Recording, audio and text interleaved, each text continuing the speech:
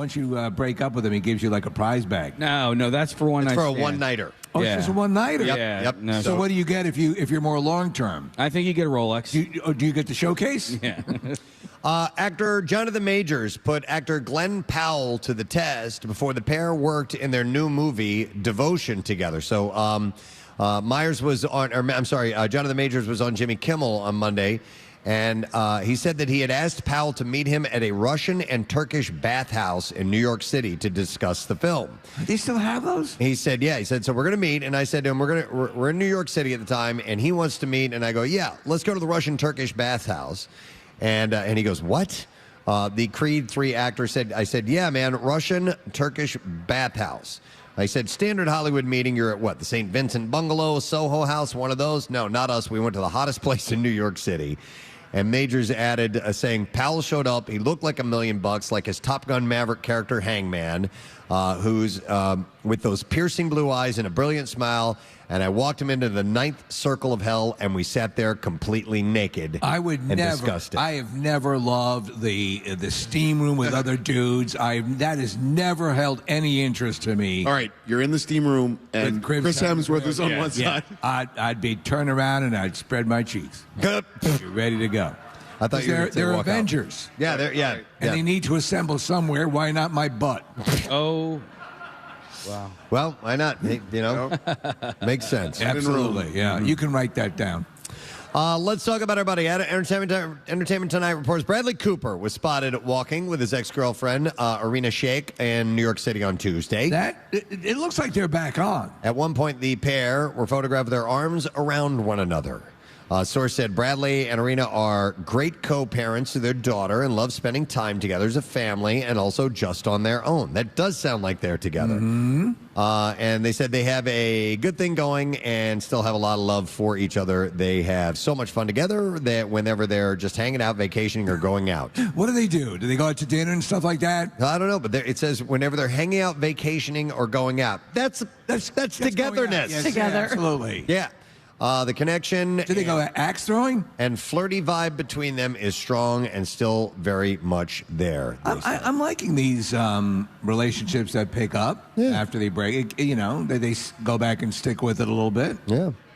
All right, Steve, this is for you. Lauren Conrad appeared on Kristen Cavallari and Stephen Coletti's Back to the Beach podcast on Tuesday and apologized for things Conrad made up that she said about Cavallari while filming the reality show Laguna Beach in the early aughts. This is seismic. She said, my biggest regret was watching it. I called you a slut. Yeah. And I'm so sorry. Wait, You're who called who? Conrad said that to Cavallari. Okay. Yeah. So that did you watch that at all, Kathy? No, I didn't. But I really like Kristen Cavallari. I do like Kristen Cavallari a lot. I'm team Kristen Cavallari. She continued saying, watching it, it was like, oh, I couldn't believe I did that. By the way, I think I only like her because she has a connection to Britney, Yeah. and I like Britney. That helps. Not Britney Spears. No, not Britney Spears. Britney, our calendar girl from Brittany the Murphy show.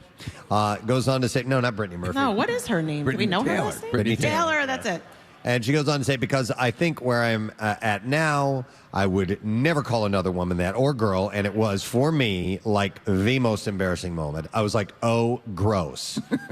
For her part, Cavallari said, I know. I feel the same. I said some really dumb stuff, and I looked back. I know, right? And that's my biggest thing.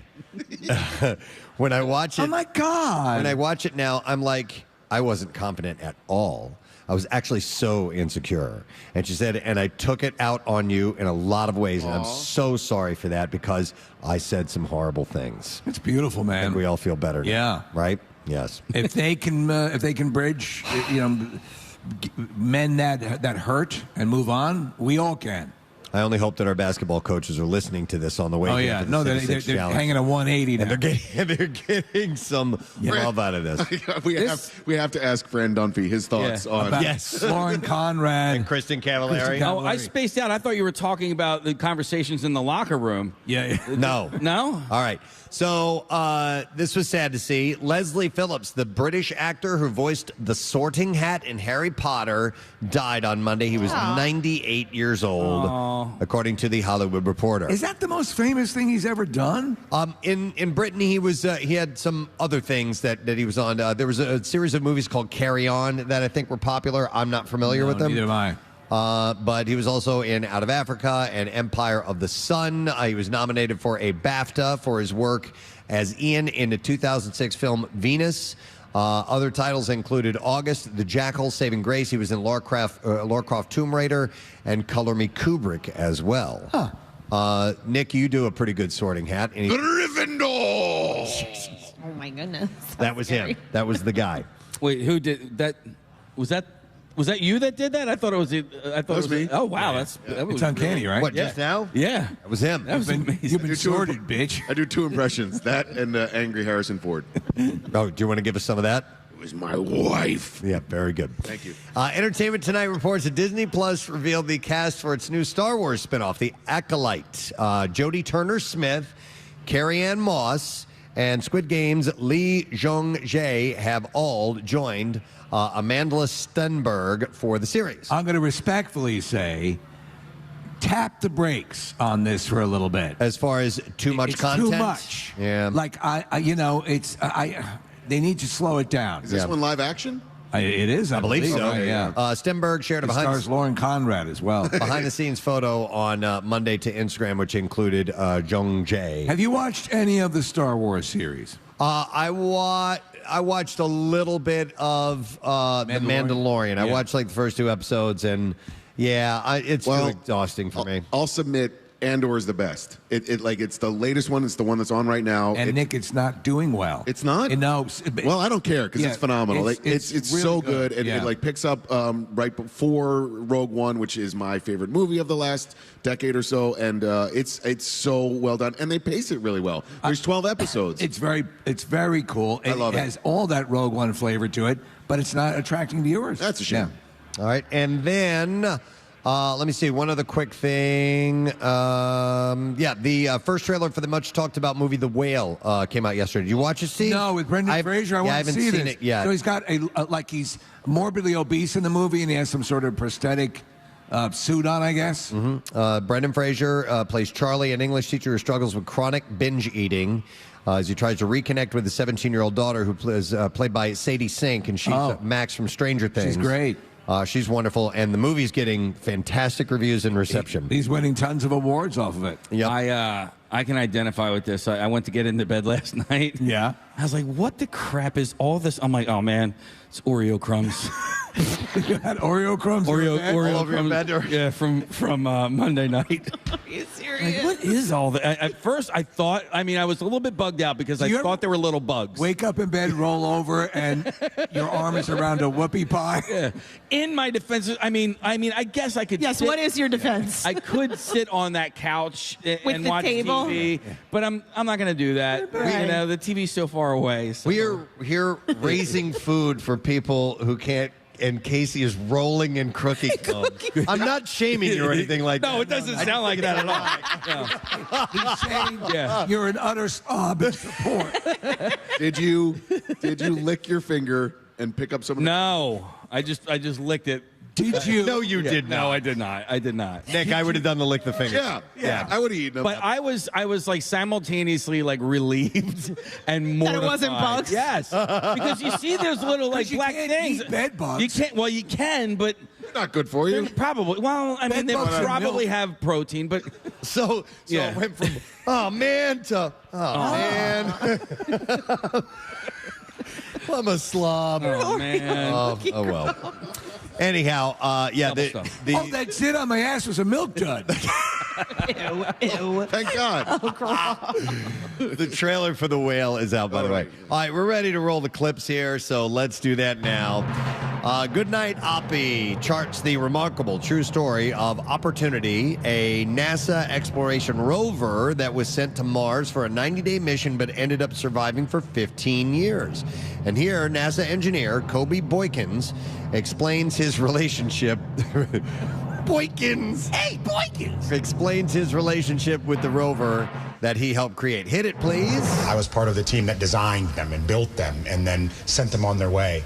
And so from that perspective, you have this love and hate relationship with them. You know, before we got our name, Spirit and Opportunity, we lovingly called them Beavis and Butthead. And not because we didn't like one of them more than the other, just because there was problems and they did weird things from time to time. I don't think I want to see it. Dude sounds like Vince Vaughn. Yeah, that's what I was thinking. Yep. Good Night Oppie is out in theaters now. And here's the next clip.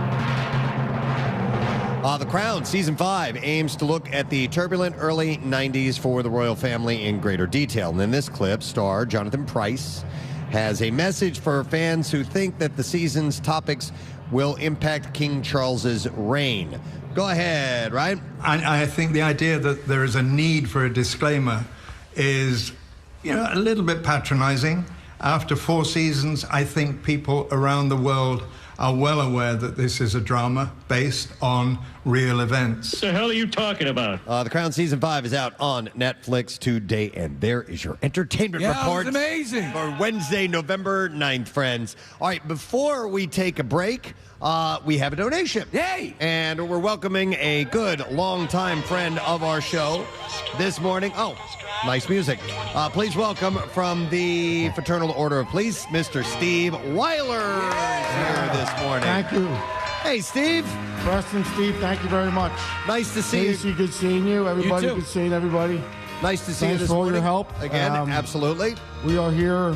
The Fraternal Order of Police is proud to present you with a check of $2,500 All right. on behalf of all the police officers that show up to all of our events. And Steve shows up a lot to our events, and you always support us. And Casey and I help out with that families behind the badge, bending the shore. You guys do great work. It's awesome. It all comes down to this. Helping each other out and just helping the police officers that need our help. Excellent, man. Thank you so much. Thank you all. We appreciate Thank it. you. Steve, you got any events coming up or anything you want to mention? So we just had our doo-wop event. It was very good. Great turnout. Our next event, probably not till May. Oh, wow. By the way, the holidays are coming, so that Lodge 5, your lodge setup is like I was there last year. Listen, unbelievable. Yeah, I went there. There's always something going on at the lodge, so just pop in, and you can always give a donation to our survivors, FLP5.org. And, former Chief Inspector Joe Sullivan is leaving Philadelphia. He's going to be the police chief in Kansas. Wichita, Kansas. Yep. And you guys are having a nice send-off for him. And, unfortunately, I'm here this week, so I can't make it. But I love Joe Sullivan. And, we met him years and years ago when we first started at WMMR. And, weren't you hanging out the window with a beer can or something like that? Nick was. That was it. Yeah, we definitely lost a good one in him. We lost he's a good one. Good top guy. level. Nice. Yeah. Wish him luck. Thank you, Steve. We Thank appreciate you all coming so by. much. All right, Thank Steve you. Weiler, Fraternal Order of Police, right there. All right. Now, with that, looks like we're filling in nicely. We got some room for you guys to come by in the tent and spend a morning with us if you like, which, by the way, we're going to have breakfast courtesy for not only our volunteers and staff, but for donors today. Primo Hoagies is going to be here. Yes. So you know what grows great with football and the holidays? Primo Hoagie trays, of course, and you can go to primohoagies.com. But if you want to stop by, grab a quick bite to eat. Duncan's got coffee. We're happy to be here and offer that up to you as well. But we're going to do the City 6 Challenge. Get down here now. When we get back, and we're going to make sure we have everything all together. Hopefully it all comes together within the next commercial break. Our band this morning is Sidearm. They're going to play us in our commercials. They're playing music while we are in the break, so come by and enjoy. We'll be back. Camp Out for Hunger on 93.3 WMMR.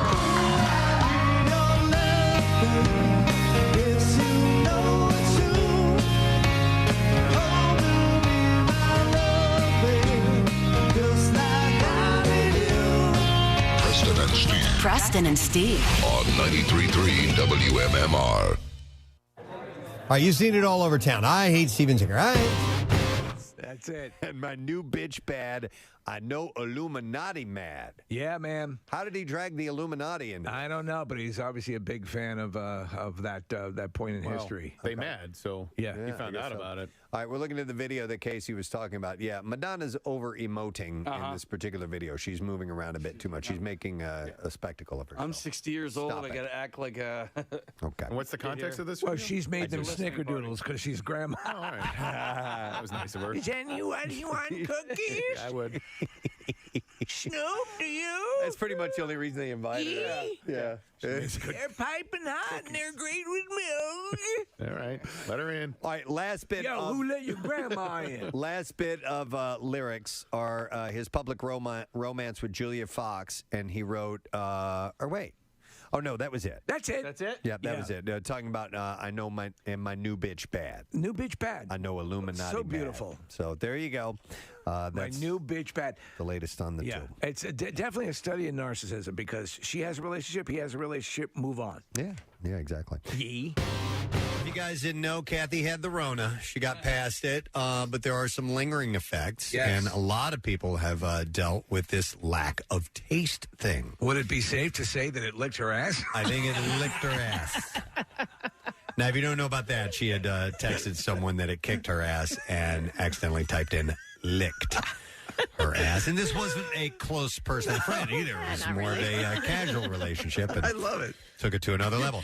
But so your sense of taste, at what point? Because listen, when you get a cold, when you get the flu, it's standard that happens, but it doesn't linger afterwards. So did this happen at the onset of symptoms, or did this happen later on? No, so I was like a few days into having COVID, and I had congestion too. So, sometimes, like you said, like if you have congestion, you have a cold or whatever, like, taste won't be there. So that's what I kept telling myself. I was like, no, I think it's that, because there was like a little bit still there. So I'm like, maybe it's just the congestion, like normal, and I'm not really losing my taste. No. And then flash forward, now we're a few weeks in, and my taste is, I would say my taste is like 0 to 10%. I don't know. Maybe today I'll see. Yeah. I thought maybe at one point it was coming back. I had yellow mustard. I told you guys this, but I don't know if it was like whatever. I don't know. Whatever. You don't know if it was like the spices in the mustard, right, exactly. as opposed to its actual flavor. Yeah. It's like it's nothing you would be able to compare it to in life. I mean, it's such a unique thing to have happen. Yeah. And so for the most part, people have what they call the long Rona. Still, even they eventually get their taste back, but it can be a while. God, I've seen stories of people that have gone like a year without having taste. My grandmother, this was a long time ago, went years a loss of taste. Is that right? What caused then it? It just came back. Right. I don't know. We never found out. And now she's a food critic. No, she's dead. Oh, okay. But anyway, she couldn't taste anything. And then it just came back around one day. What's weird here, and not to sound too alarming here, but there is something cerebral going on there, which is like a little bit scary, don't you think? So I heard a doctor talk about it and why, and it all stems from the nose and like the blood vessels that are in the nose. The nose. And again, I just watched like a quick video, so hopefully that's accurate. But that's what he was saying, and like my sense of smell, I think I have a little bit of it. Like I would say maybe like 25%. Like if I stick my nose in something, I might be able to identify. Well, they go hand in hand. Yeah. I mean, so your olfactory senses inform your taste to some degree. Ooh. I don't know what the percentage is. Hey, if you were going to lick someone's ass, now is the time to do it. No, This is the time to do it. We can give away mixed martial arts. Yeah. All right, so what we've decided to do, and actually it was Kathy's idea, we're going to do a taste test this morning of some various things and see if she can identify. Now, they have various consistencies to them, so that might be a clue into what you might be tasting. Right. But nonetheless, we want to see if you can identify. And some of these things are very strong flavors. We're not throwing anything. All right. You're not going to taste anything effed up. We're not like doing toilet water. Yeah, we're not doing it. You wouldn't know what that tastes like anyway. It's all edible, and or you'll like, be fine. Is there a foot chance? Shavings? Yeah, foot shavings. Is there a gross. chance that this might, because of the wide variety to her palate, is it possible this might kickstart your taste back up? Ooh. Possibly. I also read a lot about that. People trying to do that using like pepper, and there was another thing where if you like burn an orange peel. Yeah, Carter told me about it yesterday. He's like, "Ooh, there's this thing," and I saw it, and I was like, "Really?" And he goes, "He goes, hang on." He looks at me, and goes, "Oh, it's not real. It's not real." Yeah, like people were trying it, but there's no scientific evidence that it works. All right, hang on. Let me go to Steve real quick. Steve lost his taste. Hey, Steve, how you doing? Hey, how you guys doing? All right, buddy. So, did you have Corona? Yes, last year. Okay, and how long has it been since you've been able to taste anything? Over 400 days. 400 days. Now, Steve, let me ask you a question, because you're not necessarily eating for taste anymore. Have you lost? I am anger eating. Yeah, anger eating. All right, so have you lost any weight as a result, or nothing's changed? You know what? Everybody says, "Oh, you must have lost so much weight." I lost some in the beginning. In the beginning, I lost a lot. But I have. I mean, as time goes on, I'm just anger eating. I'll buy Reese's cups, and I'll be like, "Damn it, I'm going to taste these Reese's cups," and I don't. Steve, do you feel? And you're like constantly searching for it, right? Like you constantly. You're like, okay, let me try this. Maybe there'll be a little bit there. Yeah, and the only thing is, I have had twinges of, like, if somebody has like a lemon cookie or a lemon cupcake, I might get like the taste of lemon with the first bite, and then everything, and it's gone. Like there's just nothing. Steve, so you, this would not affect though your hunger, right? Hunger is. Oh no, of course not. Yeah, of course not. Yeah, that's the best part of the whole thing. Yeah. You still have to eat. You just have no joy in any of it. I always say it's like Captain Barbossa in Pirates of the Caribbean. They just want to watch Keira Knightley eat because they have no joy. Right. They can't experience. Well, but look. I mean, statistically, it you should get a return, but and there's no guarantee it's going to be anytime soon. But man, my heart goes out to you. I've tried the other things. Like my wife has been getting me to try this smell therapy where you smell coffee grinds, you smell oranges, you smell. But they say that takes like years to actually kick in and work because it's supposed to be like based on your memory.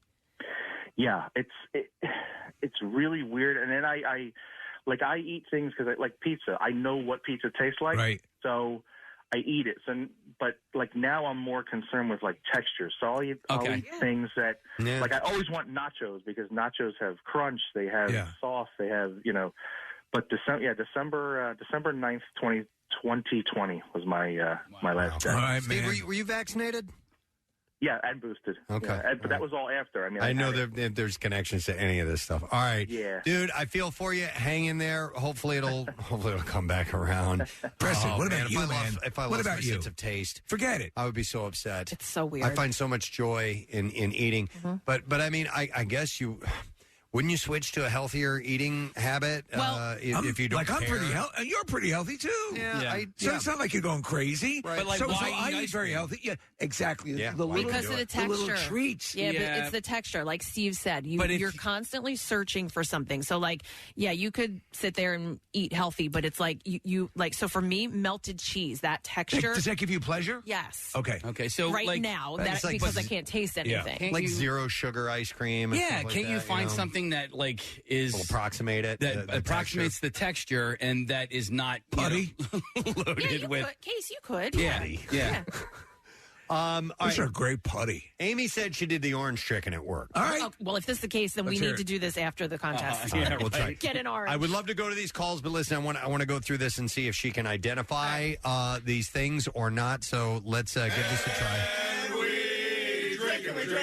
We're going to be drinking things, by the way. We're not going to be eating. Oh my God, she's lost her sense of balance. She can't stand up. You okay? Tripped over her own headphones. I had to move, and I tripped over my headphones. Okay. Oh, the headphones. So we have all grabbed some things from our cabinets and refrigerators and brought them in. And, I have the sheet here. Don't look over here. Yeah, don't look. She's not wearing her glasses. No, she's getting blindfolded. She's blind and no. And now, back to Camp Out for Hunger. 93.3 WMMR. Everything that rocks. Preston and Steve. Camp Out for Hunger. Day number 3. And we got live music from the band Sidearm all morning long. And you know what? I just got this text message. It says, hey, guys, Bobby of Sidearm is getting married on Sunday. Oh! Congratulations to Bobby and Carla on their upcoming nuptials. Right over there. All right. She's sitting right down front. Blonde right down front here. Congratulations. That is awesome, guys. You have time to get them wedding gifts before the end of the show. Yes, you do. So please, rush out right away. Wait, I have some T-shirts here. Oh, yeah. Hold on. Kathy got you guys T-shirts. And a hat. I have a Phil Abundance hat. Oh. There you go. Sweetheart T-shirt. That's so sweet. This is from Smart Arches to you. It's a dental facility, and you'll be smiling on your wedding day. Congratulations. All right, so we've got a couple of things going on this morning. We hope you're going to be here today at some point. We do have special guests stopping by throughout the course of the day, including later on this morning. We are going to have Hassan Reddick of the Eagles coming by They're today. doing rather well. They're doing fairly decent this year. And we're also going to have the band Starcrawler. They're going to be performing live. That's coming to the 9 o'clock hour, but we have an event that we're going to get to right after we get a look at traffic. So, Kathy, what's going on this morning? Thank you to Event Quip, Courtyard, Philadelphia South at the Navy Yard, Town Square Rentals, Pods Moving and Storage, Comcast Business, Xfinity, and JBCA for sponsoring the camp out this year. 95 northbound stopped between the airport and Broad Street. Still this accident out there. It happened earlier this morning. They had all lanes blocked at one point. The left lane is blocked now, so you can pass by it. South on 95, jams from Academy through to Bridge Street.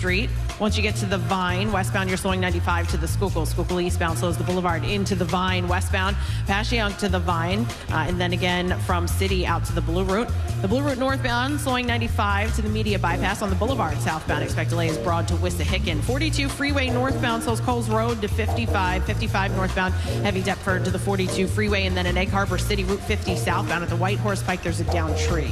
This traffic report brought to you by Acme. Bring on all the fall flavors with Acme. Explore fresh recipes, discover fall inspiration, slow down and fall into flavor at acmemarkets.com/fall. And that's your traffic on 93.3 WMMR. Kathy Romano, the great, with our traffic report. Unbelievable. Every word rehearsed. Award winning. Yes. Yes. An award winner. Is she an award winner? No, what award have I won in traffic? Yes. You've been saying that all week. Award. I know.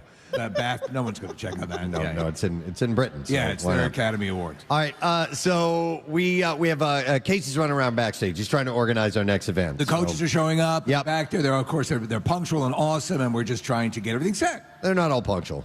Oh, really? But they are all awesome. So that's what we're waiting on. That's why. Great. Sorry, but that's why if we come up a little bit short, we know ahead of time. It's okay. All right. It only makes it that much easier for the others to win. So we're going to get that. We're going to get that together in just a moment. But we do have a donation first, and we are happy to welcome from Victory Brewing here. And I assume I have two names here, but I'm going to go with your Bobby, right? That is correct. Hey, Bobby! Bobby Zwollen, is that how you say your last name? You got it. Excellent. Good to see you, Bobby. Thank you for having me. Are you kidding me, man? We love you guys at Victory. You're a very proud name to be associated with the city of Philadelphia. Thank you. And, you guys have some monkey tails, right? Oh, my God. I do. Is that what you guys call it, monkey tails? People who have stories about Golden Monkey? Internally. Preston spent about a half hour. Everyone's got one. I'll tell that Preston quick. has a lengthy story. Yeah, please. I'll tell that quick story since we're waiting for some more people to arrive here. But I was at Kathy. I went to Redstone. Yes, I remember. And I was early. Was going to be meeting my wife and a couple of other people. And so I had gotten there early, and I sat down and I saw that they had a Golden Monkey. I'd never had Golden Monkey. I'm not really a craft beer guy, so I don't know my way around the percentages and all that stuff. I'm like, yeah, let me have one of those. Taste it. Is it a Belgian? It's kind of got that Belgian triple. Yeah. So and I love that really sweet, awesome flavor. So I'm like, this is great. I'm digging this beer. Give me another one. So I had another one, and then because they were running late, and then we get over to the table. I'm like, yeah, give me another one of those Golden Monkeys.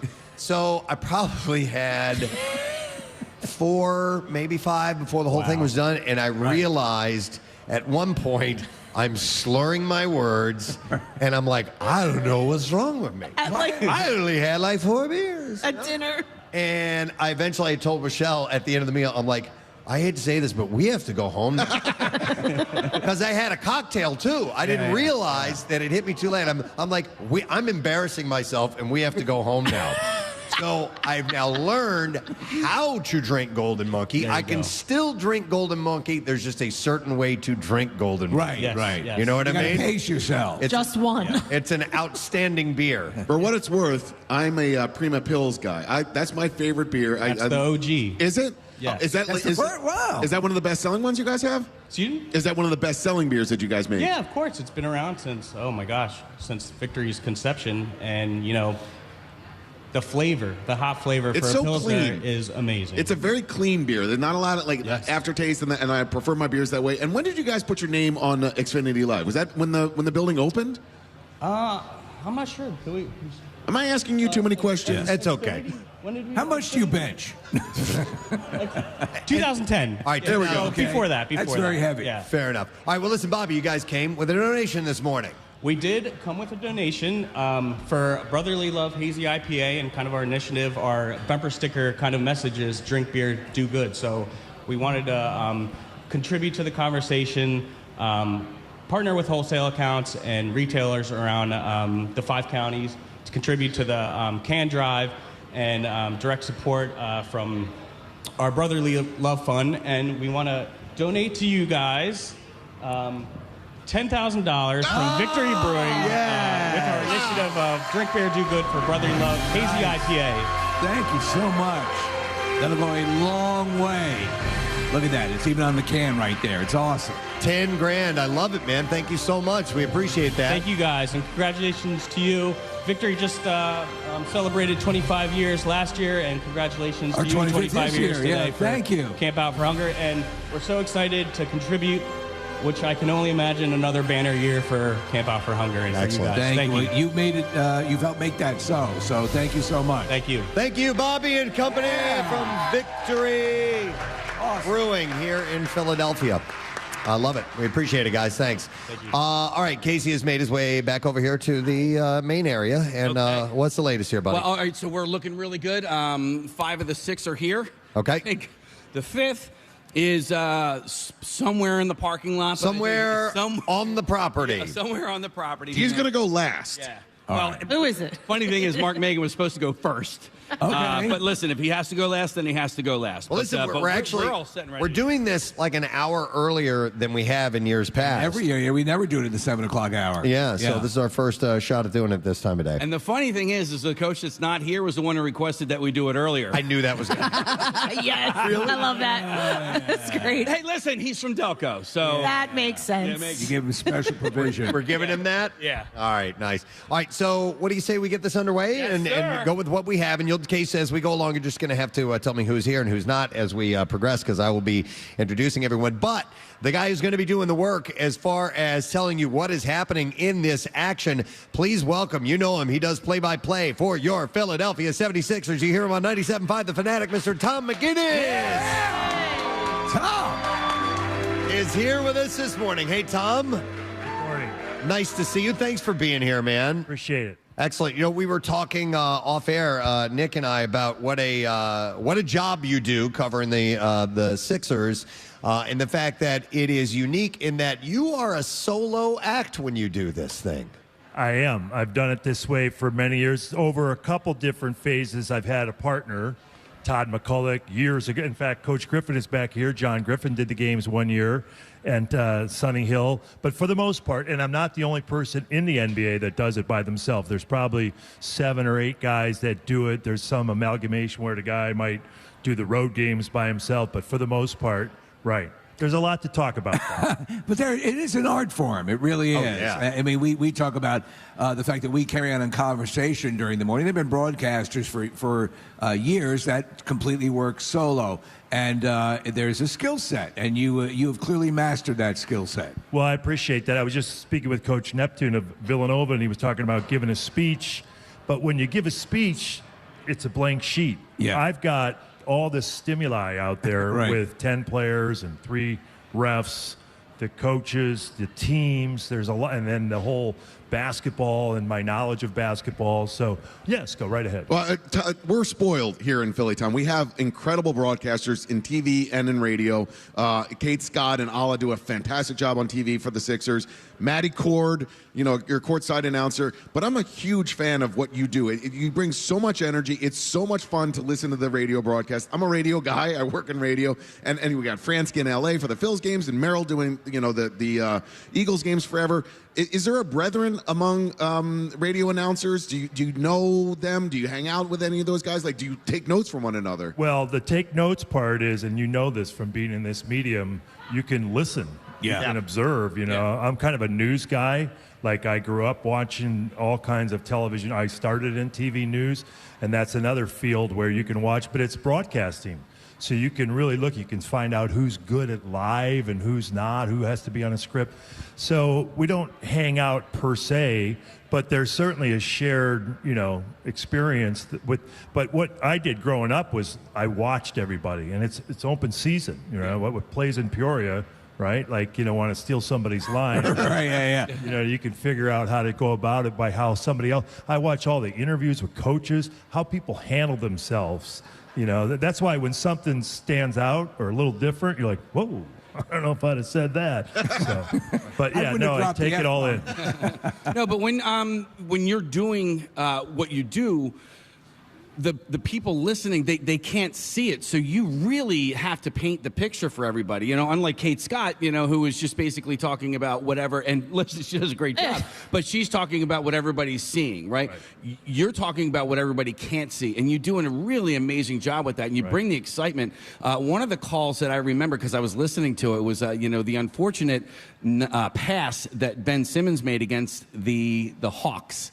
I was listening to you when he made that pass instead of just jamming it home. And I don't know if you recall making that call, but even you were just dumbfounded. Well, that goes to what I just said about when something stands out a little bit, you're like, whoa, that's a layup right there, you know? So I knew right off the bat. And that's part of, that became a big thing. And you know, you're like, as a journalist, as a reporter, you want to make sure you got it right, and you're right on the spot, Case. I got that right. But to Kate and what Zoo did for so many years, it's a different deal. As a TV person, you're kind of juggling so many different elements because of what you said in terms of they can see it. To my role, it really trains you to be like hyper focused on minutia. Yeah. You know what I mean? Like the little stuff. Like the other night, the referee was running down the court and he tripped. Yeah. And this is where sometimes I wish I could back up like 20 seconds. I'm like, I think Meek Mill might have tripped him. And he did. You know what I mean? Like if I had it to do over again, I wouldn't be so accurate. I'm like, ooh, he stumbled at the 14-yard line. Right. But yeah, and it turns out I'm like, Meek is looking a little meek over there. I think you might have. Wow. Well, Tom, we're going to call on every bit of minutia you have in you today to do something you've never done before, and that's play-by-play of Pop Shot here on the guys are so competitive. Show. That's the part I know. You know what I mean? Like I can only imagine. Yeah. But I mean, you've got to paint this picture for our listeners this morning of what it's like when they put the quarter in the slot, when they push the button to boardwalk basketball. All right, so Tom, we thank you for being here this morning. We're going to send you over to your post, and we're going to get started here in just a moment. So a round of applause for Tom McGinnis, everyone. One of the best in the business. Sixers play-by-play of the day. He is doing collegiate basketball, and I believe we have our competitors ready to go. You ready to bring them out, Case? All right, let's do this. Ladies and gentlemen, we're about ready to start the Preston and Steve Show City 6 Papa Shot Challenge. We have our first competitor, born in Saginaw, Michigan.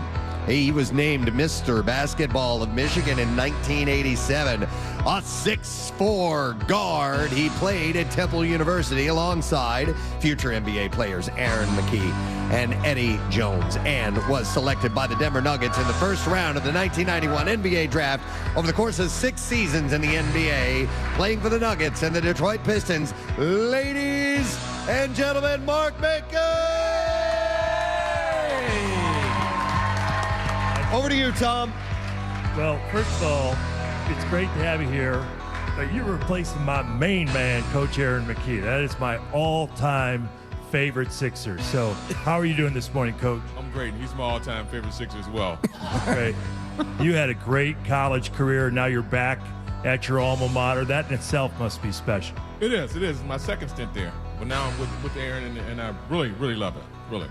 People talk about Flint, Michigan basketball over the years. There's been a lot of great basketball players that hail from that state, correct? Yes, it has, and I'm from Saginaw, not from Flint. Oh, I understand. That's what I mean. But from Saginaw, too, we got, like, I know Jay Rich. Is he from there? Yes, he is. The whole area.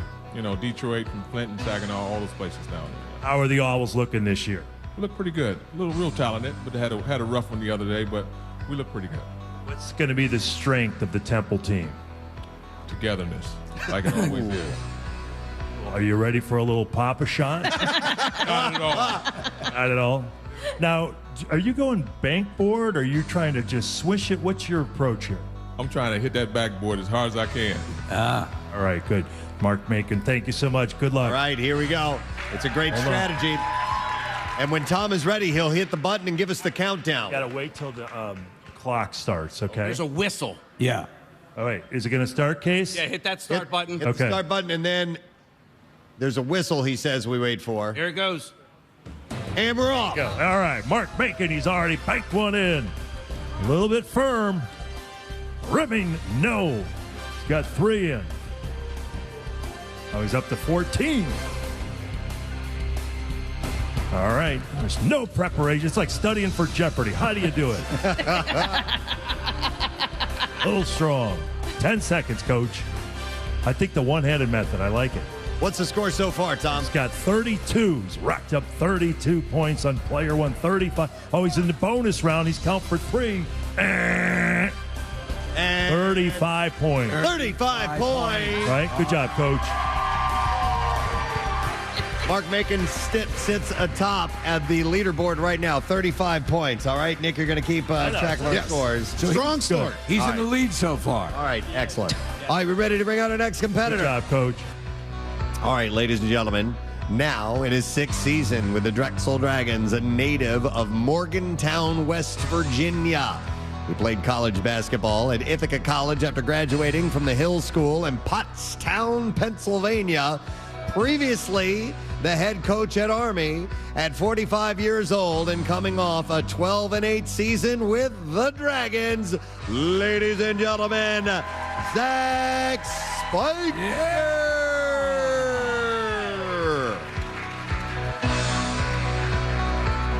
Fist bumping, shaking hands, making his way. Good morning, Coach. Well, if you coached at Army, hold on, we're going to get a little interview in here. You coached at Army, you're used to getting up early, right? 10 hook. Yes, sir. How are you doing today? Doing great. Excited for this. Last year I brought my son, so he gave me some advice and pointers this morning.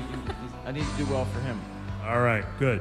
And Coach, last year 12-8. What's your expectations for this season? You know, last year, this season we lost 70% of our scoring, 70% of our rebounding, 70% of our assists from last year's team. Other than that, we've got everything back. I'm not a big analytics guy, but those aren't good numbers. That doesn't seem to be right. It's a crazy time in college basketball with the transfers and this and that and the other, right? It is. It's tenuous from time to time, the portal, all that, but we've got a great group of guys. We're really excited. We do have some experience back, and we open up Friday night at home at the DAC, and we've got a newly renovated arena, brand new scoreboard. The place is awesome, holds about 3,000. We'd love for everybody to come here and make it a great event. Who do you play on Friday? Old Dominion. All right, ODU. All right, Coach, what's your strategy here? Do you go for swish? You going to shoot one-handed, the old-fashioned style? What do you got? I'm going to shoot it. The question is, does this basket move? We've had a different pop-a shot from year to year. Sometimes it goes right to left, sometimes it goes front to back. So what type of... Sure, we went with stationary. All right. All right, you ready? Mark Macon put 35 on the board. Please don't dribble the ball, Coach. Right. Now wait till the thing starts. Hold on. Here we go. Hold on. Okay.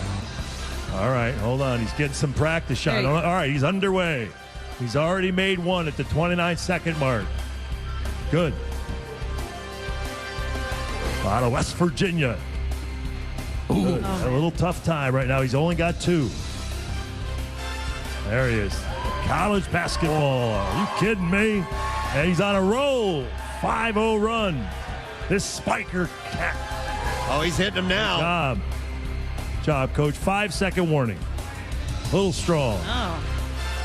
There's 3. one. Bonus coverage. 2, 1. Oh, in and out. No. All right. Good job. Off to a slow start. Final Coach, score? best of luck on Friday. Got 23. 23. Oh, he's in 23. second place. All right, second place. Remember, He's got the silver medal. how this works, by the way, is we go through one round and we have the 2 highest scores face off in a championship shoot-off at the end. A blood match, if you will. Wait, For he our was championship. missing 70% of his scoring over here. All right, 70%. that means we're ready to bring on our next competitor, ladies and gentlemen, a graduate of Brooklyn Friends School. He would play collegiately at Lehigh, where he was a member of the Mountain Hawks 2004 NCAA tournament team. In 2013, he joined Villanova as an assistant coach for 8 seasons. During his time as an assistant coach, the Wildcats earned 5 Big East men's basketball tournament titles, as well as 2 national championships in 2016 and 2018. On April 20th of this year, Villanova announced their newest head coach. Please welcome for the first time to Camp Out for Hunger, Coach Kyle Neptune. All right. All right, turn around, Coach. Let's smile for the camera. Wow, Villanova. You guys already played a game. How's it going so far, Coach? It's great, man. I feel like I've come back home. Been here for a long time in Philadelphia. Love it here. I was gone for a year. It was like I was off of college for a year. Now I'm back, so it's amazing. Worked with Jay for all those years, and anybody that watched Villanova over the years, you knew their practices had to be wars, the preparation to get your guys ready. What was that like in terms of then and how that's helped prepare you to be a head coach? Yeah, I mean, for me, I always looked at Coach Wright as one of the best coaches really ever. I mean, he's unbelievable. He's an even better person. So, as you come through as a coach, you learn, just like you come in a program, you learn from a player. As coaches, we come in and learn as a coach. So it's a great working for him. Coaches throughout Philadelphia with Coaches versus Cancer, this event, giving back has been a huge thing. How do you anticipate that being a big part of your role at Villanova? Yeah, Philadelphia is just an amazing place. Especially you look at the coaches here and what they do for the community. I'm just excited to be a part of that, and it's just an amazing thing. Philadelphia basketball community, it's really second to none. That's kind of neat to be a part of. Villanova's dominated the Big Five of late, but just the camaraderie with the coaches, the history of basketball in our city, that's special. It's so unique. There's no place like it. There's no place that plays this round robin tournament every year. It's going to be a Super Bowl each game. Everyone's into it. The fans are into it. The students are into it. The campus communities are into it. So it's just amazing to be a part of. All right, he was an outstanding player in his own right. Let's see how Kyle Neptune, the coach of Villanova, fares. We had two numbers on the board, 35 and 23. And, let me get the button here. Is this a union thing, the button job? Rodney, is this? All right, here we go. Hold on, Coach. Wait for the, as soon as that thing goes. And you're off. Go. All right, he's off. All right.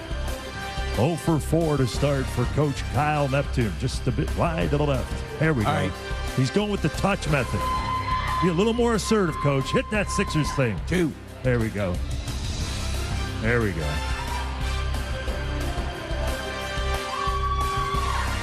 They're bouncing All around. Right, 10 seconds to go, Coach. Nobody told him about the backboard. Right. He's got a... Oh, now a little... Oh, 5 seconds. Should have brought my CBS blazer. All right, Coach. Good job. Time's up. It's all right. It's all right.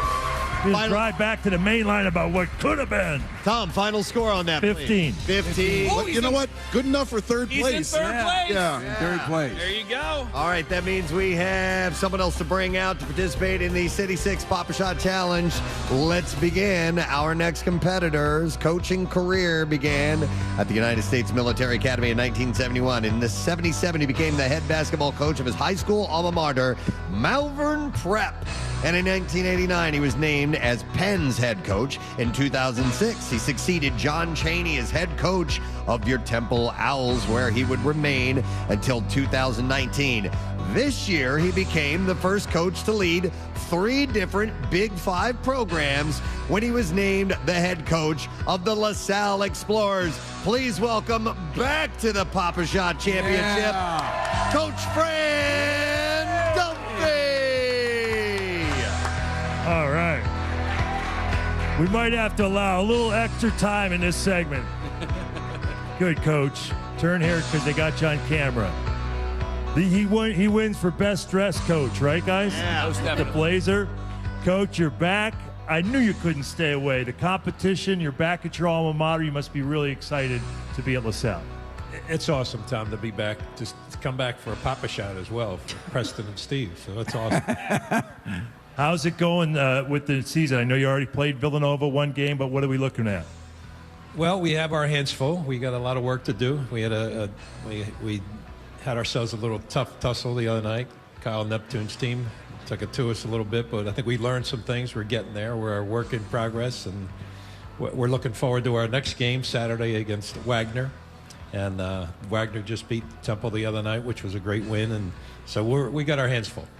How did you, during your brief time as from Temple head coach to now, and I know you worked on campus at Temple, but sate that competitive bug, because you guys are so ultra competitive? Well, I think that's what we do. The juice of competition is hard to pass up, and that's what we all live for. But the other part of it is, I mentioned it the other day, if you get a really good win, let's say on the road, and you got a long bus ride back, that peacefulness that you get out of that victory, and the kids doing a really good job, there's nothing you can do to replace that. Speaking of the student athletes, that's obviously why you do it as well, to make an impact and to help a young man from 18 to maybe nowadays it's like 23. But do you know what I'm saying? Like that experience of being with these young players and helping them grow. It's not something you think about when you're going through it, though. And when it really hits you is somebody comes back 5-10 years later and they say, you know what, I'm getting it. I'm understanding what it was you were trying to feed to us. But that's what our parents did and our coaches did when we were younger. We went through the same thing. So it's fun to be around them. They make your life a lot better. And everybody asks, why come back in terms of you had an unbelievable career? Why return to LaSalle? Why start again? Well, there's only one place I would have come back, and that is LaSalle. It's my alma mater. They gave me an opportunity, and they asked me to come back, and I said I would do that because of how much they gave to me when I was younger. Guys, this is class personified. Absolutely. This is my absolute fave. If Aaron McKee's my favorite player, this is my favorite coach. All right, Dump has got the jacket on. We've not seen that before, but here we go, Coach. Wait for the 30-second deal. Here come the balls. Fran Dunphy played at LaSalle. Now, go ahead, Coach. Fire. All right, here we go. All right, a little bit off to the right. He's going backward. I like that, Coach. There we go. One. A little rhythm. Two. Right. Oh, yes. Bring it. Come on, Coach. Bank them all, Coach. Straight on. There we go. 5. Up to 10. Oh, yeah. Oh, we're getting a little assist. 7. Oh, come on, Coach. Little back iron. Oh. 5 seconds. Wow. Not Back bad. iron. All Not right. bad. 2, 1. Oh. Come on, Fran, put it up. 17. So we've got a new bronze medalist. Thank you, Coach. Thank you very 17, the final score. Fran Dunphy. All right. All right, Case. All right. What's the story now? All right, we have one more competitor to go. We have our last competitor here. All right. Ready to rock. Let's get him going. All right. He returns for his 4th season with the St. Joseph's men's basketball program and 3rd as associate head coach. Griffin helps with on-court players development program and overseeing the team defense. This will be the 3rd season on Hawk Hill for Griffin after previously spending time at his alma mater, Bucknell University. Ladies and gentlemen, our reigning champion, John Griffin III, as he's hoisting the McCanty Cup as he's walking over to the Papa Shot Challenge with All right, Tom Coach, McGinnis. turn around here, Coach. It's going to be difficult to shoot with the trophy in your hand. Yeah, I'm going to have to put it off to the side. Coach, how's St. Joe's looking? Our main man, Billy Lang, was with the Sixers for a number of years. What's going on at Hawk Hill? We have a great group of guys, high character, high energy, that we're really excited to be coaching, and they're looking to improve, and we're hoping to have a winning season. What's the strength of your team so far? I think our speed. And I think the fact that the kids like one another and they're connected, they trust one another, and we've really spent a lot of time trying to develop those type of relationships. Is there a part at the beginning of the season where as coaches you're also trying to learn, find out what you think you might have, and you actually see it when the rubber meets the road, so to speak? Yeah, absolutely. So we have 6 new players, which is kind of the current climate of college athletics, where there's players coming in and players leaving. So trying to figure out how they fit into the puzzle is something that we've been really trying to identify from April to now. And we open on Friday against Houston, the number 3 team in the country. And so, no other way to throw them right in the fire. Let's see how it goes. Now, I understand you have a 7-footer from France. Is that true? We do. We have 5 international players, actually, from all over the world. So we're excited about our 7-footer from France, and we like the international flavor. All right. Well, Coach, thank you much. Could somebody hold the trophy? Yeah. Coach 23. Griffin? By the way, Coach, 23 is what you need to beat to get to the finals. That's it. Yep. And then All we right. have our playoff at the end. All right, hold on, Coach. Here we go. All right. Press the button. We got to wait for the 30. All right, Griff. And here we go. Solid. He's going straight away. I like it. He's getting a lot of shots up. Great. He's already at 8. Yep, he's going bank shot. He has done this before. He's hitting He them spends now. the offseason at Ocean City. Doing a great job, Coach. 15 seconds. Straight on. He's hit 3 in a row there. He's got 24. Right, he's on a major roll. Wow, he jumped up to 36. He's going to the finals. 5 seconds. Nice, 42. Wow. Not messing around. Nice, solid, Coach. Good Final job, Chris. score, 48. 48. Wow, are you kidding me? That's our reigning champ. How about that? Yes. Wow. All right, so that means... Oh, he does? Okay. Oh, whoa. We might have a minor violation. Uh-oh. Apparently, Coach Griffin has a Papa shot at home. Has he been juicing too? Jen with some solid reporting, as one might expect. So some off-season trade. He's going to the finals, though, right, guys? Yep, that is correct. It's going to be Mark Macon and John Griffin III going up and trying to defend his title. Yeah, so Coach Griffin, since you scored the most, you get to choose whether or not you want to go first or second in the finals. You want to go second. All right. Ooh. All right, so let's bring our other 3 coaches up to the stage, and let's get our 2 finalists ready to go for the finals of the Papa Shot Come on Championship. over, Mark. All right. And then you want Coach Spiker, and Coach Dumpy, and Coach Neptune on stage? Yeah, let's That is bring them correct. up here. Yep, right up here. You thought your 35 wasn't that good? It was dynamite. All right. Case, let's get this set up. And Tom, whenever you are ready, when the guys are ready, All right. we can do this final. Ready, Coach? Preston, Hold on, you wait. cut the tension with a dull knife. Yes, All right. good. Let her rip, Coach. All right, here we go. Good. Nice. Got one in. He's definitely been thinking about how to approach it. Mark Macon, Shots are going one of the up. great players at college basketball at Temple, now an assistant with Aaron McKee for the Owls. He's banking them in. Nice. Strong He's got score. 8 so far. 12 seconds. There we go, Coach. There you go. He's got it now. Rhythm. 8 seconds. 5, 23, 26. In the zone. 29. These are big, these last 3 points. Oh, he hit the roof. Nice. Good And job, Coach. time's up. 32. 32. 32. Respectable score. I think the backboard not moving is making a difference this year. This might is be. low scoring. Yeah, you're right. Sometimes we get up in the 50s and so on. Is it combined score that is the winner? No. Okay, each round. All right, It's gotcha. that and body weight. Right, body weight? Yeah. And body fat percentage. Exactly. Right. Whoa, let's leave that out of it. I think the 2 key elements here is using the backboard, and then also you got to remain calm. Yes. You know? Well, they all seem calm. Yes. All right, ready, Griff? Hold on. And the button is hit. Yep. And here Underway. we go. Oh, he goes right back to it. There's a method to the madness. 2, there's 3, there's 4. Former in a row, 5 Bucknell in a row. standout. 6, 7, Done. he's nailing them. 18. Oh, it's 9. Nice. Textbook form, I might add. Wow. Right. 15 seconds to go. Repeat winner. 32 is the number to beat. Yeah, he's got 37 already. Oh! 37, It's 40, 43. Oh, he's nailing them. Yeah, he's Left going to and right. crack it. Oh, we've got a loose ball here. 2 seconds to go, and he hits 58. Nice. Good job, Coach. You can see the stress. He's in the winners. Where's the trophy? Good job, Coach. We have our champion. How about it, people? Amazing. Another legacy is born. John Griffin, ladies and gentlemen, has taken it again. We have just etched his name on the trophy.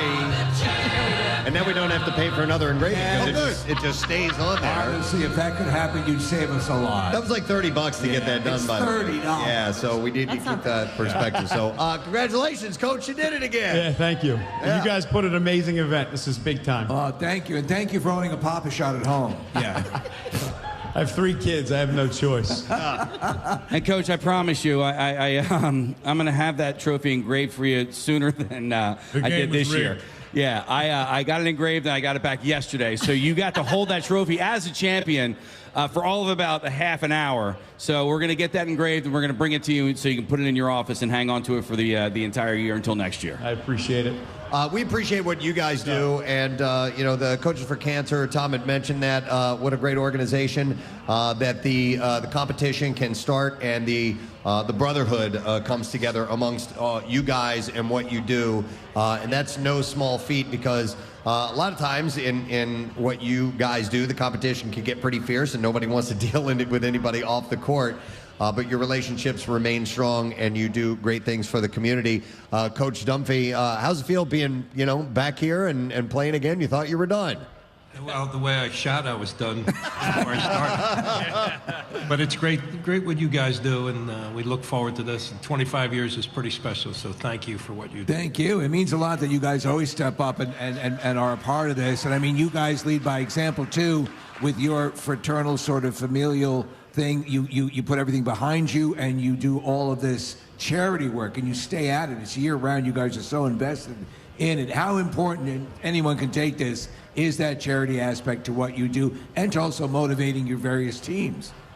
I'll take it real quick and I'm sure these guys got something more profound to say than me, but once you join this Big Five, Philly Six kind of organization as a coach, you're pretty privileged.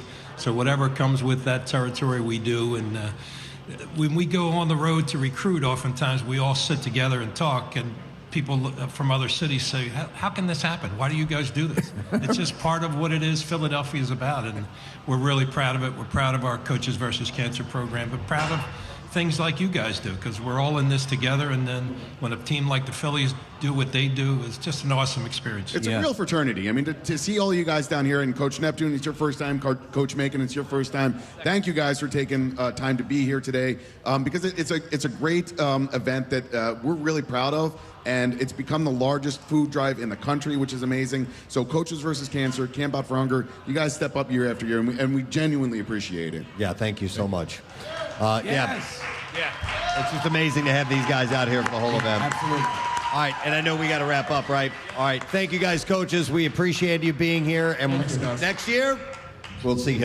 Maybe we get a 5. Use that backboard next year, Coach Neptune. Gotcha. Rookie mistakes. All right, let's hear it for him, everybody. Make some noise. We do have to take a break. We'll come back in a second. We got more to come. Camp Out for Hunger, 93.3 WMMR. Please come and join us here.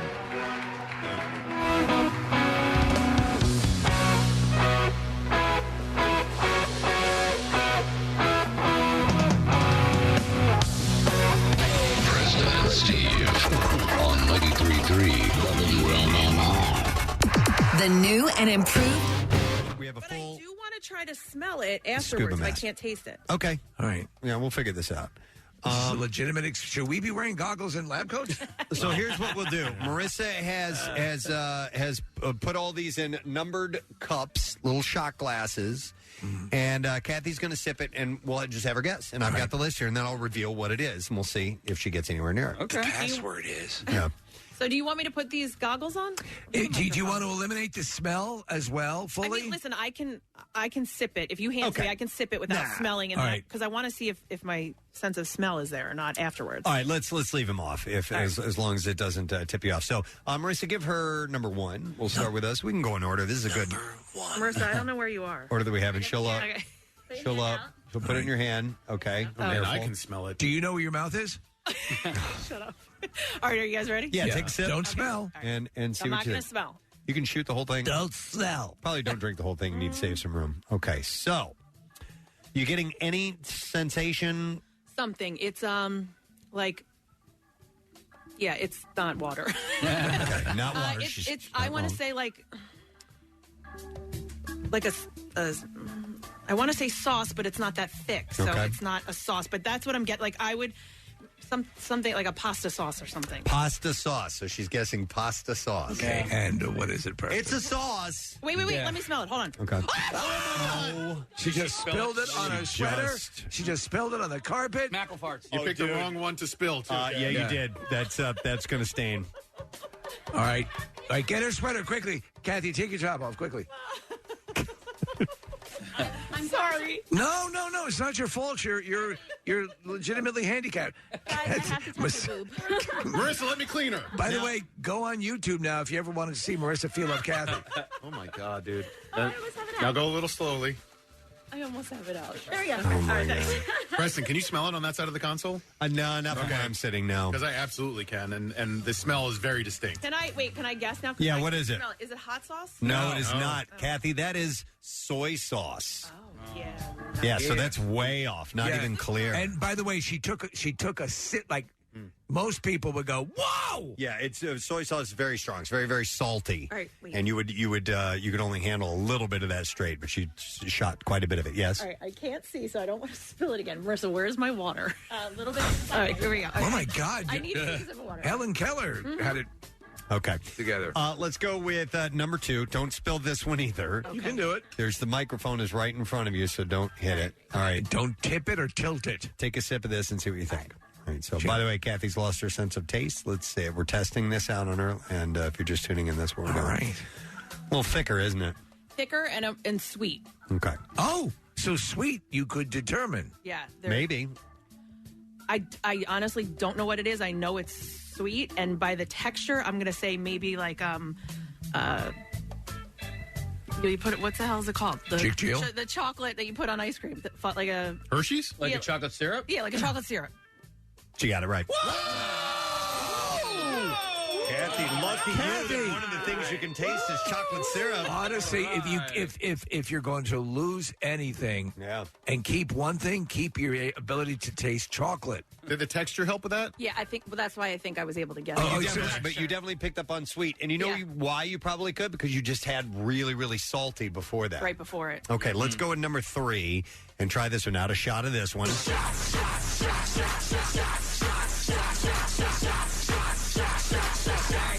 Yep. Jinx. All right. We'll sip of this one. Oh, wow. Oh, like this one. Strong reaction from this.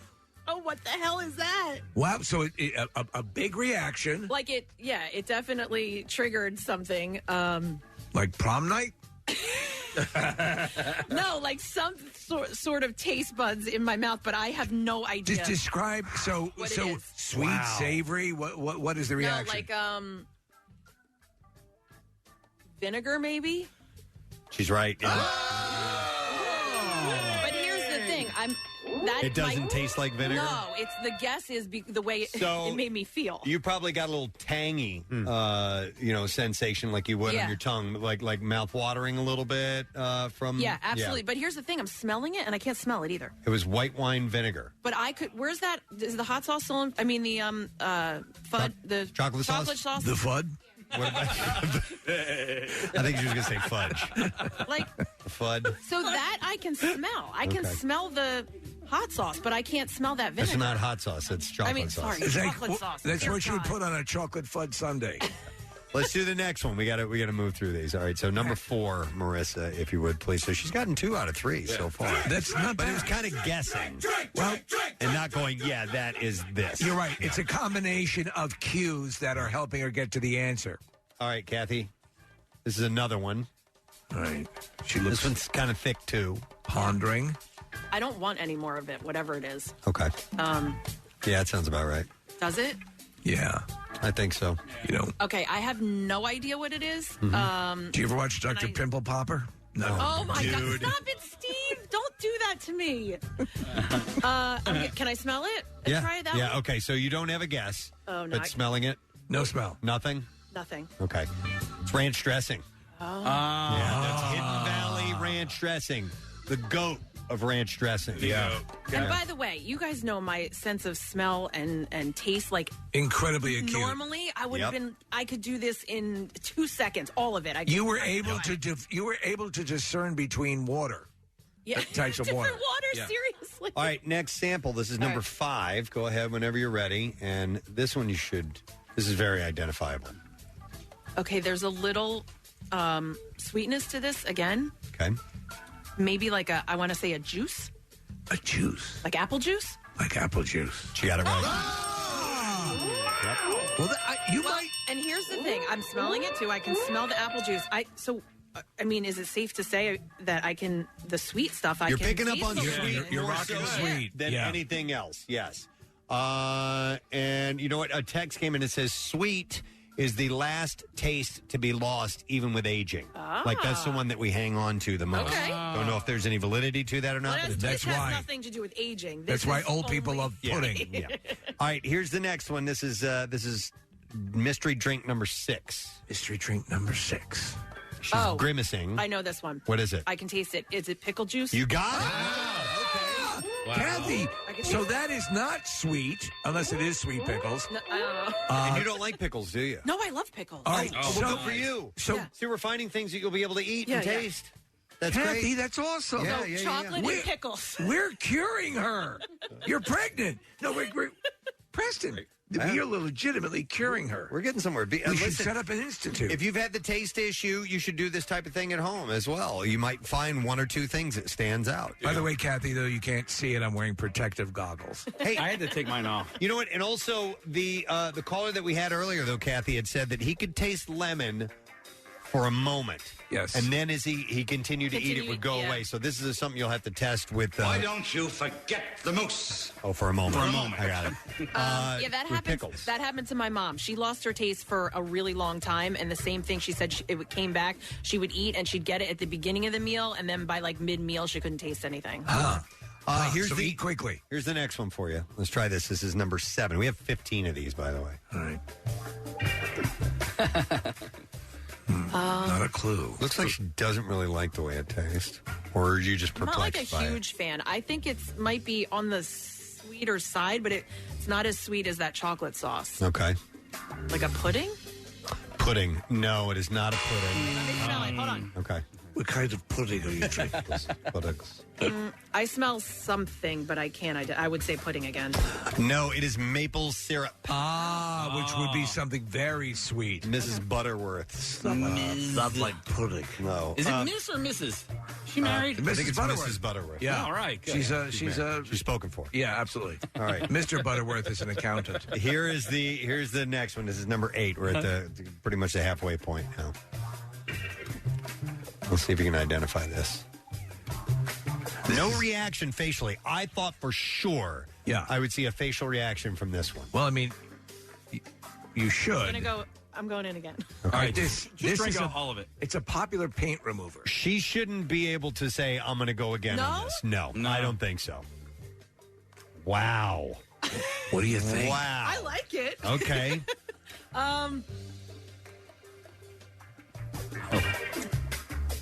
I don't know. Don't know. Can we So we don't know. Preston has the answers. All right, she doesn't know, so you can take a sniff and now guess after smelling it. What is it? Is it lemon? It is lemon juice. It's straight up lemon juice. Normally, if one is drinking straight squeezed lemon juice, you'd be puckering up and going, Kathy, you didn't do any of that. not even a win. So that Preston. So she got that wrong. She could smell it, but she couldn't taste it. That raises the question. That reflex. Yes. What causes that reflex? It's a good question. Well, let me ask. I'm going to show you guys. I'm going to try something. We're going to do a scientific experiment here. I'm going to drink this lemon juice, but I'm going to hold my nose. Now, we've never met. We've right? never. Well, we have met many times. Many times. But I'm going to hold my nose so that way the smell part does it. That's the way to do it. It's still sour. Like you made the face? But your taste is intact. Yeah, but I wasn't sure if like. Back to Camp Out for Hunger. 93.3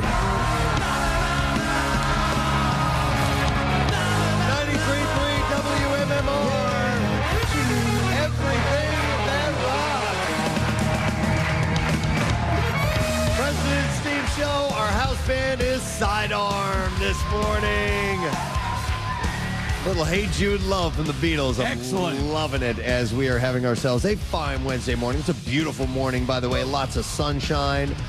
We just had a great City 6 challenge here with the local basketball coaches, and we got more stuff coming up, some more live music taking place, some more guests on the show. We'll get to all that in a little bit. Let's take a look at traffic, though, and see what we're dealing with now. Kathy, what do you have for us? So this accident on 95 northbound really causing issues this morning. The left lane is still blocked. It's passable, but you are stopped from the airport to Broad Street where the accident is located. South on 95 out of the northeast, heavy from Woodhaven through to Bridge. Once you get to the Vine westbound, that's slowing the lane. Schuylkill eastbound slows from 202 into Belmont. The Boulevard to the Vine westbound. Passyunk to the Vine. The Boulevard out to the Blue Road. Blue Road southbound. We have volume building at the Media bypass to 95. Lower Gwinnett Township, Norristown Road at Woods Lane, an accident there. Also another one in West Goshen Township on Westchester Pike at Strasburg Road. There's an accident. Hey, Marissa! Hey, Marissa, they need you. Sorry, Kathy. I didn't know I was whistling right into the microphone. Pennsylvania Turnpike. Pennsylvania Turnpike westbound. We've now got an accident here. You're stopped between Route 1 and Willow Grove.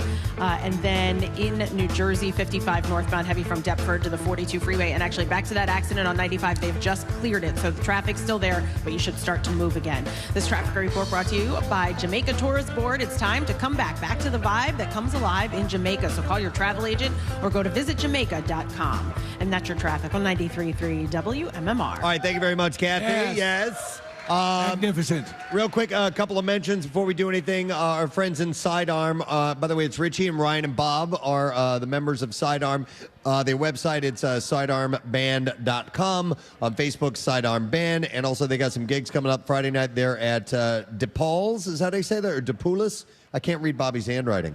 PJ Willahan's on Saturday night. That I know. Yes. I don't know which location, though, Bobby. We'll have to... Robbie! Wait, what is it? In Cherry Hill? Maple Shade. Maple Shade. Okay. It's the new Cherry Hill. Yeah. So anyhow, you can check out them on Facebook, Sidearm Band. You'll get all the information. They are so much fun, and they were the band for they were the band for the crowd karaoke that we did at not the Camp Out for Hunger Barbecue. The MM Barbecue. There you go. Are we going to try a little bit of that, maybe, with some karaoke? I don't know. We can. They have the ability to do it, certainly. But we do have the band Starcrawler, who's going to be here later on performing live. But real quick, before we get into the Bizarre File, which we're going to do in a moment, we have a donation, and we would like to welcome from Five Below in the marketing department. We have Dana and Adriana, who are here. Hi, guys. Hi, everyone. Really excited to be here. We are so pumped to be here. Oh, this awesome. is so fun. Excellent. And we love you guys. I've been a fan of Five Below for ages. Thank you. Oh, thank well, you. Congratulations to you guys for the 25th anniversary. This is amazing what you're doing for the community, and we couldn't be more proud of you guys, so thank you. Our pleasure. We're happy to have you guys be a part of it, which is wonderful. Who's who here, by the way? I'm Dana. I'm Adriana. Okay, and how long have you guys been with the company? I've been with the company for 15 years, and actually, fun fact, because you had Liz Romaine on. Yes. Yeah. She was my first boss at Five Below. Oh, Yeah. what a benevolent boss. She's awesome. Yeah. Liz doll, was yes. with Y100, worked there. She was here part of the reunion the other day. And that's fantastic. Yep. And how long have you been with Five Below? Not nearly as long, only about 10 months. Okay. Yeah. Newbie. And you're here for an exciting event this morning. And you guys have a donation on behalf of Five Below, correct? We do. So, with our name being Five Below, it'd be really easy to give $5,000, but we're going to double it today to $10,000.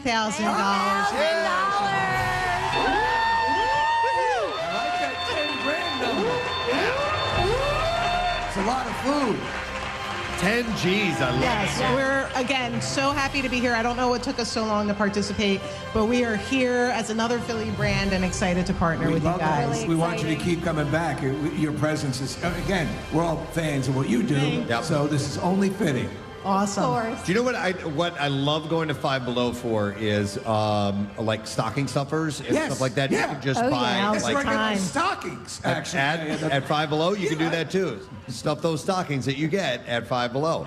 This year we're here to save the holidays. So we have everything for holiday at a great value. All right. Yeah, well, and also I got to say, you guys also helped us out because my kids at their school, every single ball that they had in the schoolyard ended up on the roof of the school.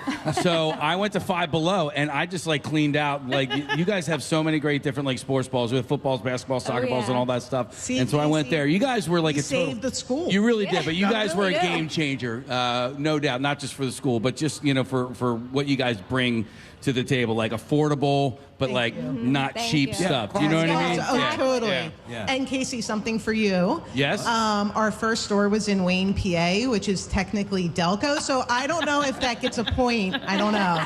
I don't know if I can hand those out. You can. Preston can. I didn't bring the scoreboard with a point, like 1 point. I think no. Or 5 because we're 5 below. Point. She did. 5 below.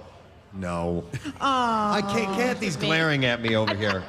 I'm just smiling. All right, then. 5 points to Delaware County.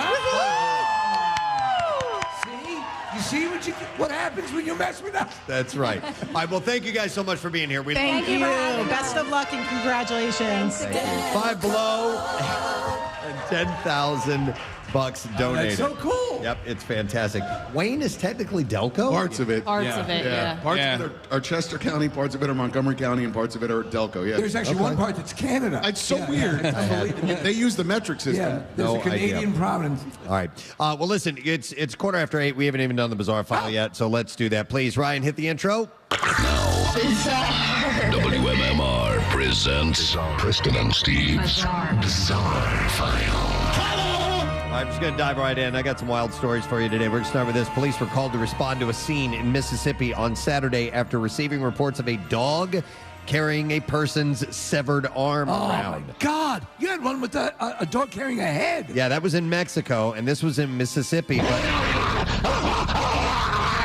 decapitated human remains were found in a South Jackson neighborhood, but not all parts of the person were found, according to the county coroner. Whatever happened to Gainsburgers? Authorities are still searching for the victim's missing head. Jeez. Officers with the Jackson Police Department found a charred arm on the road and more of the body later in a wooded area behind a nearby abandoned home.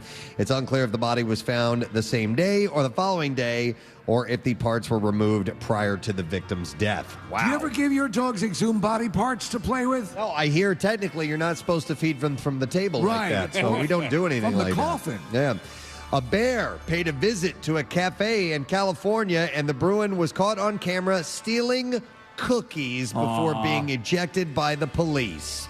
An employee at the... funny thing happened. I woke up this morning, and I had all these black crumbs in bed. They were Oreos. An employee at the Nestle Toll House Cafe at Heavenly Village in South Lake Tahoe captured photos and videos with a bear as it barged into the business. Yeah. The bear climbed onto a counter and ate some cookies while employees waited for the police to arrive. You know, they can't help but look adorable, though we've said many times before they could slice you in half. After officers arrived, they were able to chase the bear out of the business. The bear was not the first to get into trouble due to its sweet tooth. The bear was caught on camera in September stealing cupcakes from a 2-year-old's birthday party in West Hartford, Connecticut. You know, Steve, even when they growl, they're cute. They're like, ooh. Yeah. I know. But they'll kill you. The holiday travel season has officially arrived, and it seems TSA officers at Fort Lauderdale Hollywood International Airport found a gun stuffed inside a raw baking hen. So it was a chicken with a handgun Oh, I saw that stuffed picture. inside of it. I saw it. You can't cook it because the bullets will go off. Added to the more than 700 firearms caught at security checkpoints in Florida airports so far in 2022, over 120 of which were stopped at Fort Lauderdale's airport. Step back, this hen is loaded. The Sunshine State, the nation's most popular tourism destination, accounts for 14%, or about 1 in 7 of all firearms found at U.S. airports this year. So are they going to add poultry examiners to the TSA protocol? Fort Lauderdale Hollywood International Airport put out a tweet that said, "We hate to break it to you here, but stuffing a firearm in your holiday bird for travel is just a waste of time. This idea wasn't even half-baked. It was raw, greasy, and obviously unsupervised. The only roast happening here is this poor packing choice." With about 8 weeks left in the year, records have already been set at 12 Florida airports.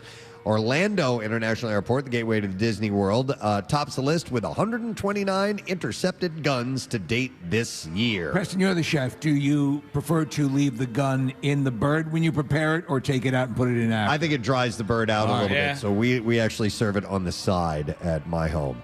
All right, and then finally we will end with this story. A hilarious video shows a moment that a Scottish couple were left in stitches when their family trip to the safari park got rudely interrupted by an amorous monkey. Footage shows Sean Nickel and Jay Murray Patel sitting in the car with their 2 children as they drive through the area Blair Drummond Safari Park. The clip starts with a couple from Edinburgh already having an eventful day with their 4-month-old child Priya, who manages to poop in the car. Sean can be heard saying, "What's Priya doing? Uh-oh." And then he asks a 2-year-old named Murray, "Hey, are you watching the monkey? What's that monkey doing?"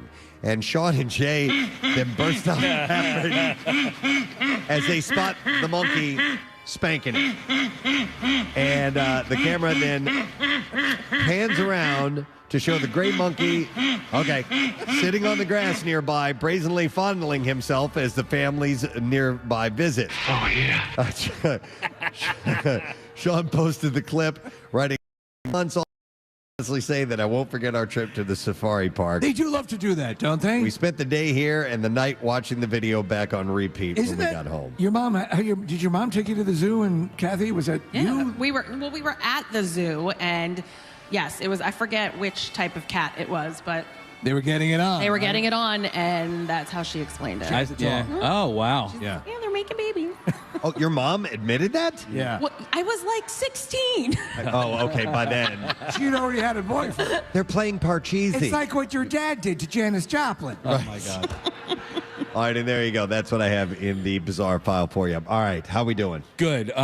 So real quick, because you want to solicit for some people, but I also want to thank listener Kathy from New Jersey last night who baked us some cookies. Those cookies were awesome. Yeah, and they were really toffee. They did have toffee. So Kathy's freshly 2 years sober. Yeah. Picked up when she got sober, and so I her A on her sobriety. On being a kick-ass cookie maker. Yeah. They came in. There was like a godsend. It was after everything last night.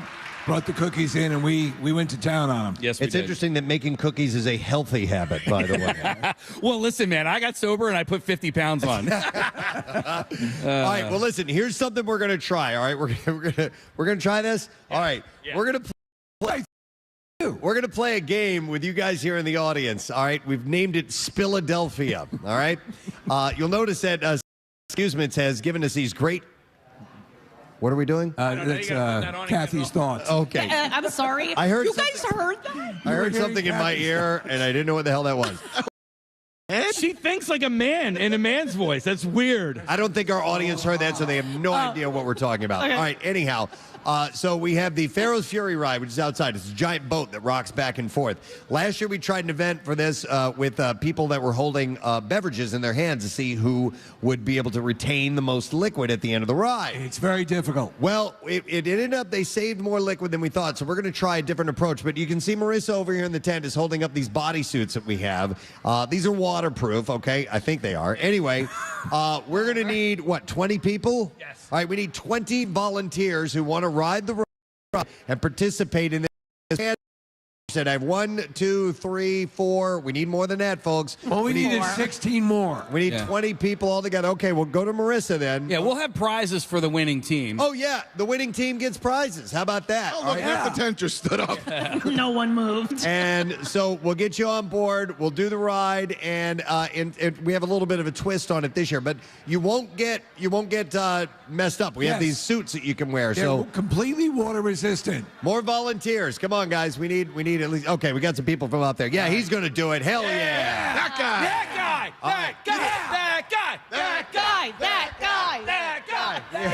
The crowd is going crazy right now. Sprinted outside. Doesn't know where he's going. Okay. He's going to be running down 95 in a few minutes. Just left. We're going to try that when we return.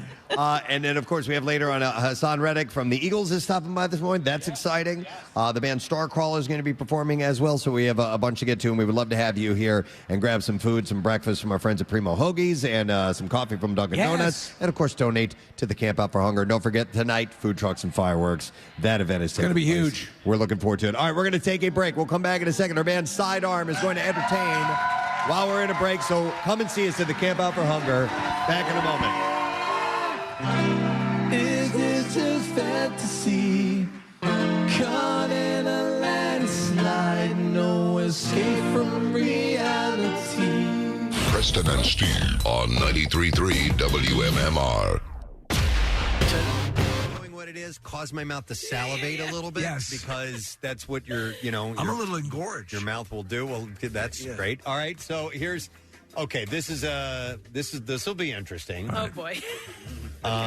This is our only solid of the day. Oh, God. All right, Kathy, go ahead. So wait, do I have to Just stick your tongue in there. Yeah. Stick your tongue in there.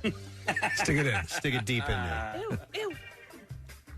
What? I don't like that. I'll give you a hint. It's not sand. Yeah, like that. It's gristly. Yeah.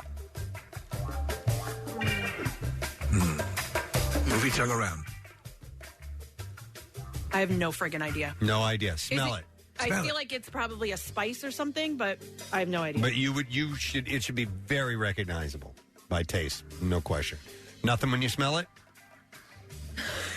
I'm trying. She's not getting it. And she's inhaling deeply. You would know this in a heartbeat. Cinnamon. Oh, It's just straight up cinnamon. No. Yeah, nothing. Even after you know, you don't recognize it. Not that one. Okay. The more you know. If you're tuning in, Kathy lost her taste, and we're testing her on that. Let's do number 10, if you will, please. And we're back to liquids now. Okay. Let's have a little sipperoonie and see what you get from that. Is it alcohol? Like rubbing alcohol, yeah. No. That's all I She's get. saying It doesn't alcohol. taste anything, but I feel like maybe Like vodka? Like a vodka or something like that. Do you get a burn from it, or Yeah, like a little burn. Down your throat? Yeah. Okay, then that's why, because it's alcohol. It's vodka. She can taste that it's alcohol, and I get that, because outside of the taste in your mouth, once it goes down your throat, you get this warmness, this heat. Right. So, Marissa, can I taste that one just to? Hey, Kath, a question for you then, because I know you like to drink wine and you're pretty particular about your wines. Will you just go buy the cheapest ones possible now? Well, no, what's funny is, because they'll probably give me a headache. Yeah. I was at my brother's house, and, he knows what I like to drink, and he didn't have it. And I go, what is this? He goes, it doesn't matter. Just drink it. You'll be fine. Thunderbird.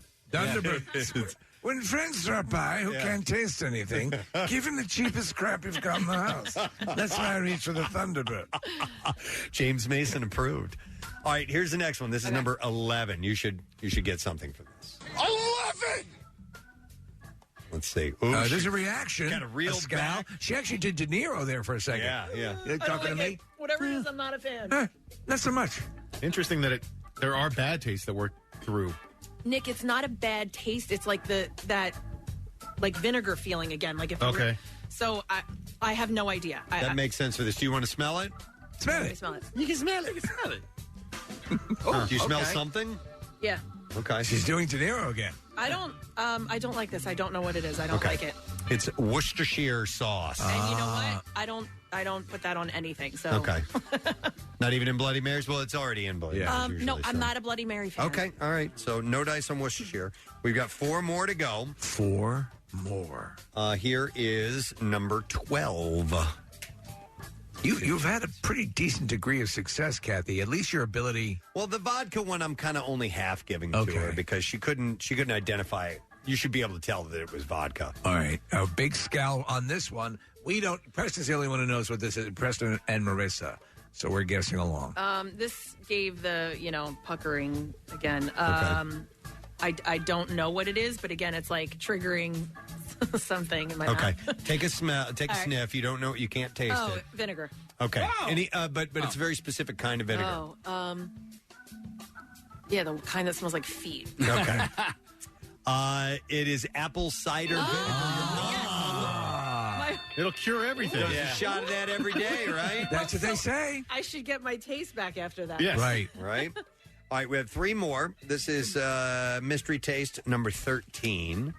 And let's see how you do on this one. My stomach's going to be great after this. I know, right? Fortunately, you're just taking little baby sips, so. You're going to be farting clouds. All right. Didn't get a reaction. Spending some time with this one. Okay. Not as much as a scowl from the Worcestershire. All right, so she's feeling it. There's like something in it, some peppers or something. Would you say Thunderbird? It was like there was substance to it. There's particles in there. Particles. I don't know what it is, but it's making my mouth burn a little bit. It has a little kick to it. Burn a little bit. All right, so, but you don't know. Can I smell it? Sure. Can I? What do you think? What do you think, Kat? Can I? I don't know. I want to say good. pickled something again. Pickled something. It's hot sauce. Straight up hot sauce. Yeah, it's What's the Mr. title of it? Mr. Deck's hot sauce. This is I'm the marketing director of this company. Yeah, the name this particular flavor is called Butt Blaster. Oh, really? They're out of, Seriously? they're out of Newport Beach, California. I like that. So All it's right. very, it's like a Powerful. very hot. Yeah. Who brought that? I did. I'm seriously the marketing director of this company. Are you really? Yeah. Oh, okay. Yeah, I brought it in. Did you come up with the name Butt Blaster? It was a collaborative effort, so yes. Who's Mr. Dex? A college friend, and this is a side project, and this is as far as I've gotten as marketing director. How do you like the taste? I love it. I put it on. Do you put that S on but I put it on pizza. I put it on eggs. By the way, this particular heat rating is 2.5 out of 5. Yeah, it's not that hot. So not crazy All right. hot, but enough to give you some sensation. Yeah, All right, definitely. 2 more. This is another solid. I didn't know we had another solid. This is the only other solid in our list. So do the tongue thing. Stick your tongue in. Okay. Yeah, stick it Do in that there. tongue thing. Stick it in there. Okay. Love it. Stick it down in there. Come on, man. She's like an inquisitive look. This, I get absolutely nothing. Really? Absolutely nothing from Okay, this. so that's a nothing, and you should be able to taste it, smell it, and see if you can come up with something there. Nothing, huh? Like a, I don't know, maybe there's pepper in it? No, because I didn't feel that on my tongue at all. No. It's garlic powder. Oh. Garlic would powder. absolutely know, I'll give you a right? piece of gum later, Kat. Yeah. Thanks. All right, we have one final taste in our test for you, and let's see how you do with this one.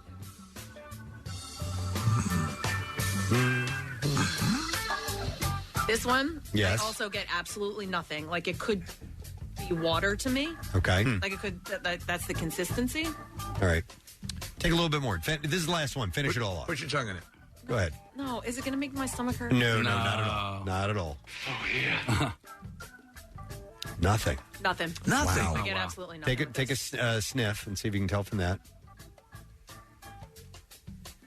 Not really. I want to say, is it another alcohol? Sauvignon Blanc. Your favorite brand as well. It's Nobilo. Oh, wow. You get poor nothing. thing. Nothing. That's a shame. Oh, man. So, Kat, let me ask you then. Give me that bar. Wait, are we done? Can I take the... Yeah, that's it.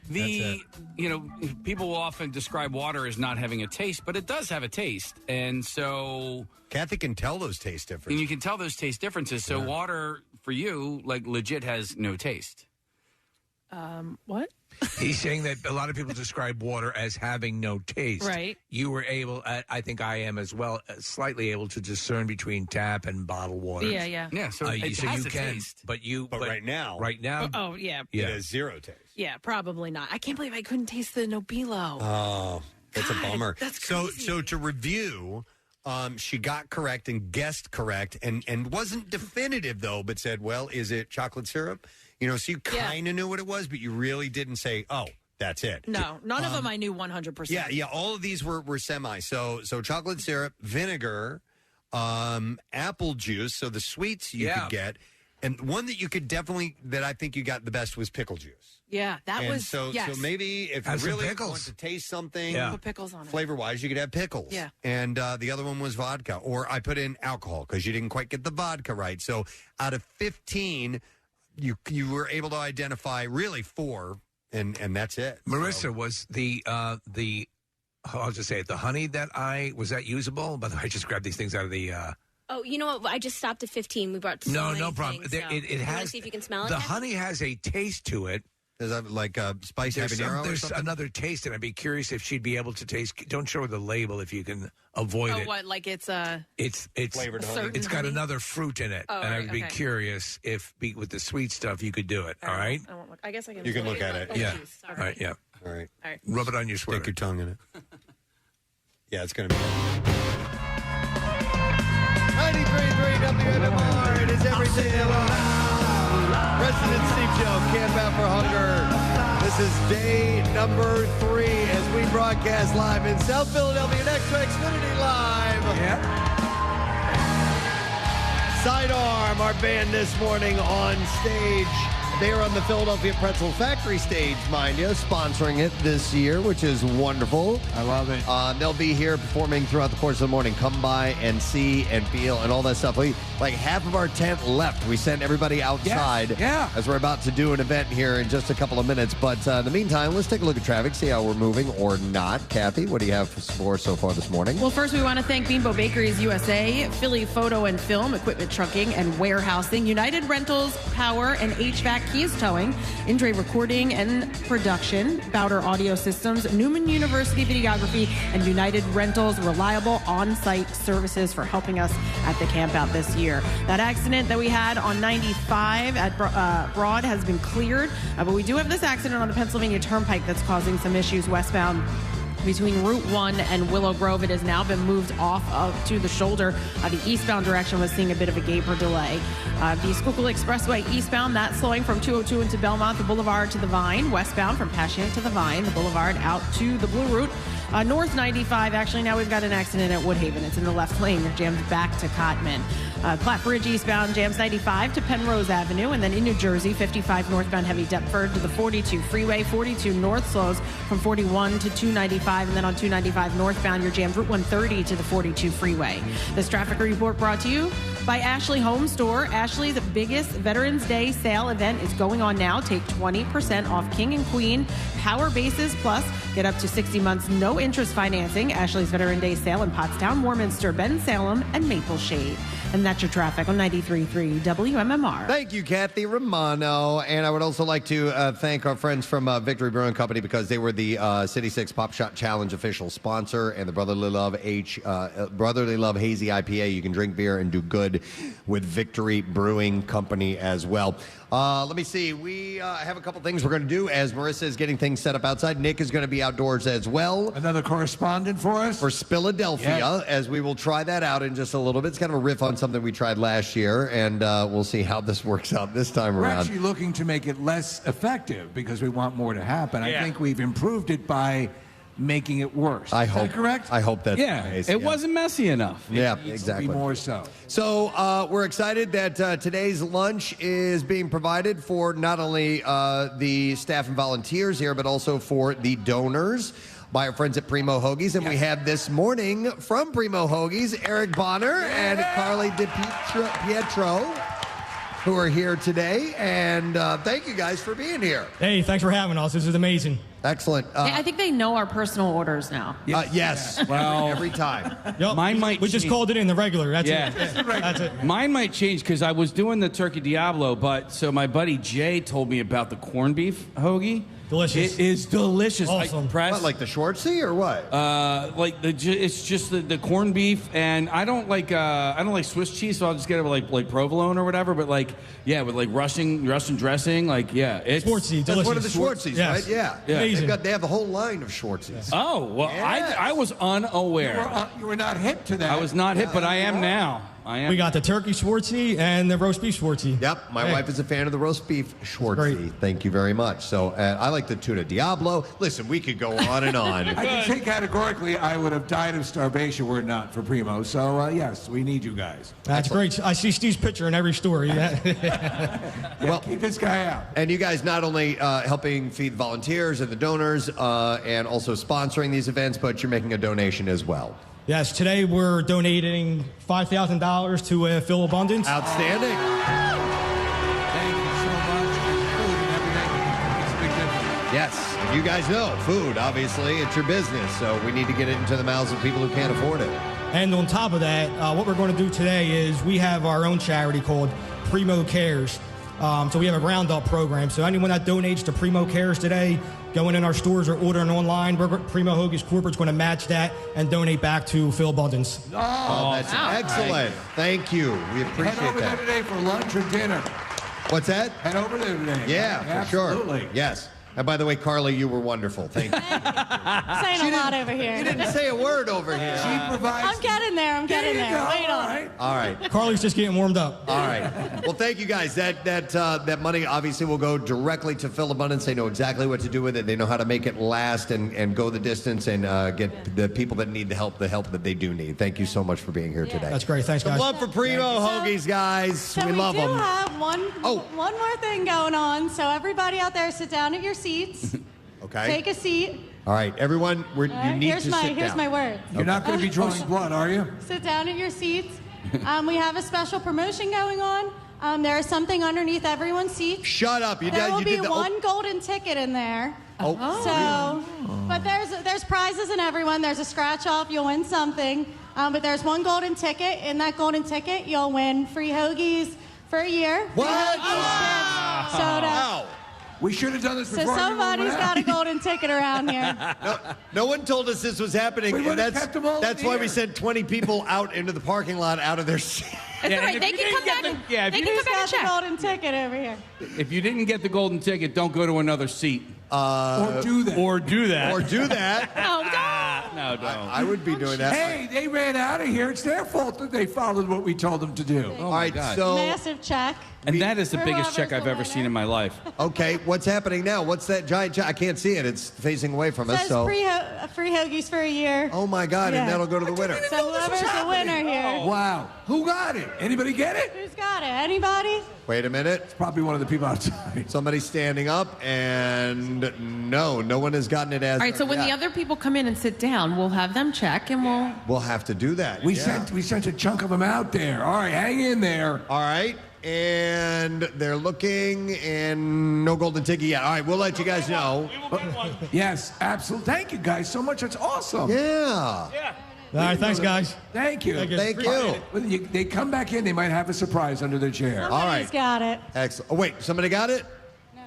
No. Okay. All right. Sorry about that. No, it's all good. I'd like to thank our sales department for not telling us about this. Thank you so much, guys. Surprise, surprise, surprise. But when they come back in, listen, or start going under other people's seats. No, don't tell them to do that. No? Let the other Listen, it's, Stop. All right. dog eat dog. I'm making a call here. All right, good. Okay, we're going to have to hold on and wait till we do this thing outside. Yes. And get everybody back in here. And then revisit this? We're going to have We to. have to. Yeah, because we have other things planned. So you and the giant checks kind of scoot over that way into the corner there because we have some other people that we're bringing up onto the stage. I think. Is that what we're doing now, Case? Yeah. Okay. All right. All right, Marissa. thank you so much, guys. Thank you, guys. We'll make sure we take We'll care make of that. sure we give away that. That's awesome. We'll Very have generous of our you. moment in the sun. And while we're getting set up, the event is getting set up outside, we wanted to take a serious moment to discuss something that is taking place here in the city of Philadelphia. And actually, they were reached out to us. The school district of Philadelphia reached out to us and asked if they could come on and use our microphones real quick to pass along an important message. And we have the superintendent of the school district of Philadelphia, Dr. Watlington, is here with us this morning. Doctor. Hold on one second here. We're trying to get the proper microphone set up to you. Hi, Doc. How you doing? Hang on a second. Can we turn the microphones on, our guest microphones? That'd be great. All right, Doctor, let's try this again. Can we hear you now? I hope so. Good morning. Yeah. Good morning. Thank you for inviting me. It's a pleasure to have you here. Thank you so much. Obviously, we've been doing this event for 25 years. We're quite aware of the food insecurities that are prominent in our city of Philadelphia, and we do what we can. The people of Philadelphia do what they can to help out. But you had some interesting stats and some information that we may not be aware of as far as our students go. Absolutely. First, I want to thank Phil Abundance for all that you do to make sure that our kids have access to healthy and nutritious food. We know that it's so important for kids to get an education. They've got to be physically healthy, and they've got to have food. It's a basic need. Yeah. So Phil Abundance provides over 40,000 backpack meals last year, and I think that is just absolutely tremendous. Yes. And when we think about food insecurity and kids and families who need food and they get it delivered to them, And so we're just really pleased with the partnership with the school district. We have a partnership in over 23 schools in the school district, and we're looking forward to this continued support. How much do you see it impacting? Obviously, students, as you said, they a lot of times that might be the only food that they're getting. How bad has it gotten? Has it gotten worse? More dramatically recently? What's the status? Because we hear all sorts of numbers, and it's hard to assign them to what you're really experiencing on the ground. I think we learned from our kids. I talked to a lot of our students across the school district during a 100-day listening and learning tour, and we found out that there were many challenges they faced over the past couple of years as a part of the pandemic. Some parents were experiencing job loss and things of that nature. But we know that when we get food to these children and they're able to take it home over the weekends, we also know that they're most at risk sometimes during the winter break and holidays and spring break. They're not getting the consistent meals. Absolutely. So when Phil Abundance has provided those backpack meals to send home with kids, they make a tremendous difference. All right, that's awesome. And how do kids? How do you find out who needs the backpack meals? Do people request that, or how's that worked out? You'd be surprised. A lot of kids self-select. Happy to get those backpacks. We have teachers and counselors who kind of know the kids' needs, and so kids are not embarrassed to take part in that. And I'll just one thing you don't know about Tony Watlington, I was one of those kids who qualified for free and reduced lunch. Oh, wow. And so I understand firsthand how important it is to take advantage of this generosity. That is the conundrum, because a lot of times, and we say it all the time, there are so many people that want to reach out and help. This Phil Abundance is all about that. The Camp Out for Hunger has been all about that. And but people will feel embarrassed. They feel like that they've fallen down or failed. You haven't. There are so many people that want to step up and help you that are just incredibly eager to make a difference in your life and help turn things around for you. But it makes sense if the kids would go, I'm hungry, and they'll cut right to the chase. Absolutely. And I'll tell you what, as a newcomer to this great city of Philadelphia, when I think about the city of brotherly love and sisterly affection, I can't think of any initiative that best represents the spirit of Philly than this partnership. Well, thank you. We appreciate it. By the way, I have a personal request. Could you take me shopping? Because you saw a snappy dress. Well, I'm just trying to keep up with my predecessor. Sure, I'd love to go shopping. Thank you. Because clearly I need some guidance here. And you being an educator, I'm sure that you could help me out. Sure, absolutely. Look forward to it. Continued. It's wonderful that you're reaching out and you want to get the word out and also partner with Phil Abundance and keep this alive. And we appreciate you coming by here this morning to get that message out. Thank you very much on behalf of all of our children and families. When you feed these children, you are helping our schools as well as the community. Thank you so much. Thank you. Superintendent of the School of Philadelphia, School District Philadelphia, Dr. Watlington this morning. All right, now we're going to go the other way and do something really dumb. Yes? Preston just found out. First person to climb on top of the tent, there's a coupon up there if you get it. Are you really? No. All right, we're gonna go outside to Nick McElwain, and he is our man on the street for this next event. He actually may be on the ride, as far as I know, but what we've done is we've sent Nick and we split up two teams of listeners. We've dressed them in their white jumpsuits, and they are going to be seated in different areas of the Pharaoh's Fury ride, right, Case? Yeah, did we run out of jumpsuits because Nick's not wearing one? Also, Nick, I feel like you should take your ponytail out because it is so windy and your hair would just look majestic blowing in the wind. All right. Oh, you can hear me. Great. The mic's on. Awesome. Hey, guys, I'll do that for you, Casey. I really do. I have some exciting news. I don't know if you guys heard. Primo is coming out today, and they're going to put coupons. And I was supposed to tell you that yesterday. Oh, no. It's on you? This is not Trisha Long's fault. It's not sales. It's on me. Oh, no. So my apologies. I was supposed to tell you last night. Dude, that's amazing. Exciting. Thanks for the heads up. Yeah, and I'm really excited that all these people on the ship are going to have a chance. Nick, that is going to play so well on air. 100% my fault. Oh, and poor sales, because they have gone out of their way to make sure everything goes as scheduled and as planned. Yep. And we just blamed them. And every now and then a producer screws up. And then that producer owns it by getting on a ship and being part of a stunt. Nick, is that why you're not wearing a protective smock as part of your punishment? This is my punishment, and it's well-deserved. All right. All right, well, let me describe what we're doing here. So the ride, Pharaoh's Fury, is one of those giant ship rides that rocks back and forth. It's like a huge swing. I went on this the other day. It goes higher than you think it does. You actually came off a little nauseous. I did come off a little nauseous. So what we've done, last year we had people holding cups of liquid, of colored liquid, and when they were done, we were going to see who had spilled the least amount on this thing, because it goes back and forth, the rocks all over the place, and people were actually able to keep a fair amount of that liquid in their cups. So what we're going to do this year, we're adding to that. Not only are they going to be holding 2 cups of colored liquid in their hands, but we bought those hats that you put 2 cans of beer in, and a straw that goes to your mouth. So, and instead of cans of beer, we have cups of either red or blue liquid. So we have the red team and we have the blue team, and they're going to have those on their heads, and they're going to have the cups in their hands. They're going to go on the ride. Then they're going to come in here, and we have 2 containers. They're each going to pour their color into the specific container. Whichever has the higher amount, whoever's able to keep the most amount of liquid in, is going to be deemed our winner, and we have prizes for that entire team.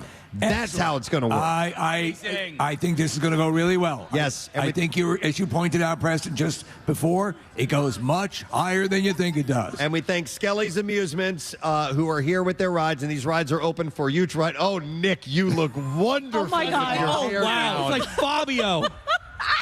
Dude, just relax. Yeah, just relax. Remember when Fabio got hit in the face by the goose? A goose? He was on a roller coaster. Yeah. Oh my God! He was in Busch Gardens. So we have lightning in a bottle. Okay, Nick. I'm on Team Blue. I'm here with Shane. Shane, what are your thoughts about this competition?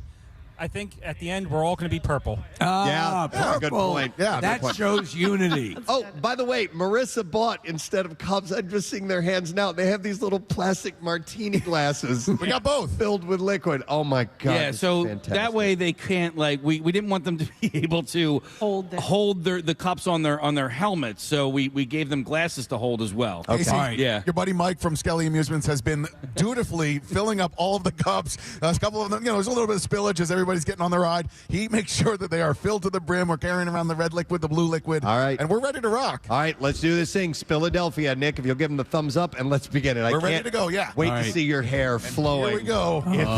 We're rocking. All right, here we go, Nick. You take it away. We're rocking back up. I am on the upside now. Everybody seems to be holding. Oh, no, it's starting to spill already. But people are participating by trying to tilt their heads back and forth. Actually, oh, my God. You feel it right in your nards, you know? Yeah. Yeah, it goes up higher than you think, right? It sure does, and what a great view of the ballpark. Going back up, and here we go back down. Can you guys see there's very little spillage happening? Yes. Amazing. I just can't take my eyes off your hair. Well, let's put you out, my dear God. Back down and back up again. They're doing a good job. I'm not seeing spillage. I am really impressed by everybody on this ship.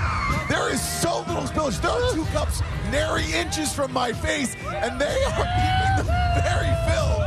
The martini glasses are filled. The cups and the helmets are filled. Guys, this is it's impressive. It's a miracle. We should probably study physics and centrifugal force. This is the second year in a row. This is a science experiment, essentially, is what it is. Preston, this is how the ancient pharaohs kept their drinks. It's how they did it, Steve. Yeah. It was a really good call going to the club box last night and drinking at the bar with the ice. Oh, jeez. Feeling great. Oh, my God. Now we're starting to slow down. If we have We're coming back to a stop case. Okay. I'm going to say, Nick, that from what we were seeing, I didn't see a lot of spillage. I didn't either, Steve. I feel like we need to pick the top 6 players on each team and put them on the Campbell's Chunky Soup can drop. Oh, with those on? Yeah. We could do that. We could do that. Yeah. What a great idea. Why did the top 6 get penalized? Because. Okay. Yeah. Because we can fit 3 aside on that ride. 4 sides. And It's random, and what the hell? Yeah, why not? So by international rules, what happens next? All right, you guys come inside here, and we dump the liquid into the containers, and we find out, is it blue or is it red? By the way, tell them that one of them has probably won Hoagies for a year. Great news, everybody. We're going to all head back into the tent, bring the cups, try not to spill on your way in, and when you get inside, thanks to our friends at Primo Hoagies, make sure you look under your seat because you might have won Hoagies for a year. Yeah. How exciting is that? That's exciting. Have Mike explain how we found out about that. Oh, my God. We'll tell them that later. Yeah, we know they need not know. All right, so they're going to come in here. They're going to dump their. Preston, they're walking slowly on purpose, you know. And if there's a tie, maybe that's what we can do. We can send them out on the can drop with the. Should bring back the thing we had here yesterday and have them try to keep the liquid in. Wait, my God, the meltdown game. Meltdown. Yes. Yeah. By the way, Casey, how's your back doing today? Well, so my back hurts. My neck feels okay, though. Oh. Yeah, but my lower back. From that fall, you think? Yeah, and so I did see the video of it, and so my love handles didn't show, but my gut was like fully out. That was the second time you fell. That was the second time? Okay. Yeah. The first time you were all covered.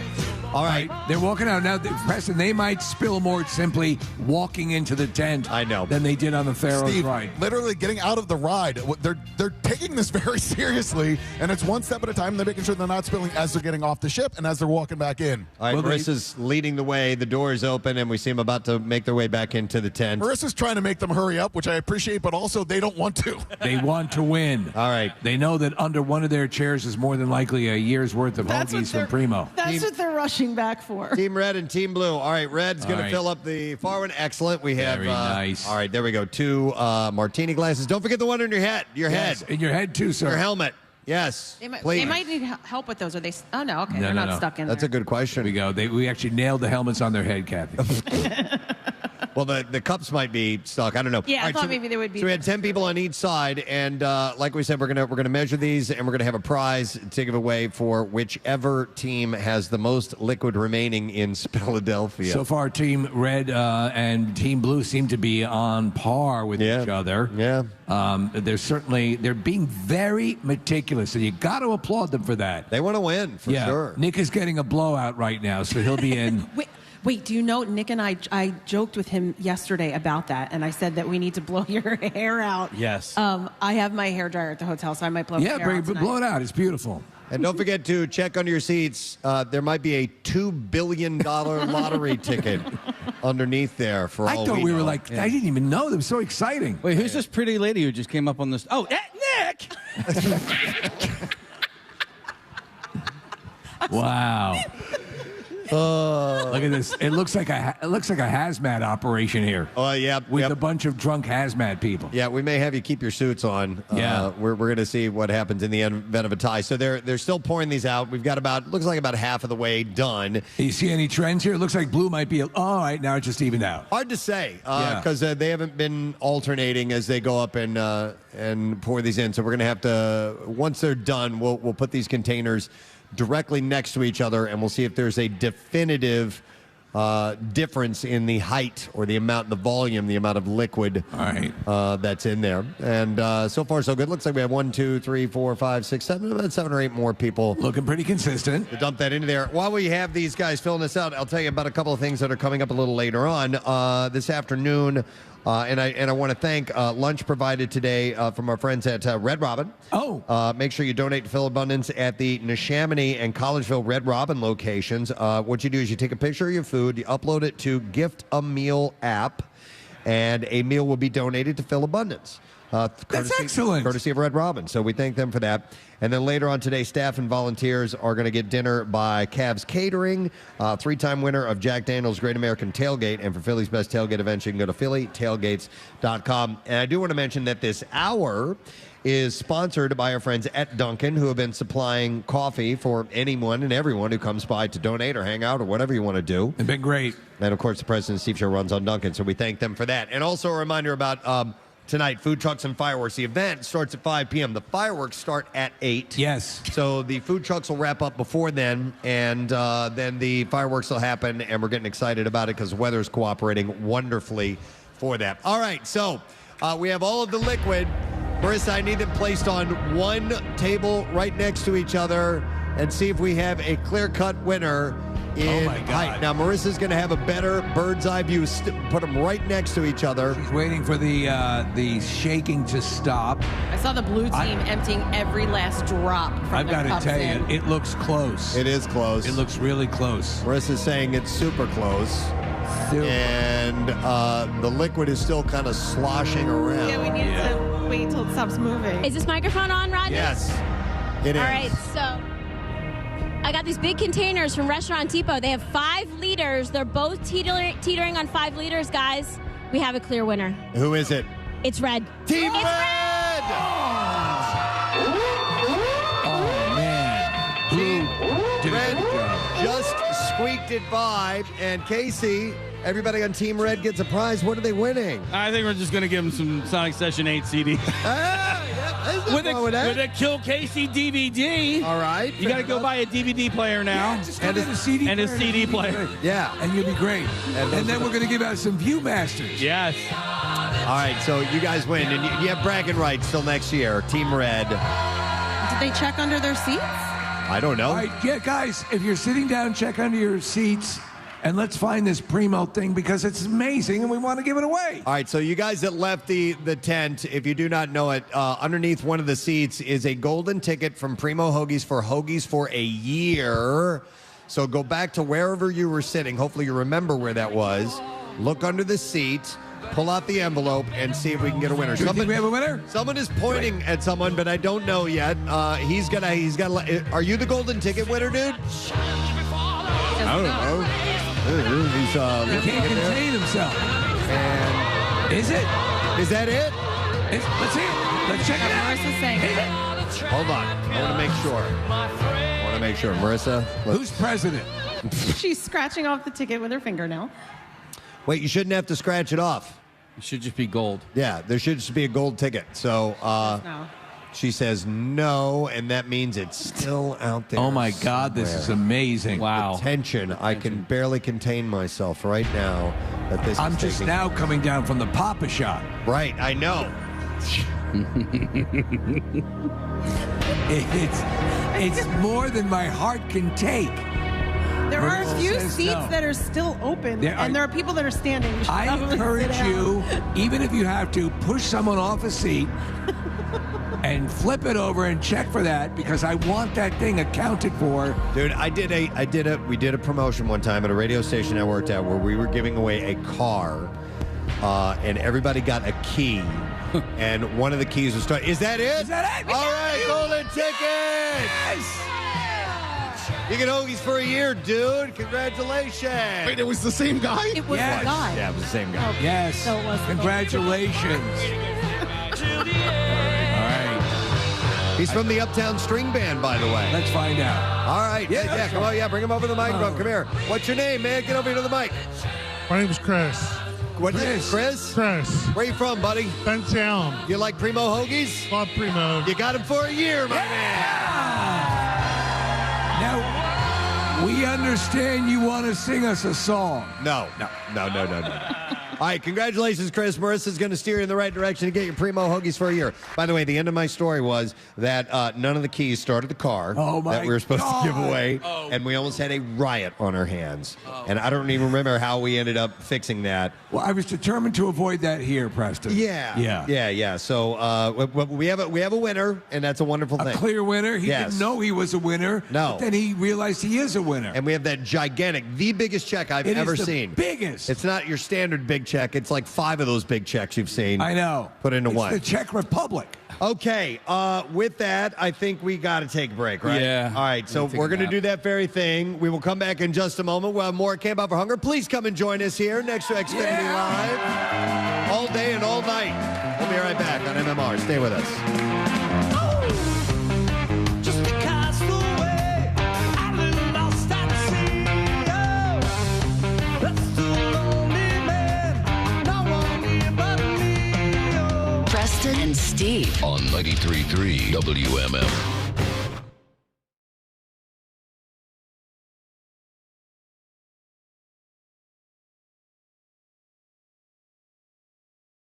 Okay. Yeah, I can taste the sweet of the honey. Nothing else. No. Because it's blueberry honey. Blueberry honey. Okay.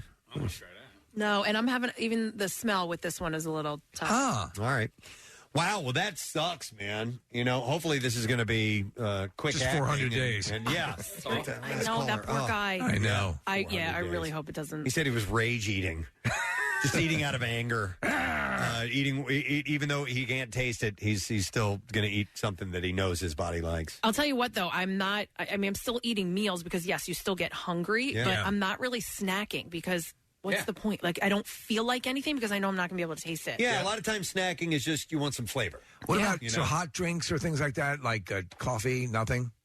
Not really. I mean, I know people have it's said coffee is a big insider. well, and you know what, Steve? When it first happened, I was not leaving the house, obviously, Right. so I wasn't going to get my coffee. I could make it Yeah. at the house, but I was kind of skipping it because Right. I couldn't taste it, and I was getting the headache. Do you think And you'll I'm try? like, oh my god, wait, that's like the caffeine headache. You need it. Do you think you're going to try that orange thing? Listen, I'll try anything. Let's. Might as well, right? I mean, Try if it it. doesn't work, it doesn't work. Yeah. And if for some reason it does, then you're good to go. Okay. All right, this has been the Kathy Romano taste test. And, you know, we cured her. It's actually yummy.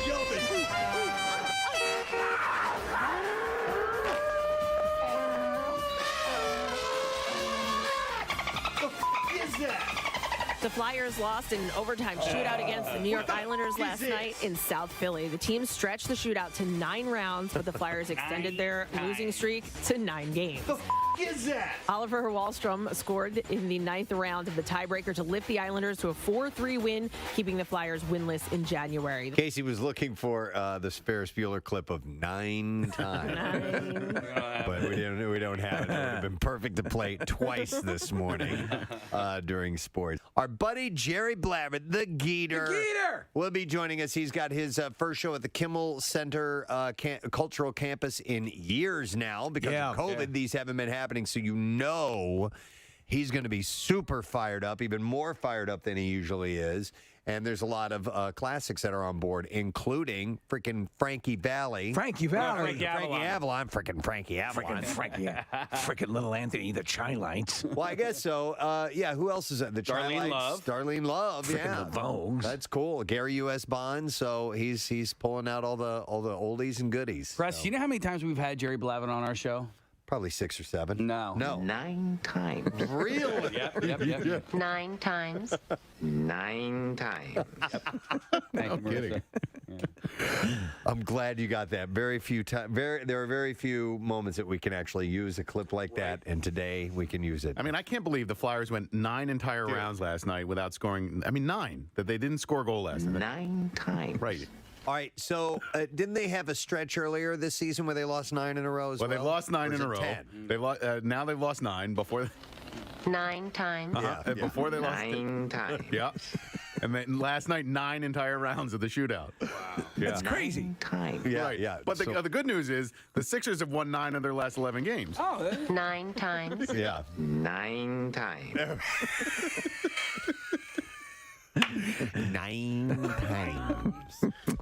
All right, well, maybe we'll celebrate that entire day today. It's a beautiful thing. hopefully we don't get to. I love it! We're going to pray that doesn't happen. Listen, we can't let a Friday go by without talking about some food stories. I want to make sure that we do that now. It's time for the Friday edition of The Connoisseur, the most popular version of The Connoisseur. It'll be a quick one. It'll be a quick one. Today is National Pie Day. Sunday. Oh, is it Sunday? Yes, I just wanted to send that to you so that you are armed with that knowledge. Okay. And we all like pies, don't we? I love pie. Yeah. Well, I don't have pie enough. No, but why don't they do Pie Day on Pie Day? 314. Yeah. Good question. Yeah, that's when that should be. You're You right. guys prefer pie or cake? Like if you had to choose. Well, it depends on which kind of pie and which You kind know? of cake. All right, so if you're saying, and I understand the parameters in the most general terms, Yes. with the accumulated vast array of pies and the accumulated vast arrays of cakes, I'm going to have to go with cake with the acknowledgement that I adore pie. If you took my favorite cake and my favorite pie and put them in front of me, I would go with the cake. I'd go with the pie. Would you? If, What's your if, it, favorite if pie? it was my favorite pie and my favorite cake, well, it depends. 'Cause, I mean, there's, What's your favorite pie? Remove a la mode. the first thing that pops in is a great apple pie. Just a well-made apple pie. You just can't beat it. But like a coconut cream pie is freaking God, we have fantastic. such different taste Taste? palates. Oh my Yeah. god, Nick, I would. Yeah, you 100 hate hot fruit. I would go 100% cake. That's the main reason. Is Yeah. most of them, a lot of them, have some sort of warm fruit in it. So for me, the pies, like if you're talking apple pie, blueberry pie, I love. I'm not a big fan of cherry pie, but Boston cream pie. What about key lime pie? That's my. I love key lime pie, and I don't know, and I love lemon meringue pie. Okay. Let me throw this at you. Uh-huh. Pies are made with more love than cake. Yo, I think that's how proud. can you say that? Hello. What a horrible thing to say. Nope, I know It's it. made with disgusting hot fruit. You I call don't that know. love? To me, it just seems I like think pies are no. just kinda It's chucked in a- it's more difficult to make a pie. I think than I it's- believe than a wonderful cake. I think there's more love in a pie than there is in a I cake. disagree. You know, listen, Especially if you pleasure yourself. If Cake it's is all willy-nilly. homemade, maybe, but willy-nilly. Are you kidding Willy-nilly. me? You just chuck stuff in a pie crust that's already been pre-made or whatever. Yeah, that's what an amateur says. Yes, You would say that. That's what a Marxist says.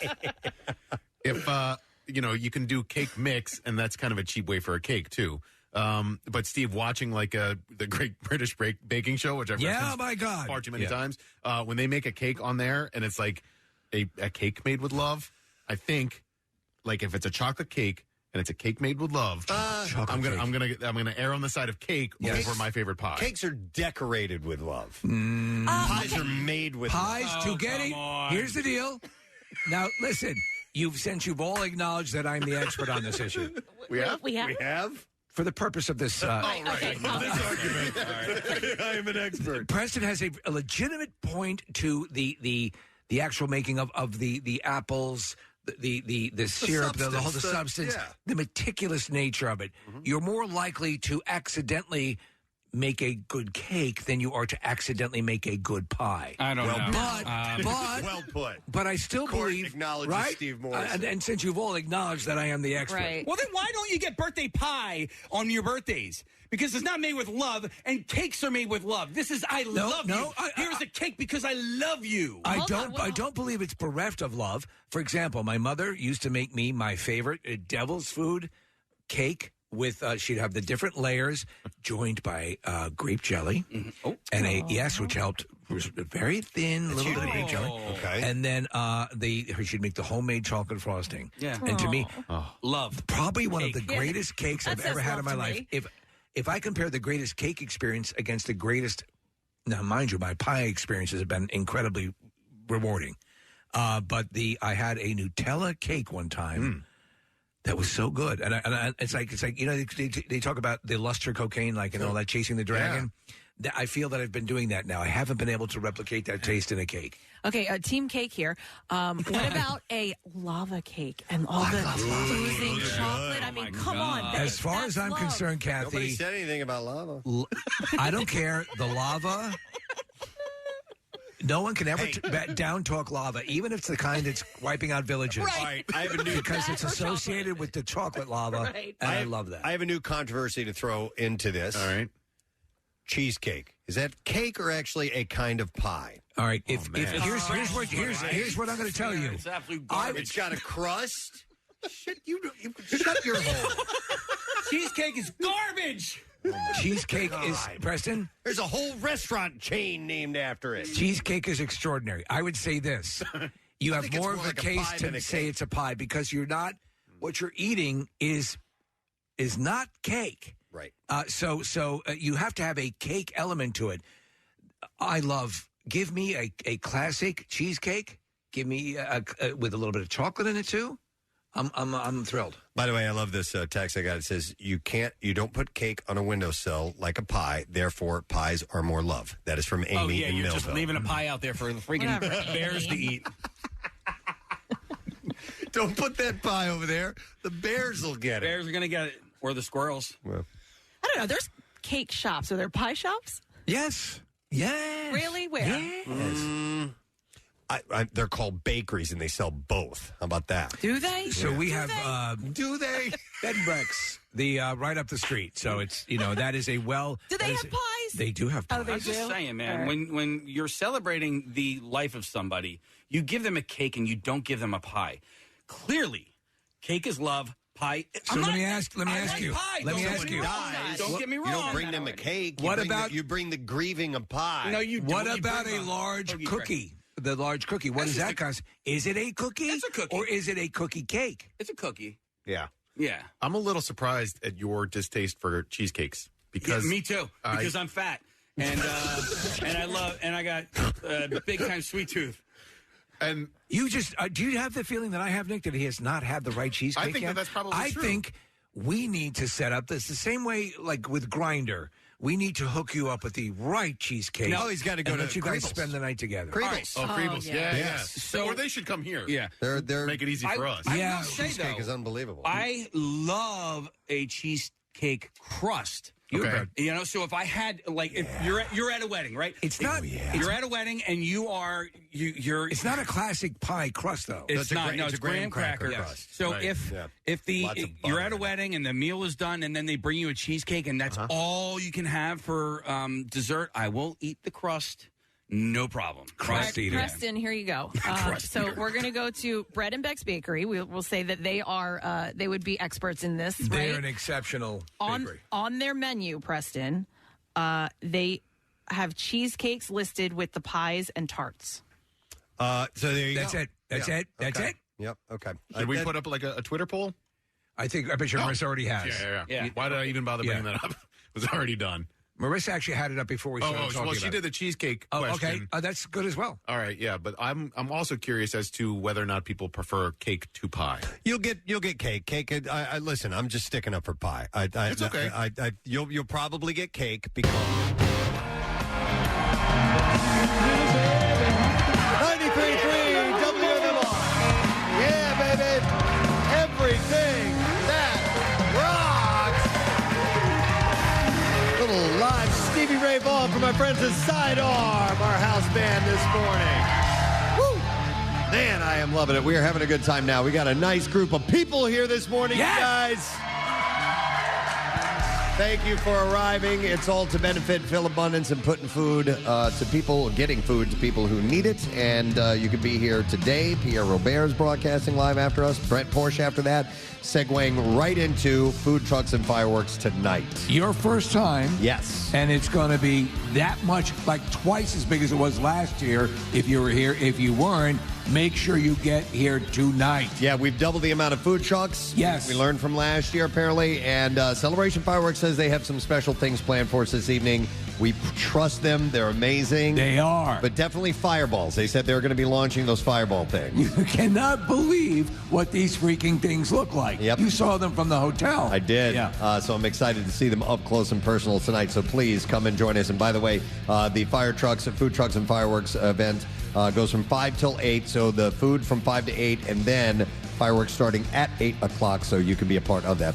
Let's see how we're doing on the road. We have a look at traffic. What's going on this morning, Kathy? We've got a closure in East Falls, but first we want to thank Slingmax Rigging Solutions, Republic Services, Local 8 Stagehands and Wisfist Bank, Event Quip, Seabox Custom Shipping Containers, Gilbane Building Company, Thackeray Crane Rental, Worth USA, United Rentals, and A Clear Alternative Water Supply. Midvale Avenue in East Falls closed between Henry Avenue and Fox Street. It's closed for some Philadelphia Water Department work that they're doing on the Schuylkill Expressway eastbound. You're still jammed from the Boulevard into the Vine, westbound from Passyunk to the Vine, and then the Boulevard to Belmont. 95 northbound, still jammed from Cotman to Woodhaven. The left lane blocked with that second accident that's happened this morning. South on 95 slows Cotman through to Bridge, and then on 55 northbound, you still have delays from Deptford to the 42 freeway. This traffic report brought to you by Dash Inn. Try their new 2-pack breakfast sliders made with Jimmy Dean sausage at your local Dash Inn. Limited time only. Visit dashin.com for participating locations. And that's your traffic on 93.3 WMMR. Yeah! Nick, did you just give me the slow clap? Thank you. So impressive. Kathy Romano with our traffic, by the She way. nails it every time. She does, doesn't she? All right, so... When things don't go quite right, you celebrate the traffic. Yeah, it's what you do. Yeah.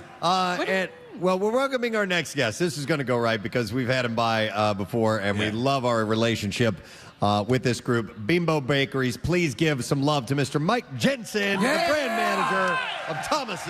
Yeah, thank you for having me. Nice to see you, sir. Thank you for being here. Yeah. Okay, before we get started, did you guys hide anything underneath the seats here that in the audience that we're not aware of? We did not, but right, I do thank have a special gift for you guys. Oh, you do? So every year we bring our Entenmann's cookies. We know you guys love those. Yes. But this year we have Entenmann's cake truffles that just launched. So you're gonna, cake truffles. Excuse me? So you'll be fighting over those. Yeah. Cake truffles? Cake truffles. You know what? There won't be much fighting because I'm not going to give them to the rest of them. What exactly are the cake truffles? They are chocolate-covered cream double cookie truffles. Yeah, they're delicious. Oh my God. Yeah. So, again, I have fond memories of living very near the Entenmann's plant, Long Island, and the smells and everything. But they've long been my favorite chocolate chip cookies, plus everything else you do. But you guys, above all of that wonderful stuff, are so incredibly generous with the way you've helped the camp out over the past years. Again, I'm not speaking, crazy to say we'd be in deep trouble without Bimbo. It was a game changer when Bimbo came on board to help out with Camp Out. Like the size of this tent and all this Everything. stuff. This is because of these guys, and we thank them immensely for the support. Incredible. Yeah, absolutely. And you do these daily fresh products Yep, donations? every day we're donating fresh products from brands like Sara Lee, Thomas's, Entenmann's. This week alone, we're donating 16,000 pounds of food to Phil Abundance, which is really exciting. That's going in and above on their own doing that. That's so amazing. Yeah. Yep. And the donation something separate? I have on top of the donation for this week, and year to date, we actually donate 100,000 pounds to Phil Abundance. But on top of that, to help Phil Abundance keep going, we are donating $10,000 today. And not just a donation, but a bread donation. It's on a piece of cardboard bread. That's awesome. That's wonderful. That's amazing. Well, congratulations again for another great year and helping us out. And boy, the union came that close, didn't they, man? They were close. It was fun. You guys are a proud supporter of the Philadelphia Union, too. Well, thank you, man. We can't do it without you. Thank you we guys love for all it. you And do. Cake truffles. Yes. We're all over there. Let's give some love to Mr. Mike Jensen. Bimbo Bakeries. All right, are we gonna bring out our next guest? Yes. All right. So I mentioned the union. What an amazing few weeks it's been for Philadelphia sports. Obviously, with the Phils coming that close, with the union coming that close, but somebody still moving on and moving forward and completely undefeated. Ladies and gentlemen, from your Philadelphia Eagles, Mr. Hassan Reddick is here with us this morning. Where is he? Here he is. He's coming up right there. Come on up, man. Yeah. We're going to get you out over here.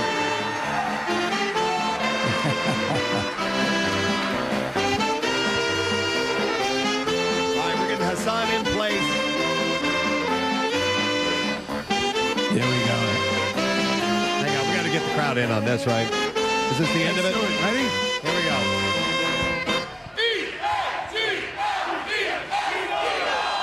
And there it is. You ever get tired of hearing that, Hassan? Not at all. Not at all. Yeah. Hey, it's nice to meet you, man. Thanks for coming by. No problem, Preston. Thank you guys for having me. Congratulations on the season so far. Yes, I yes. mean, it's just something else. It's incredible. It's got to feel so good to you guys. Oh, man, it's amazing, It feels good. We're doing a great job, We just got to keep it up. And how about for being a local guy? I mean, that's got to be icing on the cake. And your story is so cool, man. A walk-on at Temple, and now you're playing for the Philadelphia Eagles. When you started that first year at Temple, would you have ever guessed that you'd be where you are now? Not at all. I couldn't see this far. I definitely didn't think I would end up back home with the Eagles. If anything, I definitely didn't see that. Yeah. Hey, can I ask you why were you a walk-on at Temple? Was it because of your injury in your senior year of high school? Yeah, I had an injury my junior year and my senior year of high school, so I basically had no tape, which was hard to get recruited, hard for college to come and say that they want me. So I decided to walk on to the school that was closest to the area, and that was Temple. That's wild because, I mean, that could be psychologically, that could really put you off and just say, I guess this is not meant to be. Mm-hmm. But have you always had that sense of conviction? Because clearly you were motivated somehow to carry on through. Yeah, I always knew I was a good player, man. I knew I had the athleticism, the skill, and the ability. It was a thing of staying healthy, and I knew that if I could stay healthy throughout my college career and had the opportunity to actually get on the field and show that I could play, that I could get to the next level. Yeah. How hard is it to balance between going as hard as you possibly can and staying healthy? You know what I mean? Because you push your body to the absolute limit. I mean, you're using your body as a weapon, but you also have to protect parts of your body or else you're not going to be able to play. Right. It is hard, but that's where recovery comes in. You know, the guys who are pros, the guys who do it the best, those are the guys who can sustain a full season of football because they understand that the body is your asset. Yes. And that is what you have to take care of so you can perform on the field and so that you can stay on the field and actually be an asset to the team. So because of you, the success of the team last year, and last year you were playing with the Panthers. Mm-hmm. Real quick, side question. Did you join the Panthers because Matt Rule was there? And you played for Matt Rule, did you not? At Temple? It was a lot of variables that went into that. That was definitely part of it. You know, I knew some of the guys on the staff was from Temple. You know, they were my college staff. Okay. College coaches. So it was it did have to do with familiarity and you know, just knowing some of the guys on the staff as well. Yes. All right. So the Eagles team last year had some success, made it to the playoffs, and as a result, they ended up getting a bunch of primetime games. Right. So Thursday night, Sunday night, Monday night. And what that does is it shortens the week for you guys as players. So when you talk about your recovery, and you guys had a Thursday night game last week. Mm-hmm. Can you talk about, I mean, how hard is that to go as hard as you did against the Steelers on a Sunday and then turn around, fly out, and then have to do it on a Thursday night? It's extremely hard, you know. I still had some body parts that was a little sore from the Sunday game against the Steelers. But, you know, once again, talking about that recovery, you know, pros do it fast. Knowing that quick turnaround was coming, you know, we had guys at the stadium there till about 8 o'clock, you know, still getting, you know, starting a recovery process, getting ready for that Thursday night game, which was great to see because it showed that everybody was taking this thing seriously and that we knew it was at stake, we knew it was at hand, and, you know, like I said, we did our best to recover. You know, it's hard, though, having over the years, whether, you know, exercising or whatever, and I'm not a pro, obviously, an injury is, I'm going to just push through it. I'm just going to push through it. And that is contrary, you know, to the deal. You've got to get your days off. You've got to get your rest. But again, your physicality is your whole thing. And so it's over the years, we've heard many athletes have to reconcile the fact that you've got to hold back. You've got to take it easy. You've got to respect what you have. And did that take a long time to get to that place mentally? Because it's so much up in your head as well. I mean, I just think, you know, it depends on your process and how you determine, and how you decide to get ready. Everybody does it differently. Right. And I think that the guys who do it, who process and take their process very seriously, that those are the guys that come out better on the other side of it. And hence why I said, you know, leading up to that Thursday game, right? Right. Guys were in the stadium. Like, we didn't go to NovaCare. We were in the stadium getting recovery right after the game to prepare. And that's what it's about, you know. You have to make that sacrifice, you know. When you just got done playing the game and you might want to go home, you might want to rest, can't do that. Can't do it. You're a pro, and you have a job to do. And that job is to take care of your body right now so that you can play the best that you can on Thursday. All right, so Hassan, I have my shoulder bothers me sometimes. If I pour R7 energy drink on there, is that going to, you know, fix that problem that I'm having? Oh, man, I definitely wish it worked. All right, you brought us some cases of R7 here, and this is your brand, right? Correct. Tell us a little bit about it. So it's a clean energy drink. It has adaptogens in there to help with cognitive function. Oh. So basically, we need a lot of that. Yeah, we do. Yes, we do. It helps you, you know, it helps you lock in and focus on whatever the task is that you're performing, whether it be going to work, being in the gym, and you know how humans are. Yeah. Sometimes we get relaxed or we get comfortable or we just don't want to do something.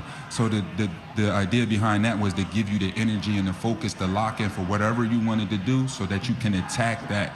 Also, it has green coffee beans in there for green caffeinated energy, which is a little bit different.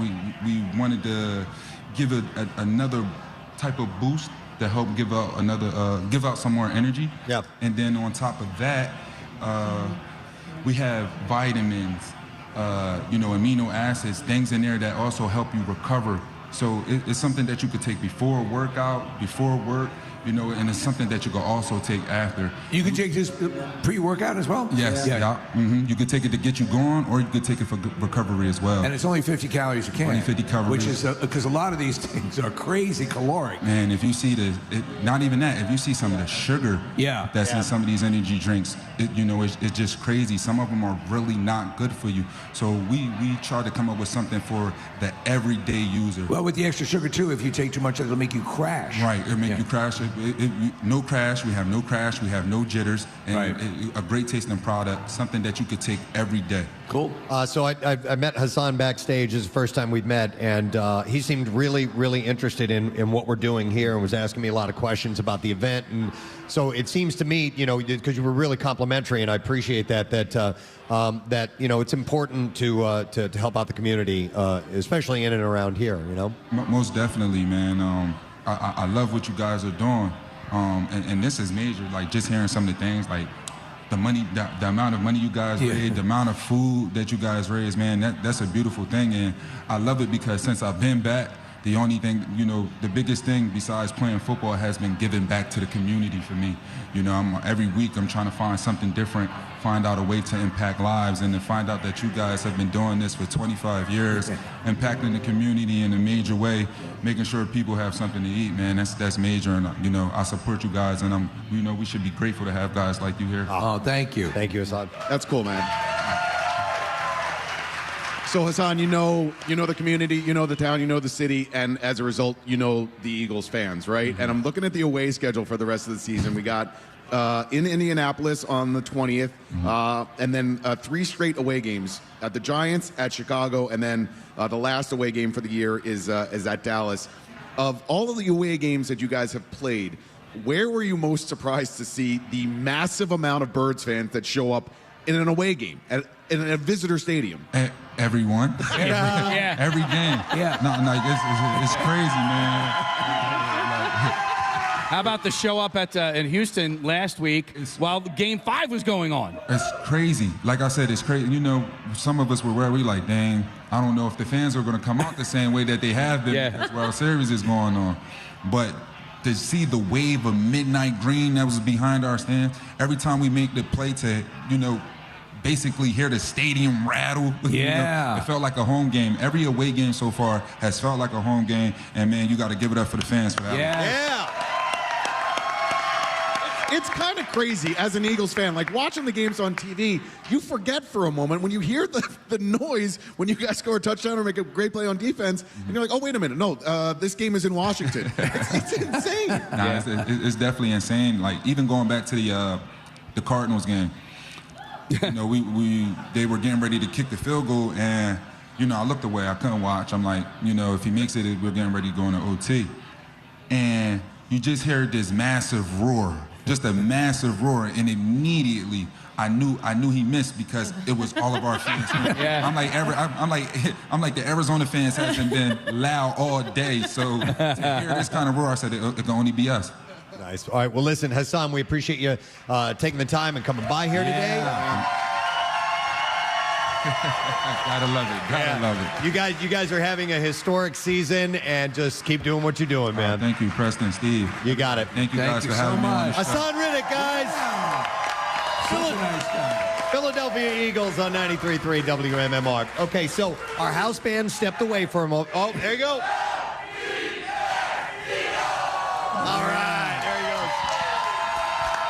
All right, we'll take a break. All right, so Sidearm stepped away for a little bit because we have the band Starcrawler here, and they're going to perform for us live. So we'll take a quick break. We'll come back in a moment. This is the Camp Out for Hunger on 93.3 WMMR. We'll be right back. Preston and Steve on 93.3 WMMR. What's new? Glad you asked. Ozzy Osbourne. But I hear you on some of the greatest experiences of my life have been with a pie. Yeah. I think there's more love in a pie. I think that it takes more to make a great pie. Cake is a worldly known good dessert. Yeah. Yes, and I'm not talking about decorating. Do you know what I also love, too? What? The very interesting offshoot, the bundt cake. Oh, man. Bundt cakes are fantastic. Nothing bundt cake is... Nothing bundt cake, Sweet mother of God. They should really send us stuff. She's so sweet, Kim. So she Creebles and bread and Becks. So, I'll go in and I'm on a diet. Why ever need this stuff? Right here's now? the deal, Kathy. I'm on my January diet. I order so many things when I go in there. Like we'll have people over or whatever. When we're having people over, and you get so much that they're like, look at you like. You're really going to eat all this? Well, Steve, and they have the little ones, the little right? mini bus. They're- No, but I got to get the big. Also, the big version. Okay, so so they have the little ones, right? And I've ordered them a number of times, and they're absolutely delicious. Like 5 dozen. And you know how sometimes when if you go bigger, it doesn't taste the same, blah blah, whatever. We just had one for a birthday cake, Like the big ones. one. It was just. Guess what? delicious. It's exactly the same. It's so good. I'm going to a text, and I quote, "She's my cherry pie. She's not my cherry cake." Okay. Okay. All right. There We've you got go. a point. That was a song by Warrant, Cherry That's Cake. right. No, cherry pie. It was by Warrant, starring famous model Bobby Brown was in the video, Yeah. too. Also from who's married to Whitney Houston. Hang on, I'm going to go to Christopher. It's a different Bobby Brown. Hi, Christopher. You're on the air. Good morning.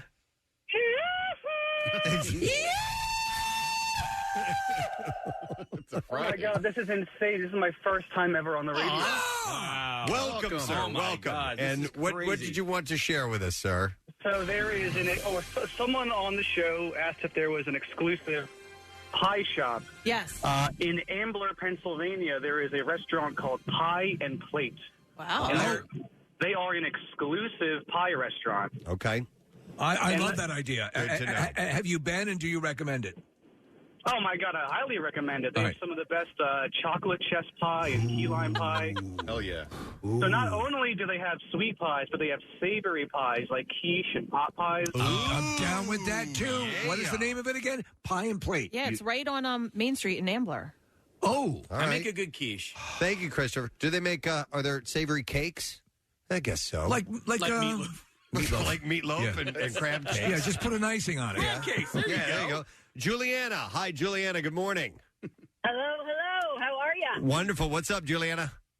So there's an awesome pie place down in Kennett Square owned by a great gal named Molly, and it's called Nomadic Pies. Nomadic And her crust- Nomadic Pies. We have the website up on our screen here, Juliana, and it looks pretty impressive. Her crusts are the bomb, and all of her ingredients are local. Okay. I love So that. all of her fruit, all of her meat, and if you ever get a chance, you got to try her pie. They're really, really good. I'll say this, and it's been echoed a number of times, and you brought it up, and Preston, you agree.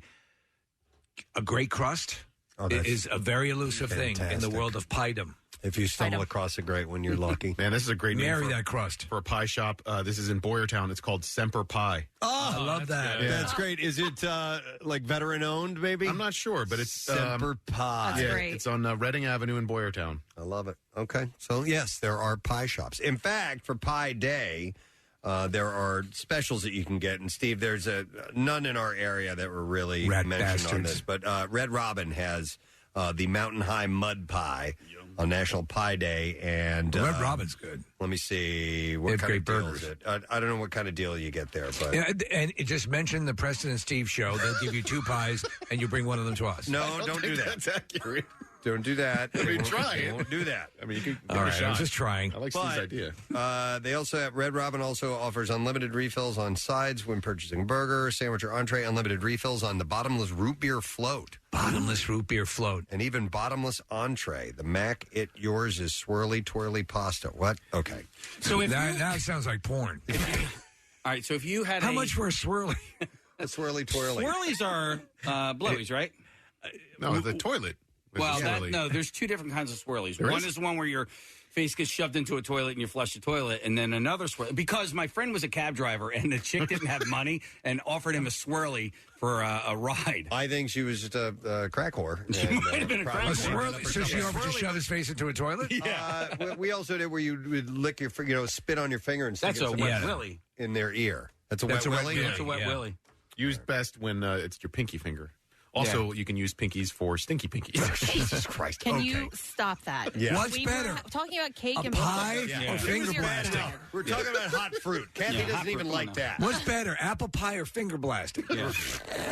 What if you had a pie shop? I mean, come on, really? Is that really a debate? It's already up on the website. Yes. What if you had a what? Oh. A pie shop and the mascot was a rabbit, and you called it hair pie. Would that work? Would you go to a place like that? H-A-R-E. Yeah. Actually, that's And kind then of put a it funny idea. in parentheses underneath, like vagina.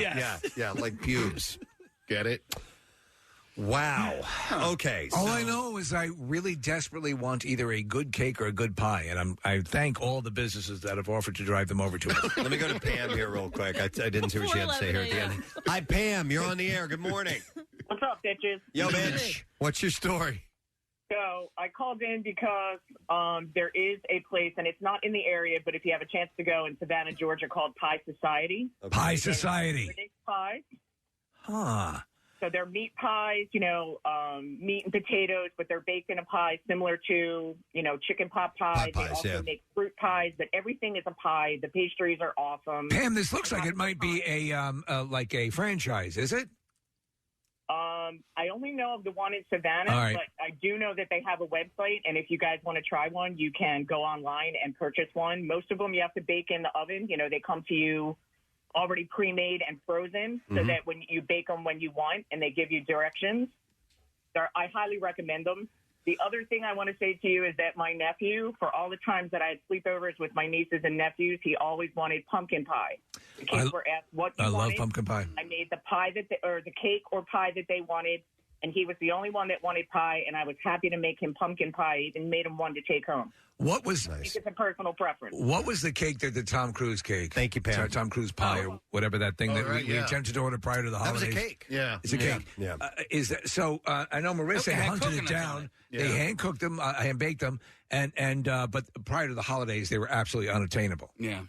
Marissa's got her thingy up. Oh, hang on. Her swirly finger. Steve, we just got a message from Goldbelly that the white chocolate coconut bundt cake from Doan's is now available. So I will gladly purchase so we can taste on the air. Like $150. I will do it, and I will hand that receipt to Bill Weston. It's for the show. Mm-hmm. All right. Anyhow, Sunday is National Pie Day. Should you be a pie person or not? It does incite the passions, doesn't it? It's what we love. All right, that's all we're going to have time for. For Connoisseur this morning. I think we solved a lot of issues. Did we? Well, we do have a poll that's up, and is cheesecake a pie or a cake? And then do we have another one, pie versus cake? Okay, so you can vote. Now, I expect cake to win, but I believe that pie has more love. Throw out pie versus finger blast. It's what I believe. All right, Connoisseur, outro music Yeah, I'm as stuck we. here. The screen got stuck. It's frozen. Yeah. Oh.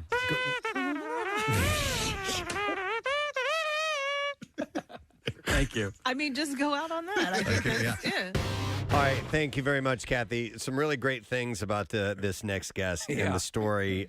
We were in here yesterday. We were watching the video. Marissa goes, "You got to see this," or was it you that showed? No, it it to was me? Marissa. Marissa's coming. Yep. You got to see this. She goes, "She's from Philly," and she plays the clip. And we're going to have her on in just a second. A reporter in West Virginia, at a TV station, doing a live report, gets hit by a car, And not like a little tap.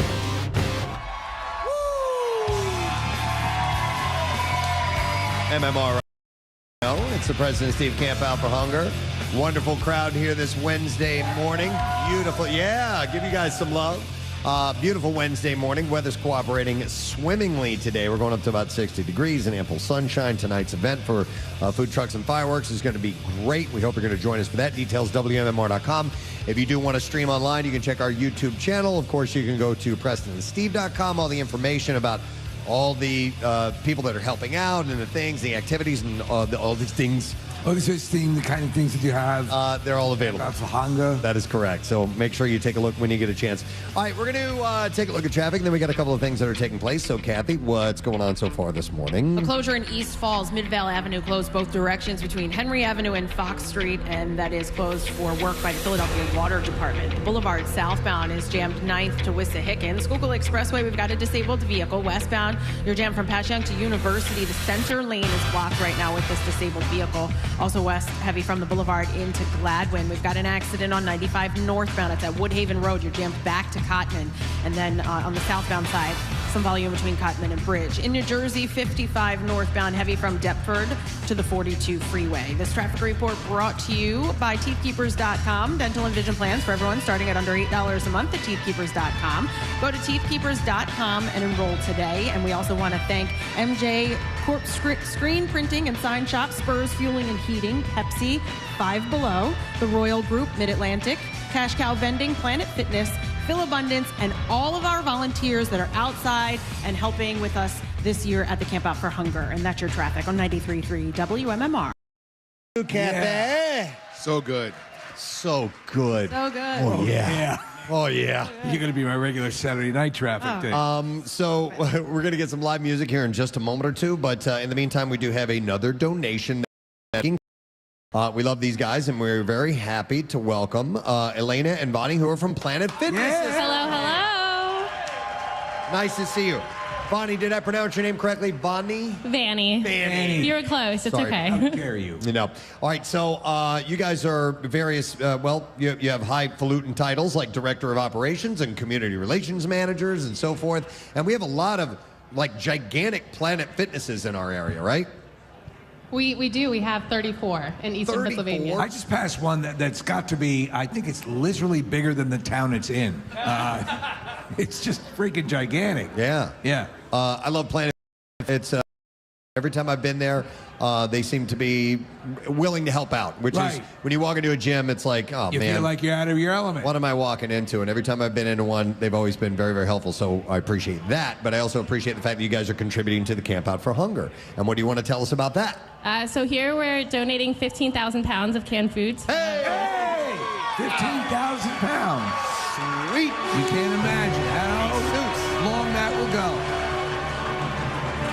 That adds to the pile. How did you guys go about, did you collect donations, or did you guys make a big corporate push, or how did it work out? Do you know?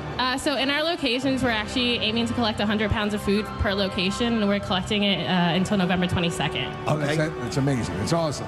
Wonderful. And you know, they substituted the weights for cans of food, too. Oh, really? Which is very cool. That can actually work. If you curl 2 canned hams, that's a great workout. Yeah. How much could you deadlift? I mean, like 2 pallets of absolutely something like that? Nice. Anything you want to mention about Planet Fitness for people who may want some information about them? Feel free. You got the microphone. Yeah, we have a great deal going on right now. For our Black Card, if you sign up right now, you'll get an Amazon Halo. We've never done something like this before, so that's going on through beginning of next week. All right, what does the Black Card get you as a member? Great question. You can use any Planet Fitness location worldwide. We are worldwide now. You can bring a guest with you. You can use our Black Card spa with tanning, hydro massage, and massage chairs. Do you have one in North Korea? No. Hydro massage. Yeah, the hydro. Yeah, I was a member of Planet Fitness in Newtown Square. What is that? The massage, the hydro massage? It's like this water massage table thing that you lay on. It's really cool. You have to try it. 10-minute heated massage. Is it? Yeah. Yep. Oh, wow. All right. Yeah, it's great. And what I like about Planet Fitness is you guys have these like a great like circuit training section where you could just go in, half hour, boom, get everything done, get a great workout, and it's as well. Oh, yeah, well, yeah. I mean, you do like a minute, and then you get like 30 seconds of rest, and by rest, you do the steps on the step up, Yeah, and you then know the you go. drill. Yeah, and I do, yeah. I mean, because if you want to work out and you don't have that much time, you want to get a full workout in half an hour. Planet Fitness is, and it's not expensive either. It's like $10 a month. $10 a month. Yeah, Love it. Yeah. Excellent. You guys are great. Yeah, thank you for 15,000 pounds of food from Planet Fitness. Thank you, guys. Thank you, guys. We appreciate your support. All right. We not only appreciate the support, we also appreciate the time that some people put in, especially when it comes to rock stars, because this is not the time of day that rock stars are normally out, and we do appreciate our next group of people that are on our stage right now, and they're going to perform for us.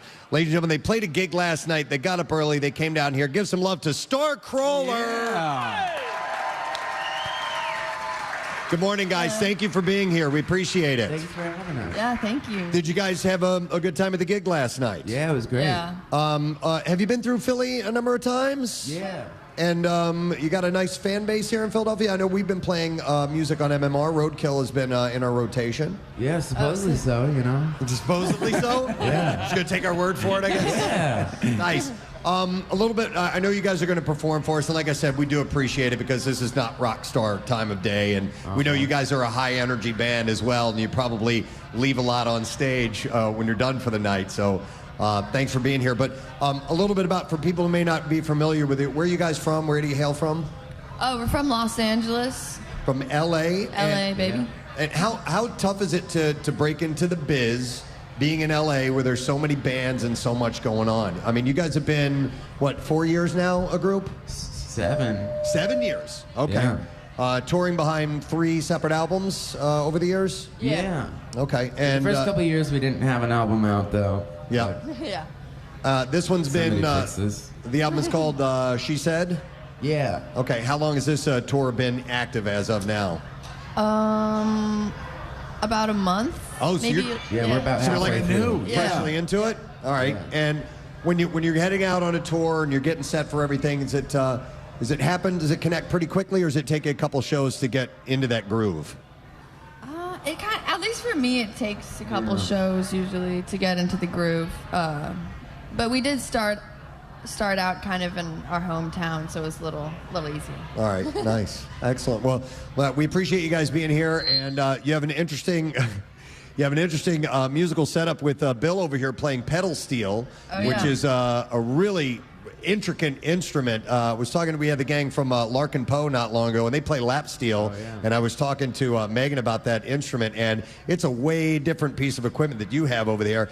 While you guys are watching Bill play, watch his knees, because that's used quite a bit in pedal steel. It's a really difficult instrument to play. So I know you don't have a microphone, but I'll just take your nodding for all good. What were you going to say? I'm sorry, Hen. We bought it together thinking, maybe we'll both get good at it. And after a week, I gave up. It's hard as hell, isn't it? You're using both your feet, both your legs, giving a wiggle, and then, you have to use both your hands. I'm out. Yeah. You only have so much time in a day. Yeah. It's like flying a helicopter.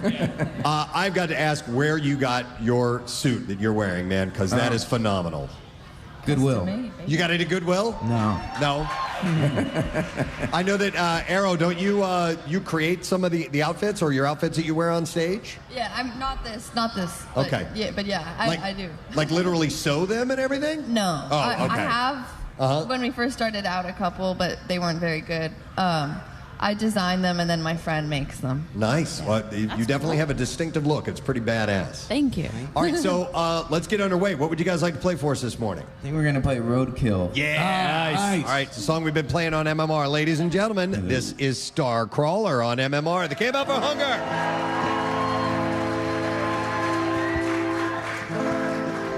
Got a little bit less of my vocal in this monitor. It's going to take everybody out.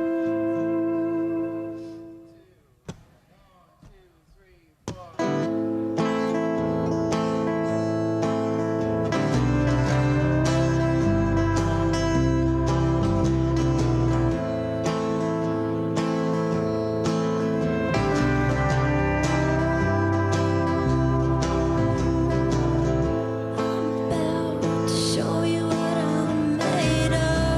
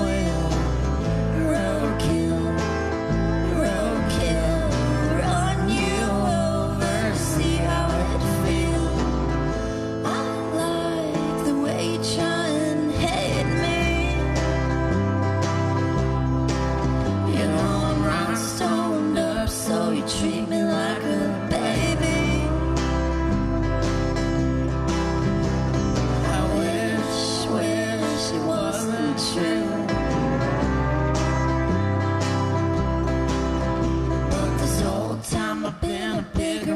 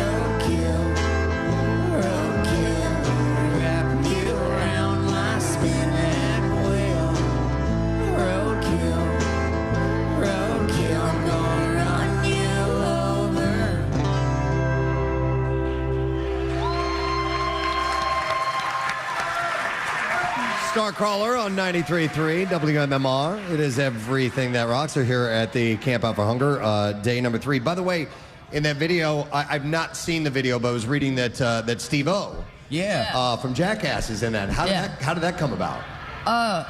Well, we kind of just emailed his manager out of the blue and was like, oh, do you think Steve-O would be down to do this? And didn't really expect a response. And then they responded and were like, yeah, are you guys free this Sunday? And we're like, wow. All right. Well, it's easy to convince a guy who puts wasabi in his eyes, right? Yeah. We figured, it was worth a shot. He does a lot of other stuff that I wouldn't do, so. Why him in particular? Did he have a relationship with you guys, or? No, I just love him, and I love Jackass, and I wanted him to be in it. We had a bunch of names in a hat, and, Well, fair enough. You're in Jackass territory, so they're all those guys, Bam, and they all hail from the. Yeah, we go way back with those guys, the Bam and Ryan Dunn, who passed away several years ago. But they used to come by our Camp Out for Hunger, this event, pretty regularly. Cool. And every now and then they would just stop by and jump off the roof of our building. Literally. You always need a couple guys like that. You'll do that for you. Exactly. You guys have toured. You've done some support tours in the past. I was reading. Who are some of the acts that you guys have toured with? Most recently, we've toured with My Chemical Romance and done some shows with Jack White. And we're playing another one in Chicago next month. Jack White he does not come and play in this area. We've interviewed, had a good rapport with him, and he's like a great guy. I mean, he's doing so much to keep rock, alive, and his support of vinyl and all that stuff. And we're like, man, if we could just get him to come here. I don't know what you guys did to him, man. We don't either. He had some kind of an experience. I don't know what it was. And we talked to him, and we didn't really go into that. It was a great interview. We had a great conversation with him, but I don't know. But he seems like he would jibe really well with you guys. Yeah, it was amazing. Yeah. It was really cool. When you're with somebody like that, do you ever try to sneak in you want to collaborate a little bit or anything, or is that even cross your mind? I feel like he's too busy for us. Yeah? Yeah, it's hard too because you don't want to risk ruining. Yeah, but one of the cool things was I know what you mean. Yeah. Before lockdown, we got to record a live record at Third Man Records. Oh, that's cool. Direct to acetate. And we put out a 7-inch on his record label, Third Man Records. It's funny if you talk about him, he spent years reupholstering furniture that. And but it's not oh, this is my dumbass job. He loves it. He finds it therapeutic. So wait, I'm curious about direct to acetate. So it went straight to a vinyl. Yeah. It didn't go through digital recording. None of that. And the backup recording was to 2-inch tape. Awesome. Wow. And that was the backup. Wow. I don't even know what a piece of equipment like that would look like. I remember old videos where they would put a needle down on a completely pristine press. It was like that. Was it like that? Mm-hmm. Yeah, that's pretty cool. They have this really old machine and setup, and we got to see it. Yeah, he's gone around and collected all these and restored them. I mean, it's pure. He's one of the main proponents of a record store day. He's one of the guys that keeps that going. 5 years ago, people weren't buying vinyl, and now... Well, now you can't get it. You can't get vinyl. So we had Todd, the mofo from Rival Sons here yesterday. Yeah. And their album is coming out in March, and they have to wait because there's a backup. There's a supply chain shortage on vinyl. Case, one of the only places you can get it is from Jack White's production company. Yeah. Right? What? Literally, vinyl is being supplied by Jack White, which is pretty impressive. Yeah, he did a video urging other major record companies to make up their own pressing plants because he's too busy printing Taylor Swift records that he can't even print his own now. Well, it was just recently that the amount of sales for vinyl surpassed CD. Now, a lot of people will stream music, but still, that's a major shift. Yeah. Do you guys have a preference in sound? I mean, are you vinyl people yourself, or where do you fall? Does it matter? I love buying records, but I never get to listen to them that much since we're always on the road. Yeah. Yeah, you can't bring them with you. Yeah, and I bought some on the road, and then I leave them on the dashboard, and then the heat gets turned on, and then they turn into weird little bowls, you know? Yep. They become salad bowls. That's great. Yeah. I learned that the hard way when I was a kid. I left the record out on my back porch, and it was gone forever. Yep, you got to be careful. Yep. All right, well, listen, we have time for another song. If you guys have time for one more, we'd love to hear it. Excellent. All right, gang, you're tuning in. What song are we going to hear now? We're going to play Stranded. Stranded. All right, Starcrawler on 93.3 WMMR. Here we go.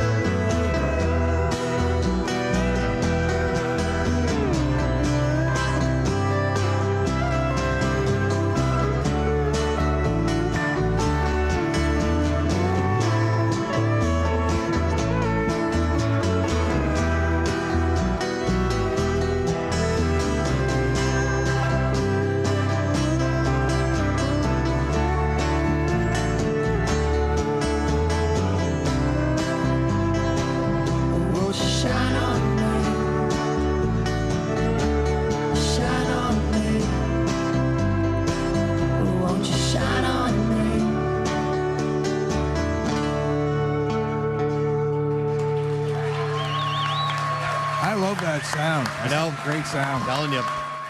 Starcrawler, the band.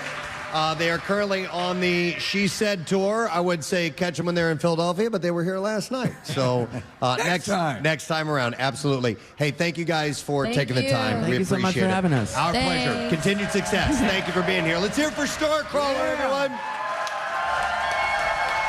Love it. Love it. Great sound. A little bit of everything. I told you, man, that pedal steel. It's so good. Is a really interesting instrument. It's and awesome. The harmony is fantastic. Yeah. I'm digging that. All right, we should take a break. We're going to come back. I know we skipped the bizarre file. We're going to come back. We'll do beat file. We'll do trash music news, all those things in one shot. And we'll get Sidearm back up here. And we're continuing this Wednesday morning. So we'll come back with more of the Camp Out for Hunger right here, 93.3 WMMR. It's everything that rocks. You rock. We'll be right back.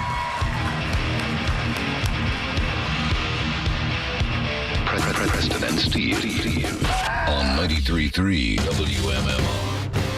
And I go, that's great. Get her on. Get her on tomorrow. And of course, Marissa took care and made it happen. I'm going to play the clip here for you. This is clip number 1 of this happening. And now we're starting to experience, unfortunately, in freeze-thaw, we see this, water main breaks.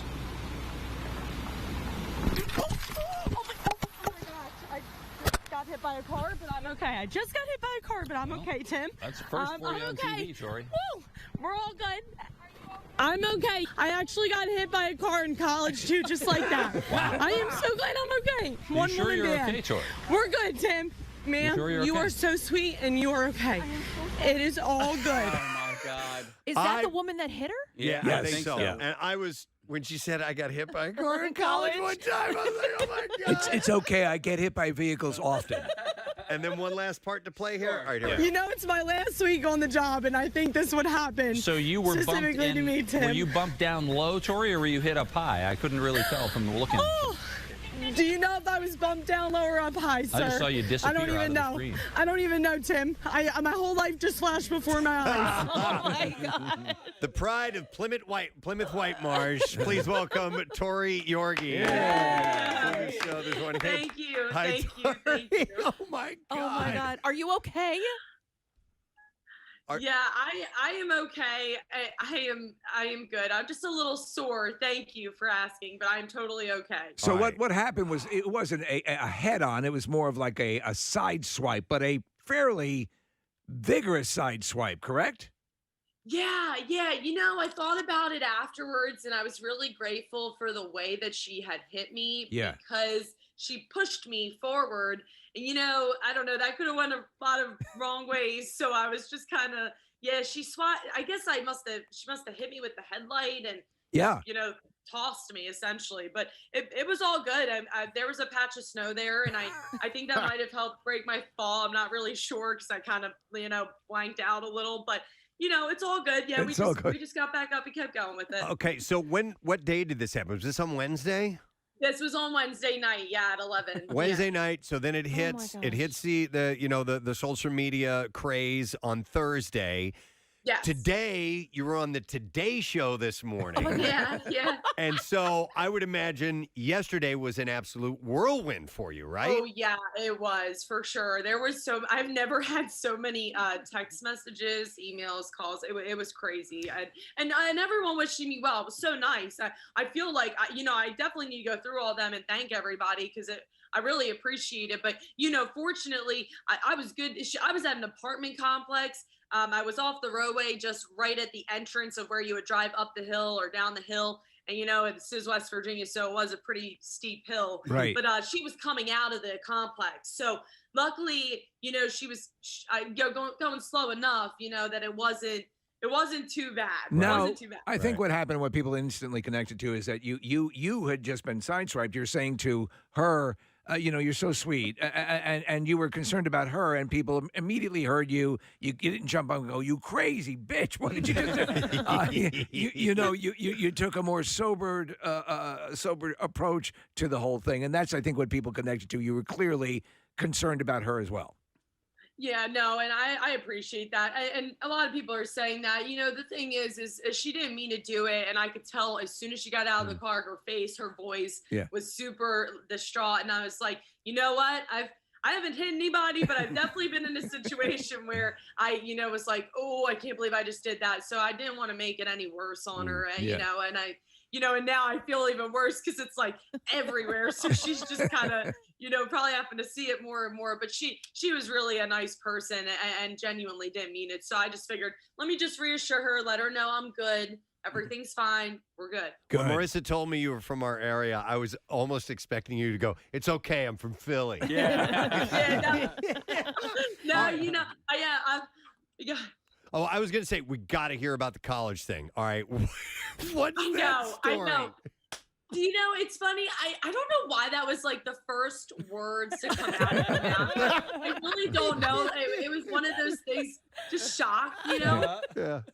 But basically in college, I went to Penn State University, and I was walking home from the library one night, true story, and I was walking past an alleyway, and the guy just rolled a stop. And he wasn't going, not maybe like 10 miles an hour, if that, just gave me a little push. Mm-hmm. And he got out all concerned. I was like, dude, it's good. Just keep going. We're good.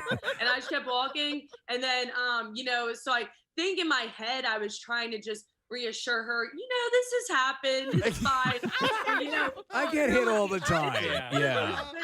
It wasn't that bad at the time. I just was like, let me just let her know. That's the only thing I could think of as to why I said it. It's just funny because it'd be akin to someone saying, "Oh, it's okay. I get hit by lightning all the time." Yeah. Well, but so what happened with her? Why did she hit you?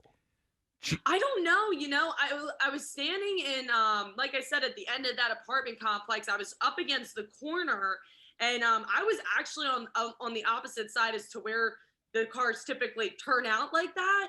I think she just cut it real good. And I don't know, maybe the emergency crews, because there was a water main break and the whole road was not closed, but down to one lane, and they were doing slow, the workers out there with their slow and stop signs. Right.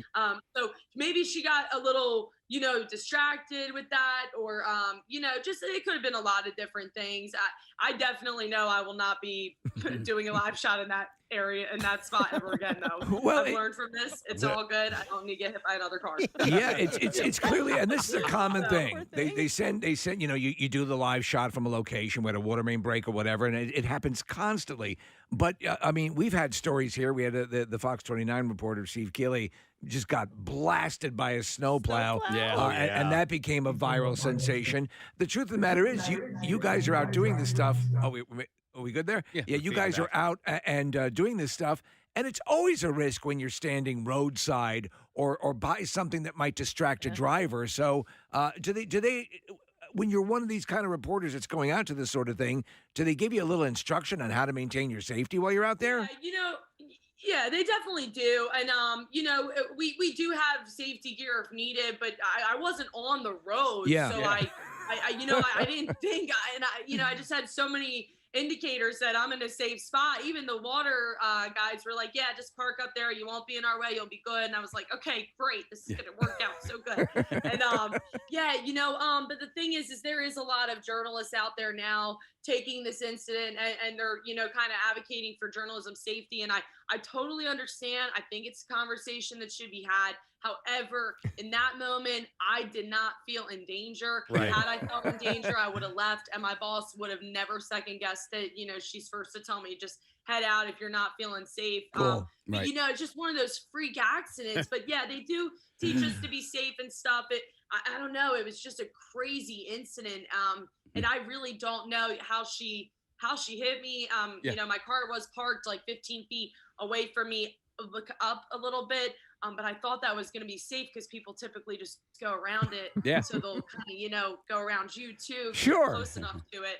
Just didn't work out in my favor, man. Yeah. Well, Tori, so you talk about people advocating for your safety, and that's one of the things that started happening last night. Is people were commenting, journalists all over the country and maybe even the world have been talking about, because there have been cost cutting measures that TV stations are implementing, where normally you'd be out there with a photog, and so now you're out there by yourself. So people are saying that if you had a photog with you, he or she could have warned you that somebody was on the way, right. Somebody was coming, so there has been that sort of viral aspect of it all. Is your contemporaries are advocating for you and other people like you. Absolutely. Yeah, and we could do the what ifs all day about it.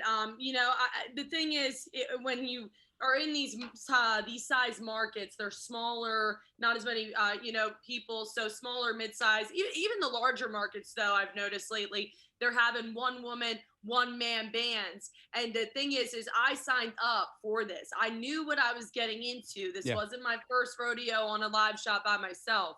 So the issue, I understand advocating for the safety. I am all for it. And again, think a conversation should be had. However, in this situation, I didn't feel in danger. I was just like, all right, I'm just going to do a quick live shot.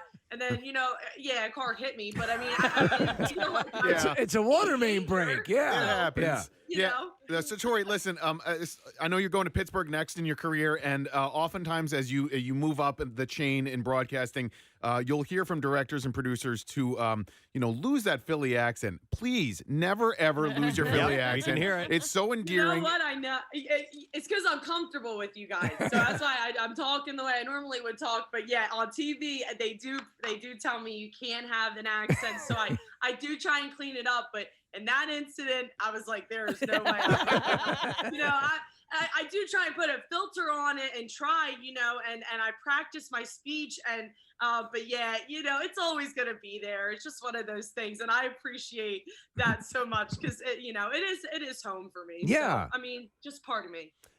By the way, if you're just tuning in, it's Tori Yorgey. She went viral yesterday, works as a reporter in West Virginia and was hit by a car during a live report. And her last week of work, by the way. Oh, my gosh. I mean, like, this happens on the last week. Somebody had texted in and says, your aunt owns a restaurant in the area. Yeah, so why not go ahead and give that a plug? Oh, yeah, I would love to. It's the best restaurant in the whole world. My Aunt Peggy. Now, back to Camp Out for Hunger. Yes, 93.3 WMMR. Everything they rock. President Steve Show. Camp Out for Hunger Day number 3. That band right there is called Sidearm. Yeah. Tell you a thing about this band in just a moment, but in the meantime, we continue on forward. We have a few more things that we're going to do before we wrap up the day. Don't forget Pierre Robert broadcasting live, Brent Porsche broadcasting live, and then food trucks and fireworks tonight, and the weather's going to be absolutely glorious for it. Are we done with traffic? Yes, we are. Oh, we're finished with traffic. Sidearm, by the way, I do want to reiterate, they were on the Preston and Steve Show side stage at the MMRBQ when we did our karaoke contest. Yes. And they, no matter what anybody requested, they could play it. They're like that type of band. You ask them if they can play it. Yeah, sure, we can do that. And then they launch right into it, and it sounds fantastic.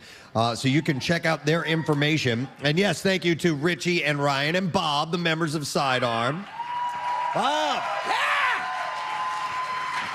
Do a search. Go on Facebook. They are Sidearm Band. They've got gigs coming up. They're going to be at PJ Willahan's. It was either in Cherry Hill or in Maple Shade. Just go to both, and hopefully it'll be one of them. It is Cherry Hill. Cherry Hill. It's been verified. And what was the other gig, Bobby? You said I couldn't read your handwriting. What is DePaulo's in South Jersey? All right, that's on Friday night. So go see them. You're guaranteed to have a good time. Yes, absolutely. If you hang out with these fellas. All right, so we're going to do a couple of things because we had some guests that were jumbled together. We skipped the bizarre file, so it's already I know it's 10:15, and we're going to do a short bizarre file. All right. Then we're going to do lesson, question, trash, music, news, all The that whole stuff. damn thing. Yeah, and then we have another donation coming up. So Ryan Shuttleworth is back in the studio running the board. Ryan, hit the intro, please. WMMR presents Preston and Steve's Bizarre File. Brought to you this morning by Campbell's Chunky Sacks Hunger, proud sponsor of Camp Out for Hunger. And you can team up with Chunky and this year's Soup Squad to help sack hunger in our community. By the way, I saw somebody who was wearing an F Hunger in the Butt T-shirt just a moment ago. Yeah, there he is right there. There we go. So that's our version. That's from last year. F Hunger in the Butt. All right. We've gotten classier since then. We got that from Nick McElwain.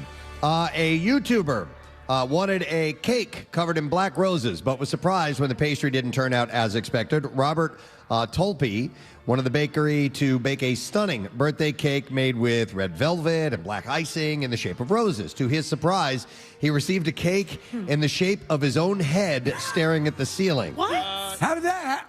Did he send a picture? He sent instead of the my cake God. reference photo, he accidentally sent a selfie of his unsmiling face. I gotta see that. Which the bakery duplicated perfectly.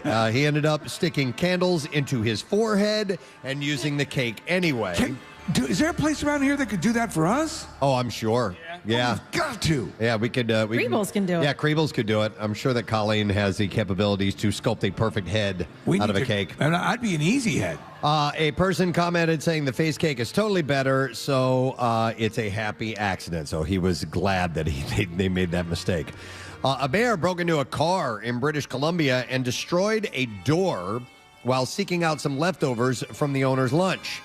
Stefan Halaz said that his car was parked outside of his home when the bear was apparently attracted to his vehicle by some left-behind food. There was a window on the ground, he said, and paw prints on the door. We knew instantly that it must have been a bear. It kind of turned my car into a soda can and crushed it, and his car was badly damaged, but it wasn't the bear's only target. He said, all of our car doors were open, and our neighbors' car doors were open too. These bears... We're checking out the cars. ...are opening, using the handle on the door... Were they jacking them too? ...and opening them up. Taylor said they saw paw prints on doors, showing that the bear was apparently familiar with how to operate the handles to open unlocked vehicles. It's okay, I can drive a standard. She said that the family will ensure their doors are locked from now on. Because of the bears, right? By the way, yes, black bears across North America are more active currently as they work to consume about 20,000 calories a day as they get ready for hibernation. That's incredible. Yep. I got some Entenmann stuff here that might help with that. Oh, my God. Kathy and I just had the truffles. They're amazing. They're fantastic. They're amazing. Yep. And very little crumbs, Casey. You can eat those in bed. Yeah, I know. You don't wake up in your own filth. A North Carolina teenage girl experienced a shocking Lyft ride after getting off work. Azia Bowden said that her Lyft driver started to make her feel uncomfortable shortly after getting picked up by making inappropriate comments such as, how many boys flirted with you? Oh, or you just look good. Oh, that's not creepy. And I would date you if you weren't so young. Oh, yeah. You're going to be my regular Saturday night thing, baby. Things escalated. Can you pull over? For the worst, when the driver sprayed something in the car that started to make her feel dizzy. Oh, what the hell? Yeah, the 17-year-old girl, after fearing for her safety, opened the car door and jumped out of the moving car. She, dove out of it. The driver turned around and called the police, pretending to be a bystander. The incident left her with scarring on her face and body, but surprisingly, no broken bones. Yes, I was just trying to abduct someone, and they jumped out of the car. Lyft removed the driver from the app and gave Bowden's refund, but she doesn't see herself using Lyft or Uber ever again. Isn't there an emergency code, for both Uber and Lyft, that you can punch into the car, punch into your phone, that will alert? I thought they were putting something into place. They themselves put something in place in case you are afraid of your driver. If your driver starts spraying chloroform in the air. By the way, you talked about, and I don't have this as a bizarre file because I saw this on social media yesterday, but it's talking about a guy calling the police for the wrong reason. He was stalking this girl, going after her, and the father of the girl called him and said, dude, stay away from my daughter or I'm going to kick your ass. He called the police. Threaten me, will you? Yeah, and and the cops are sitting there, what happened? He's like, well, I was chasing her down and I wanted her to hear the song and she was running away from me. And they're like, wait a minute. What? Yeah, I was just outside her window and I was pleasuring myself, and the father came out and threatened me. Yeah, it was almost to that extent. I was almost completion. I was just going to finish. And therein lies the crime, right? Yeah. Nick? Steve, to answer your question, in the app for Lyft, there is a silent button that you can hit. It's Alert 911 silently. So in the Lyft app, you can do that now without, and do it secretly. Do it quietly. Yes, yeah. Good. All right, so you don't have to jump out of a moving car. Right, exactly. Yeah. One last story. An Australian woman noticed that her microwave had moved and, to her surprise, found 2 mating pythons behind her household appliance. Oh, I thought you meant moved out of the country. Stuart McKenzie of Sunshine Coast Snake Catchers responded to the call and said, we were able to get there very quickly and relocate the 2 lovebirds back out into the bush where they belong. And where was this again? It was in Australia. Australia, huh? So it seems that although it seems as though the pythons snuck in through an open window, and they got behind the microwave and apparently moved it while they were banging. You know how the pythons can get that way. Yep. And your funnel web spiders. It's python season. Yeah. All right, and there you go. That's what I have in the bizarre file for you for now. All right, today's lesson question. The prize, we're going to give away a case of Victory Brewing's new 6% hazy IPA, Brotherly Love. The question that we'll ask this morning is, Steve kept one poster up in his bedroom featuring which member of a boy band? Yeah. 215-263-WMMR. All right, who is the member of the boy band is what we're asking. Steve kept one poster up in his bedroom featuring which member of a boy band. Now, don't guess. You need to have heard it on the air, and it was in the 6 o'clock hours early this morning. 215-263-WMMR. Let's see if you know the answer. While you call, we will do the trash. Here we go. The trash business is a gold mine. 93.3 WMMR with Preston and Steve's Hollywood Trash. All right, brought to you by Jersey Mike's. Planning your game day football feast? Well, Jersey Mike's has got you covered with everything you need for a great party or tailgate. Order ahead on the Jersey Mike's app and skip the line. Jersey Mike's, a sub above. What's up this morning, Steve? Well, Luke McFarlane, who recently co-starred in Bros, and Allison Sweeney are teaming up for their first Hallmark Channel movie together. The two actors will star in a riff on I Saw Mommy Kissing Santa Claus called I Saw Daddy in a Threesome with Billy Eichner. Oh, my God. Wow. Dude. Wow. Kanye West announcing he's going on a modified 30-day cleanse to reset his system. West says he will subsist on a strict diet of juice boxes and loose mix. Oh, my And finally, Miley Cyrus addressing her 61-year-old father marrying a 22-year-old. Miley, who famously dry humped a wrecking ball with her tongue out, says she hopes he doesn't embarrass the family. That's your Hollywood Trash. All right, we're going to the phone, see if we can get an answer to this. Steve kept one poster up in his bedroom featuring which member of a boy band, and we will go to JR and see if we get the answer. Hey, JR, good morning. I did it! Yes! Good. Nice work. All right. JR, which member of boy band we talking about? Nick Lachey. You are correct, sir. Hang on, JR. So dreamy. We're going to give you a case of Victory Brewing's new 6% hazy IPA, Brotherly Love, a beer with a purpose, and it's now available in 6-packs and 12-packs at a retailer near you. To learn more about this beer and its mission, visit victorybeer.com/brotherly love.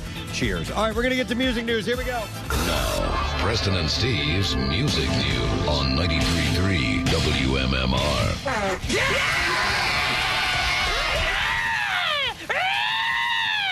All right, brought to you this morning by the American Red Cross, proud supporter of Camp Out for Hunger. Make a difference in the lives of others. Give blood through the American Red Cross to help hospital patients. You can visit redcross.org or call 1-800-RED-CROSS. All right, where do we begin? I have a couple of stories I can pass along to you. How about this one? Volbeat's Rob Caggiano recently said in an interview that he left Anthrax because his role in the band had run its course. The guitarist said, I decided to leave Anthrax back then because I kind of felt like, at that point, I had been in the band for long enough, and I kind of felt like my role in the band had run its course, so to speak. And I just kind of felt like I was hitting my head up against a glass ceiling a long time, and it felt like I needed a change. He added Sounds like he wanted out. He added that joining Volbeat was organic, and after producing their album Outlaw Gentlemen and Shady Ladies, he There's said, sort of a code to that, Preston. And if you're in a relationship and someone says to you that they feel as if they're banging their head on a glass ceiling, yeah, they may want out. Yeah, they might be upset with you. He said the band is a mixture of all of all the sounds I like. He said when I first told Volbeat, I heard the Misfits, I heard Metallica, I heard a little bit of Ramones. There's some Slayer-y riffs. And there's a lot of different stuff, and it's fun. It's a lot of fun, and the music, he said, is a lot of fun. So in summary, he is so deep. How much fun was it? He said it was a lot. It's a lot. It's a lot of fun. He got all that from Volbeat. Greta Van Fleet has postponed 4 more concerts in order to allow frontman Josh Kiska more time to recover from his ruptured eardrum. Yesterday, his ears were ripped off. He released a video message saying, I just wanted to express how beautiful and how awe-inspiring these couple of shows have really been, truly. Also, unfortunately, they've been rather painful. He said, while the eardrum continues to heal, It also has continued to cause me a great deal of physical pain, which has made it very difficult to perform. He said, I'm truly sorry to everyone. This year has been an extremely humbling experience. I can't begin to thank you all enough for your seemingly endless support and understanding. So, yeah, he had canceled some shows. Right. Then I guess he tried to play a few, and he's like, I can't do this right now. So it's so weird. Like the people that I know who I would not expect to be fans of the band went to that concert. It was recently, right? Where was it? In Atlantic City? Yeah, it might have been, yeah. But they just raved on their live show. They say it's phenomenal. They're a good band. Good, solid, young band. This was sad news to see. Original Nazareth frontman Dan McCafferty passed away on November 8th. He was 76 years old. McCafferty, who co-founded the band in 1968, retired back in 2013 due to COPD, chronic obstructive pulmonary disease. Bassist Pete, son of Metallica drummer Lars Ulrich, admitted that he wasn't up for offering his kids music lessons early on. Miles and Lane Ulrich are the two sole members of the band Taipei Houston, with their debut album called Once Bit Never Bored out now. And 24-year-old Miles is on drums and handles guitar duties as well. And 21-year-old kid brother Lane sings and plays bass. Miles said how the new album came about. He said, we kind of just ended up back in San Francisco during lockdown, had a lot of time on our hands. Being brothers, we've been making music together on and off for a long time. This felt like a real opportunity to dig deep and really focus on getting into it, and we started writing all the time. It's got to be weird when you're the kids of a very prominent rock star. I mean, Preston, when you were coming up, you wanted to set yourself away from your father's rock band, correct? Yes, of course. Yeah, I tried not to get involved in that. When pressed as to whether his legendary dad showed his boys some tricks of the trade when they started getting interested in music, Miles said, honestly, when I started, he completely steered clear. He was like, go do it with your friends or go get a drum teacher. Not because he didn't want to do it himself, but because he wanted us to find our own paths musically, which is really cool, and that's what we've tried to do. So I don't know if there's a soundbite piece of advice he gave us. We both came into being interested in our own music in our own way, listening to bands like Arctic Monkeys and stuff like that. I think you brought it up about teaching drums. Was it to your daughter? You should. The first thing you should come to terms with is, are you a good teacher? Oh, I'm not a good teacher. Yeah, I know. And that's why I was like, you don't want me to do it. Yeah, so hire someone who does that for a living. All right, and there you go. That's the last item in music news. I do want to mention this hour of our program is sponsored by Live Casino. Always a new way to play. So thank you very much, Live Casino. Oh, in fact, wow, we're going to do a donation from Live Casino. What? How about that? We've got the general manager of Live Casino here with us this morning. We have Joe Billheimer is here. Hi, Joe. Yeah. Nice to see you, sir. Thanks for coming out. Again. Yeah, absolutely. I think the last time I saw you was at one of our blood drives. It was. At the casino, which is wonderful, and we thank you for your partnership in that. Thank you. Last time I actually sat next to you here a year ago. Okay. You guys made out. No. No, actually, you farted, so thank you for putting me all the way over here. Certainly. Oh, there you go. Yeah, I'm less gassy. I didn't want to bring it up in public or anything, but yeah. Joe, I had some friends come into town for the World Series, and they got a room at the Live Casino, and they were raving about it the next day. So I haven't been in yet. I haven't stayed there, but they were just saying the best things about being able to go right there after the game, and they loved it. It was fantastic. It's a great spot, and last couple weeks have been. Has it been fun for you guys too? Yeah, it's been exhausting. We were to be hearing, honest with you, but yeah, it's been a fun time. We were hearing stories about lines wrapped around, and it was great, and so it didn't end exactly the way we wanted to, but it also got people to go check out the facility. By the way, it's the cleanest casino I've ever been in my life. Thank you. Yeah, it's spotless. We got a great team. Yeah. And not only that, not only the gaming and all that, you guys have all kinds of shows that take place at Live Casino as well. Yeah, we do. We have Jefferson Starship coming up in December, and we'll have a whole slew of shows. And comedians come by. I know that Jay Moore was there a while back. John Dorenbos. Yeah, we've had quite a few. Excellent. You always need to check the website to see what they have going on. But today, you're making a donation, right? Yeah. So we got you guys covered on all sides. We, in addition to the $10,000, about a little. Hey, are you just casting aside a $10,000 donation? Yeah, we also donated 300 turkeys to Phil Abundance. Oh, my God. Another $4,000 worth. And then after this is all over, all of the live team members, which is part of our DNA doing community stuff, we'll be actually sorting all this stuff. And I tell you what, I'm a hell of a sorter. That's great. I'm a hell of a sorter. I did really well. Nice. Excellent. The man is proud of sorting. I'm a big sorter. I tell you what, it's a tough gig. Is tough. You should come do a shift with me. Right. All right. Is this It's a lot of work. turkey? Is it a ham? Yeah, actually, I'd rather have you come with me. I don't want him I'll to stand come. right next I'm less to me again. gassy. Yeah. Let's go beside that. $10,000 and 300 turkeys, right? 300 turkeys. That's amazing. Sensational. You guys That's sort of this side of the Mississippi. Sort of. That's awesome. Thank you, Joe. We appreciate the thank you continued for support. what you guys do. It's All right. really appreciated. Let's hear it You guys for are- Joe, guys. Joe Billheimer. Yes. General Manager of Live Casino Philadelphia. Stone's throw from where we are right now. So if you want to come and hang out a bit and then you want to go gamble, you can do that, man. Absolutely. Totally up to you. All right, we have a final break to take? Yes, sir. All right, so we're going to take a break. We're going to come back in a moment, and we'll wrap up the program. Pierre Robert will be here as he continues on as well. So, yeah, you good to go? Yeah. All right, yeah, so we're going to take a break. We'll come back in a second, and we'll come back. On MMR. What the hell is that? It's part of the intro. It's horrible. It's all Bob's fault.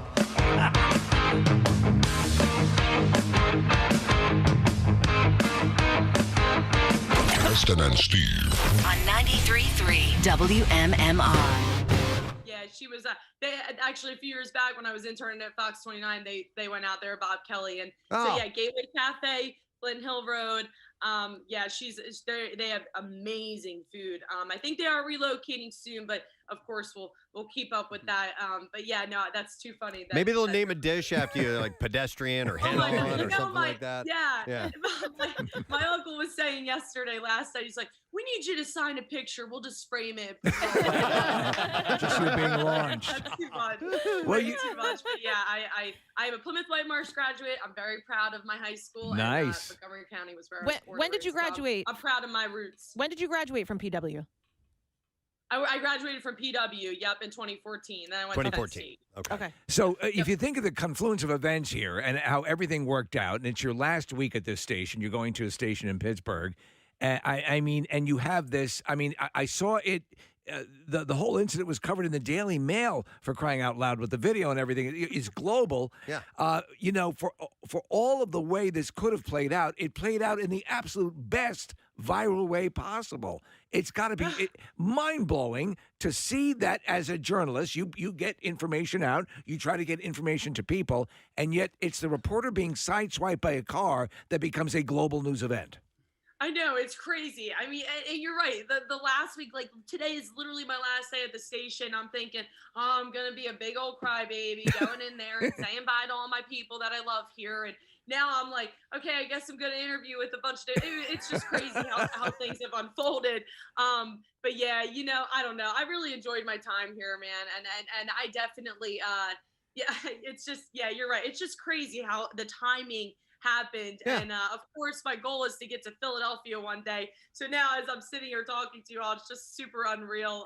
And you know, yeah, Pittsburgh's next, but hopefully that's not my last stop. Tori, what's the station in Pittsburgh where you'll be working? The station is WTAE. It's the Pittsburgh's Action News 4. It's ABC. All right, cool. You will officially be the most famous new reporter they ever have. Yeah. You know, I just hope people don't look at me. Well, I know they're going to look at me and be like, oh, yeah, she was hit by a car. You know? It's going to take a little while.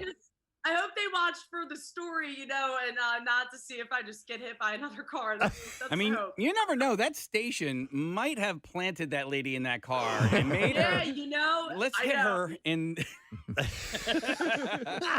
Yeah, that station too. They did call me like right away, the first thing the next morning, and checked on me, and they were. That's nice. Sweet That's about cool. it. Did they want to have you on for an interview or anything like that? No. I think he was like, no. I told him I was a little overwhelmed with like the request that I got yesterday. So I think he was kind of, you know, we'll get her when we get her, and it'll all be good. Yeah. So no, I haven't been on there yet. So, but you know. It's kind of a weird situation. Yeah. Yes, absolutely. Yeah, all the way around. Tori, I know you're a big Eagles fan. Did you see that Lane Johnson actually tweeted at you yesterday? Oh my goodness. Yeah. I screamed. I think I was like crazier than the Today Show. And then, I talked to Brandon Graham this morning on WIP. Yeah. It's just been a crazy like 48 hours. Wow. I love my birds, and that part was like, whew, oh my gosh, that's when I lost it. Honestly, I was like, this is too much for me right now. That's cool. Wow. Well, listen. I can't say I'm happy you got hit by a car. I mean, that's just there's no way to say that. But I'm glad you're getting the attention you're getting. That's really cool. Yeah, thank you. I know. I it's going. I don't know. I guess it's just one of those things. You just take a negative and make it into a positive. Everybody tells me my reaction was priceless, and I don't know. When you're in the moment and like that, and the personality and just the person I am, I talk myself through situations, and I think that's what I was trying to do. And I figured, well, you know what? If I keep going on with the report, I won't cry, and I'll just forget about it. It'll be fine.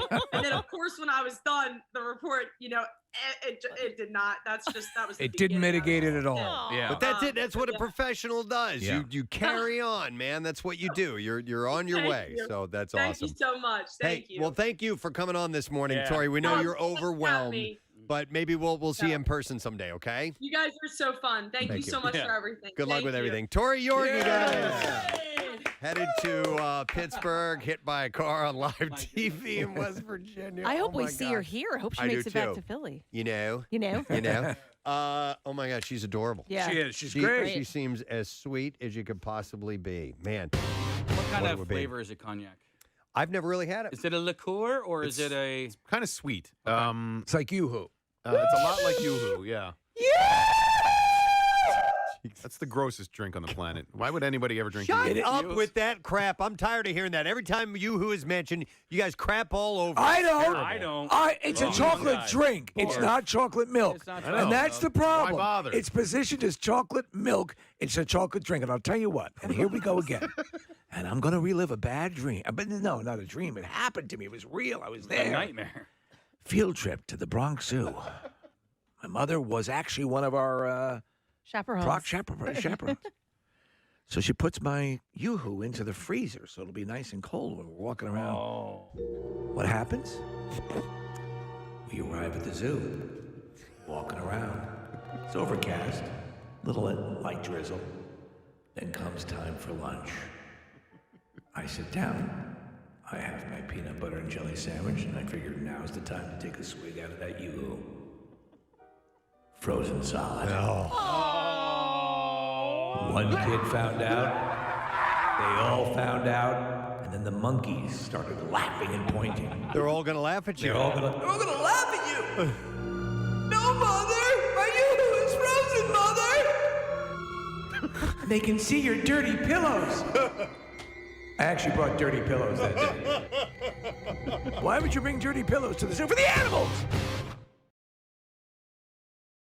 Pennsylvania Department of Agriculture added the calorie pear, or Pyrus calorania, commonly called the Bradford pear tree, to a list of noxious weeds, plants that cannot be legally sold or cultivated in the state. Wow. So it adds the list that is populated by the durian and other?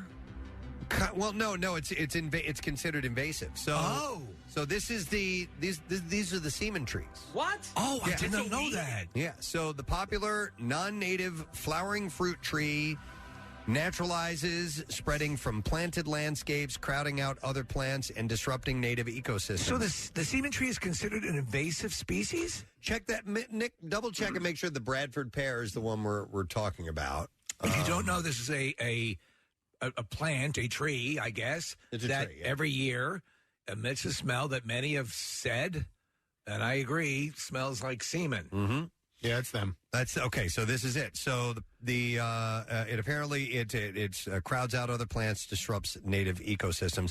The ban on sale and cultivation will take effect on February 9th, with enforcement phased in over 2 years. I'm surprised because landscapers will sell a lot of these. They'll use them in office parks and people's backyards and whatever. So this is a moneymaker for a lot of those places. I'm really surprised they came down with a ban. Well, it's a beautiful tree. Yeah, and when it does create that scent, it's got these beautiful white blooms. It's just it looks I gorgeous. have 3 of them in my backyard. I have a weeping vagina in my backyard. Oh, my goodness. And it's, well, you know what it smells like, but it's just, it's beautiful.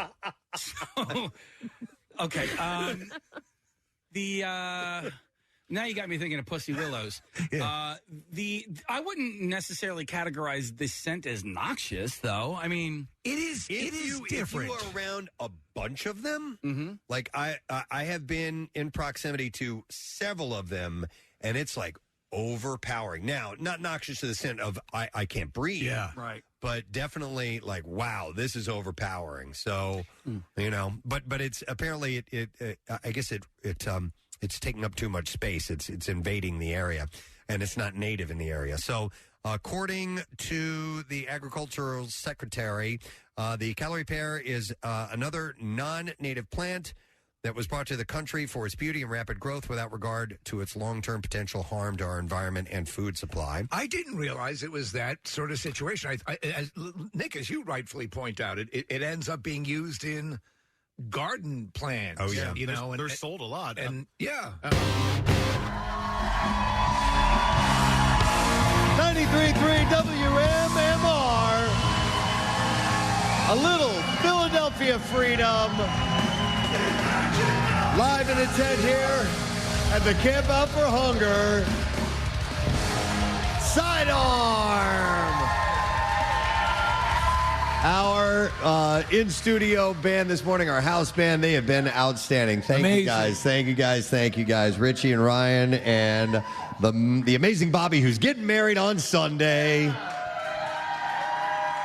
Check them out on Facebook, Sidearm Band. They are wonderful for any occasion at all. And we'll have to see if we can do that again this year at the camp or at the MM Barbecue. Yes, it was so much fun. We did a karaoke bash, and these guys went and played it. And another little surprise, on Friday, I think we're going to have Froggy come play down here again, who were at the MM Barbecue, and they're going to do our Friday song for us. You know, I did tell you I saw their musical section in Clerks 3.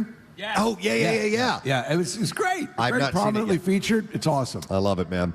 Listen, we want to thank some people who are on the show today. We had a ton of great donations from the Fraternal Order of Police and our friends at everybody was here this morning. There's a tremendous amount of people. From Victory and from Five Below and Primo Hoagies and Bimbo. And we had, of course, Hassan Reddick from the Eagles stop by this morning. We had Starcrawler performing live. We did tons of stuff. So thank you, everybody, Planet Fitness and Live Casino, who were part of this whole thing today, and Philadelphia Pretzel Factory for hosting our side stage here. And then there was another The City 6 -1? Yeah, our Big Five. Yeah. Yes, our Big Five today. And next year we'll get it right. Yeah.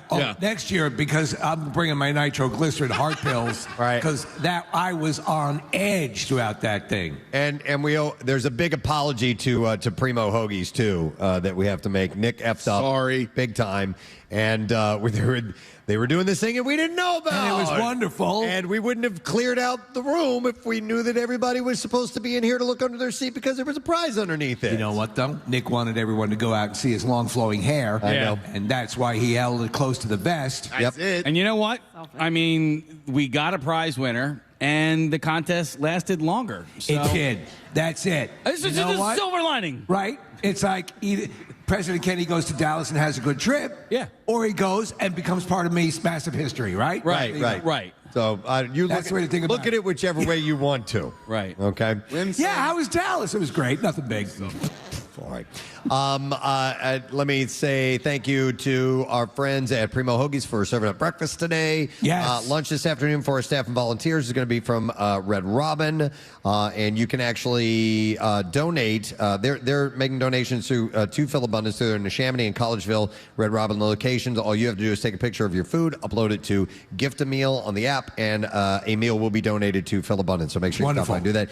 And then later on today, Cavs Catering is going to be serving up food for the staff and volunteers. So we thank them for that, too. All the people bringing by food, by the way, so important. And helping out the people who are the volunteers. It really is so kind. Yeah, and food trucks and fireworks tonight. We're looking forward to that. And then later on today at 1 o'clock, Tobias Harris of the Sixers is coming by here to this tent. So love that dude. Sixers fans, please stop by and see him. He's going to be shouting on the air. All right, we need to do the letter of the day. Case, you going to do that? Well, somebody's here. Okay. Oh. Yeah.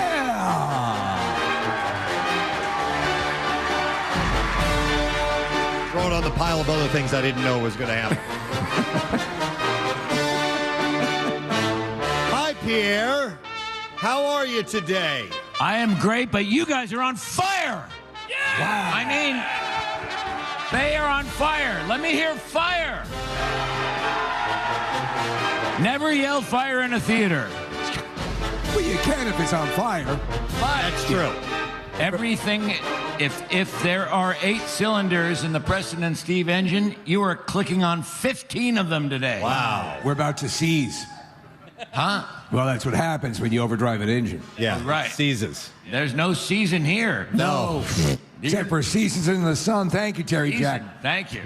There's freezing, but there's no season. That's right. You guys are kicking ass and taking butt. No, we're taking names. We are. Whatever. At any rate. And we're all out of bubble gum. Yeah. We're taking ass and chewing your gum. You've done a hell of a job. Thanks, you. man. You ready to do your job with the letter of the day? Yeah. All right, here we go. Preston and Steve on 93.3 WMMR. Now, the Daily Letter. All right, the Preston and Steve Show is brought to you today by the letter E as in Earth. All right. Great letter. And we have 2 more to go before we give away beer for a year from Victory Brewing Company. And it's 12 cases of Brotherly Love Hazy IPA aimed at giving back to the city of Philadelphia. You can drink beer and do good with Victory Brewing Company. So we'll give that away on Friday on this very program live here by Xfinity Live at Camp Out for Hunger. So you got some stuff you're going to do today? Yeah, well, we got the football guy coming at 1, did you say? Basketball? Yes. Yeah. Yep. Okay. Yeah. And we'll talk golf. And we've also got workforce blocks of Green Day and Muse and Billy Joel, which will be fun. And Rodney has been cool enough to bring a turntable down here, and I've forgotten to bring vinyl each day. Oh, my gosh. So you were talking about vinyl with star-crawling fellows and kids, and so I ran downstairs and grabbed some vinyl. Just grabbed whatever. So I've got Southside Johnny, I've got Peter Gabriel, Pete Townsend, Cheap Trick, and Kinks. Excellent. So we may play 1 or 2, maybe even 3 of those. I don't know, depending on how I feel as the day moves along. Excellent. So a vinyl cut. There'll be vinyl cuts. Love this it. is. Yeah. Do you see that Peter Gabriel has got a new record coming out and he's going to tour? He announced that yesterday. Yeah. Wow. It's pretty cool. So, Yeah, no U.S. dates, but maybe those will be to follow. We'll have to see about that. I saw him on the last tour. He played all of So. Yeah. Yes, I it was saw great. that. Yeah. Amazing album. All right, we'll take this time to thank our sponsors. President Steve Show is brought to you today by Acme Markets Fresh Foods. Local flavors also brought to you by Monster Mania 52. That's this weekend in Oaks, PA. Tickets at monstermania.net. Also brought to you by Squeezed.com. You can feel great and lose weight with Squeezed. Tomorrow for our broadcast, director Zack Snyder will be joining us. Excellent. Composer Michael Giacchino will be joining us. Jeopardy champion Ryan Long is stopping by. From the WWE, we have Drew Gulak and our friend and good luck charm Senator Chris Coons will be stopping in as well to say hello to us here at the Camp Out for Hunger. And then we have a Thursday challenge which is going on as well. But we'll bring you up to date on that tomorrow morning as we get set. So there are all kinds of things that'll be taking place. Food trucks and fireworks tonight. Make sure you stop by. And the whole thing starts at 5, goes till 8 o'clock, and that's when the fireworks begin at 8 o'clock. So that is it. We're done. Rage on. Have a great day. We'll see you tomorrow, gang. Bye-bye.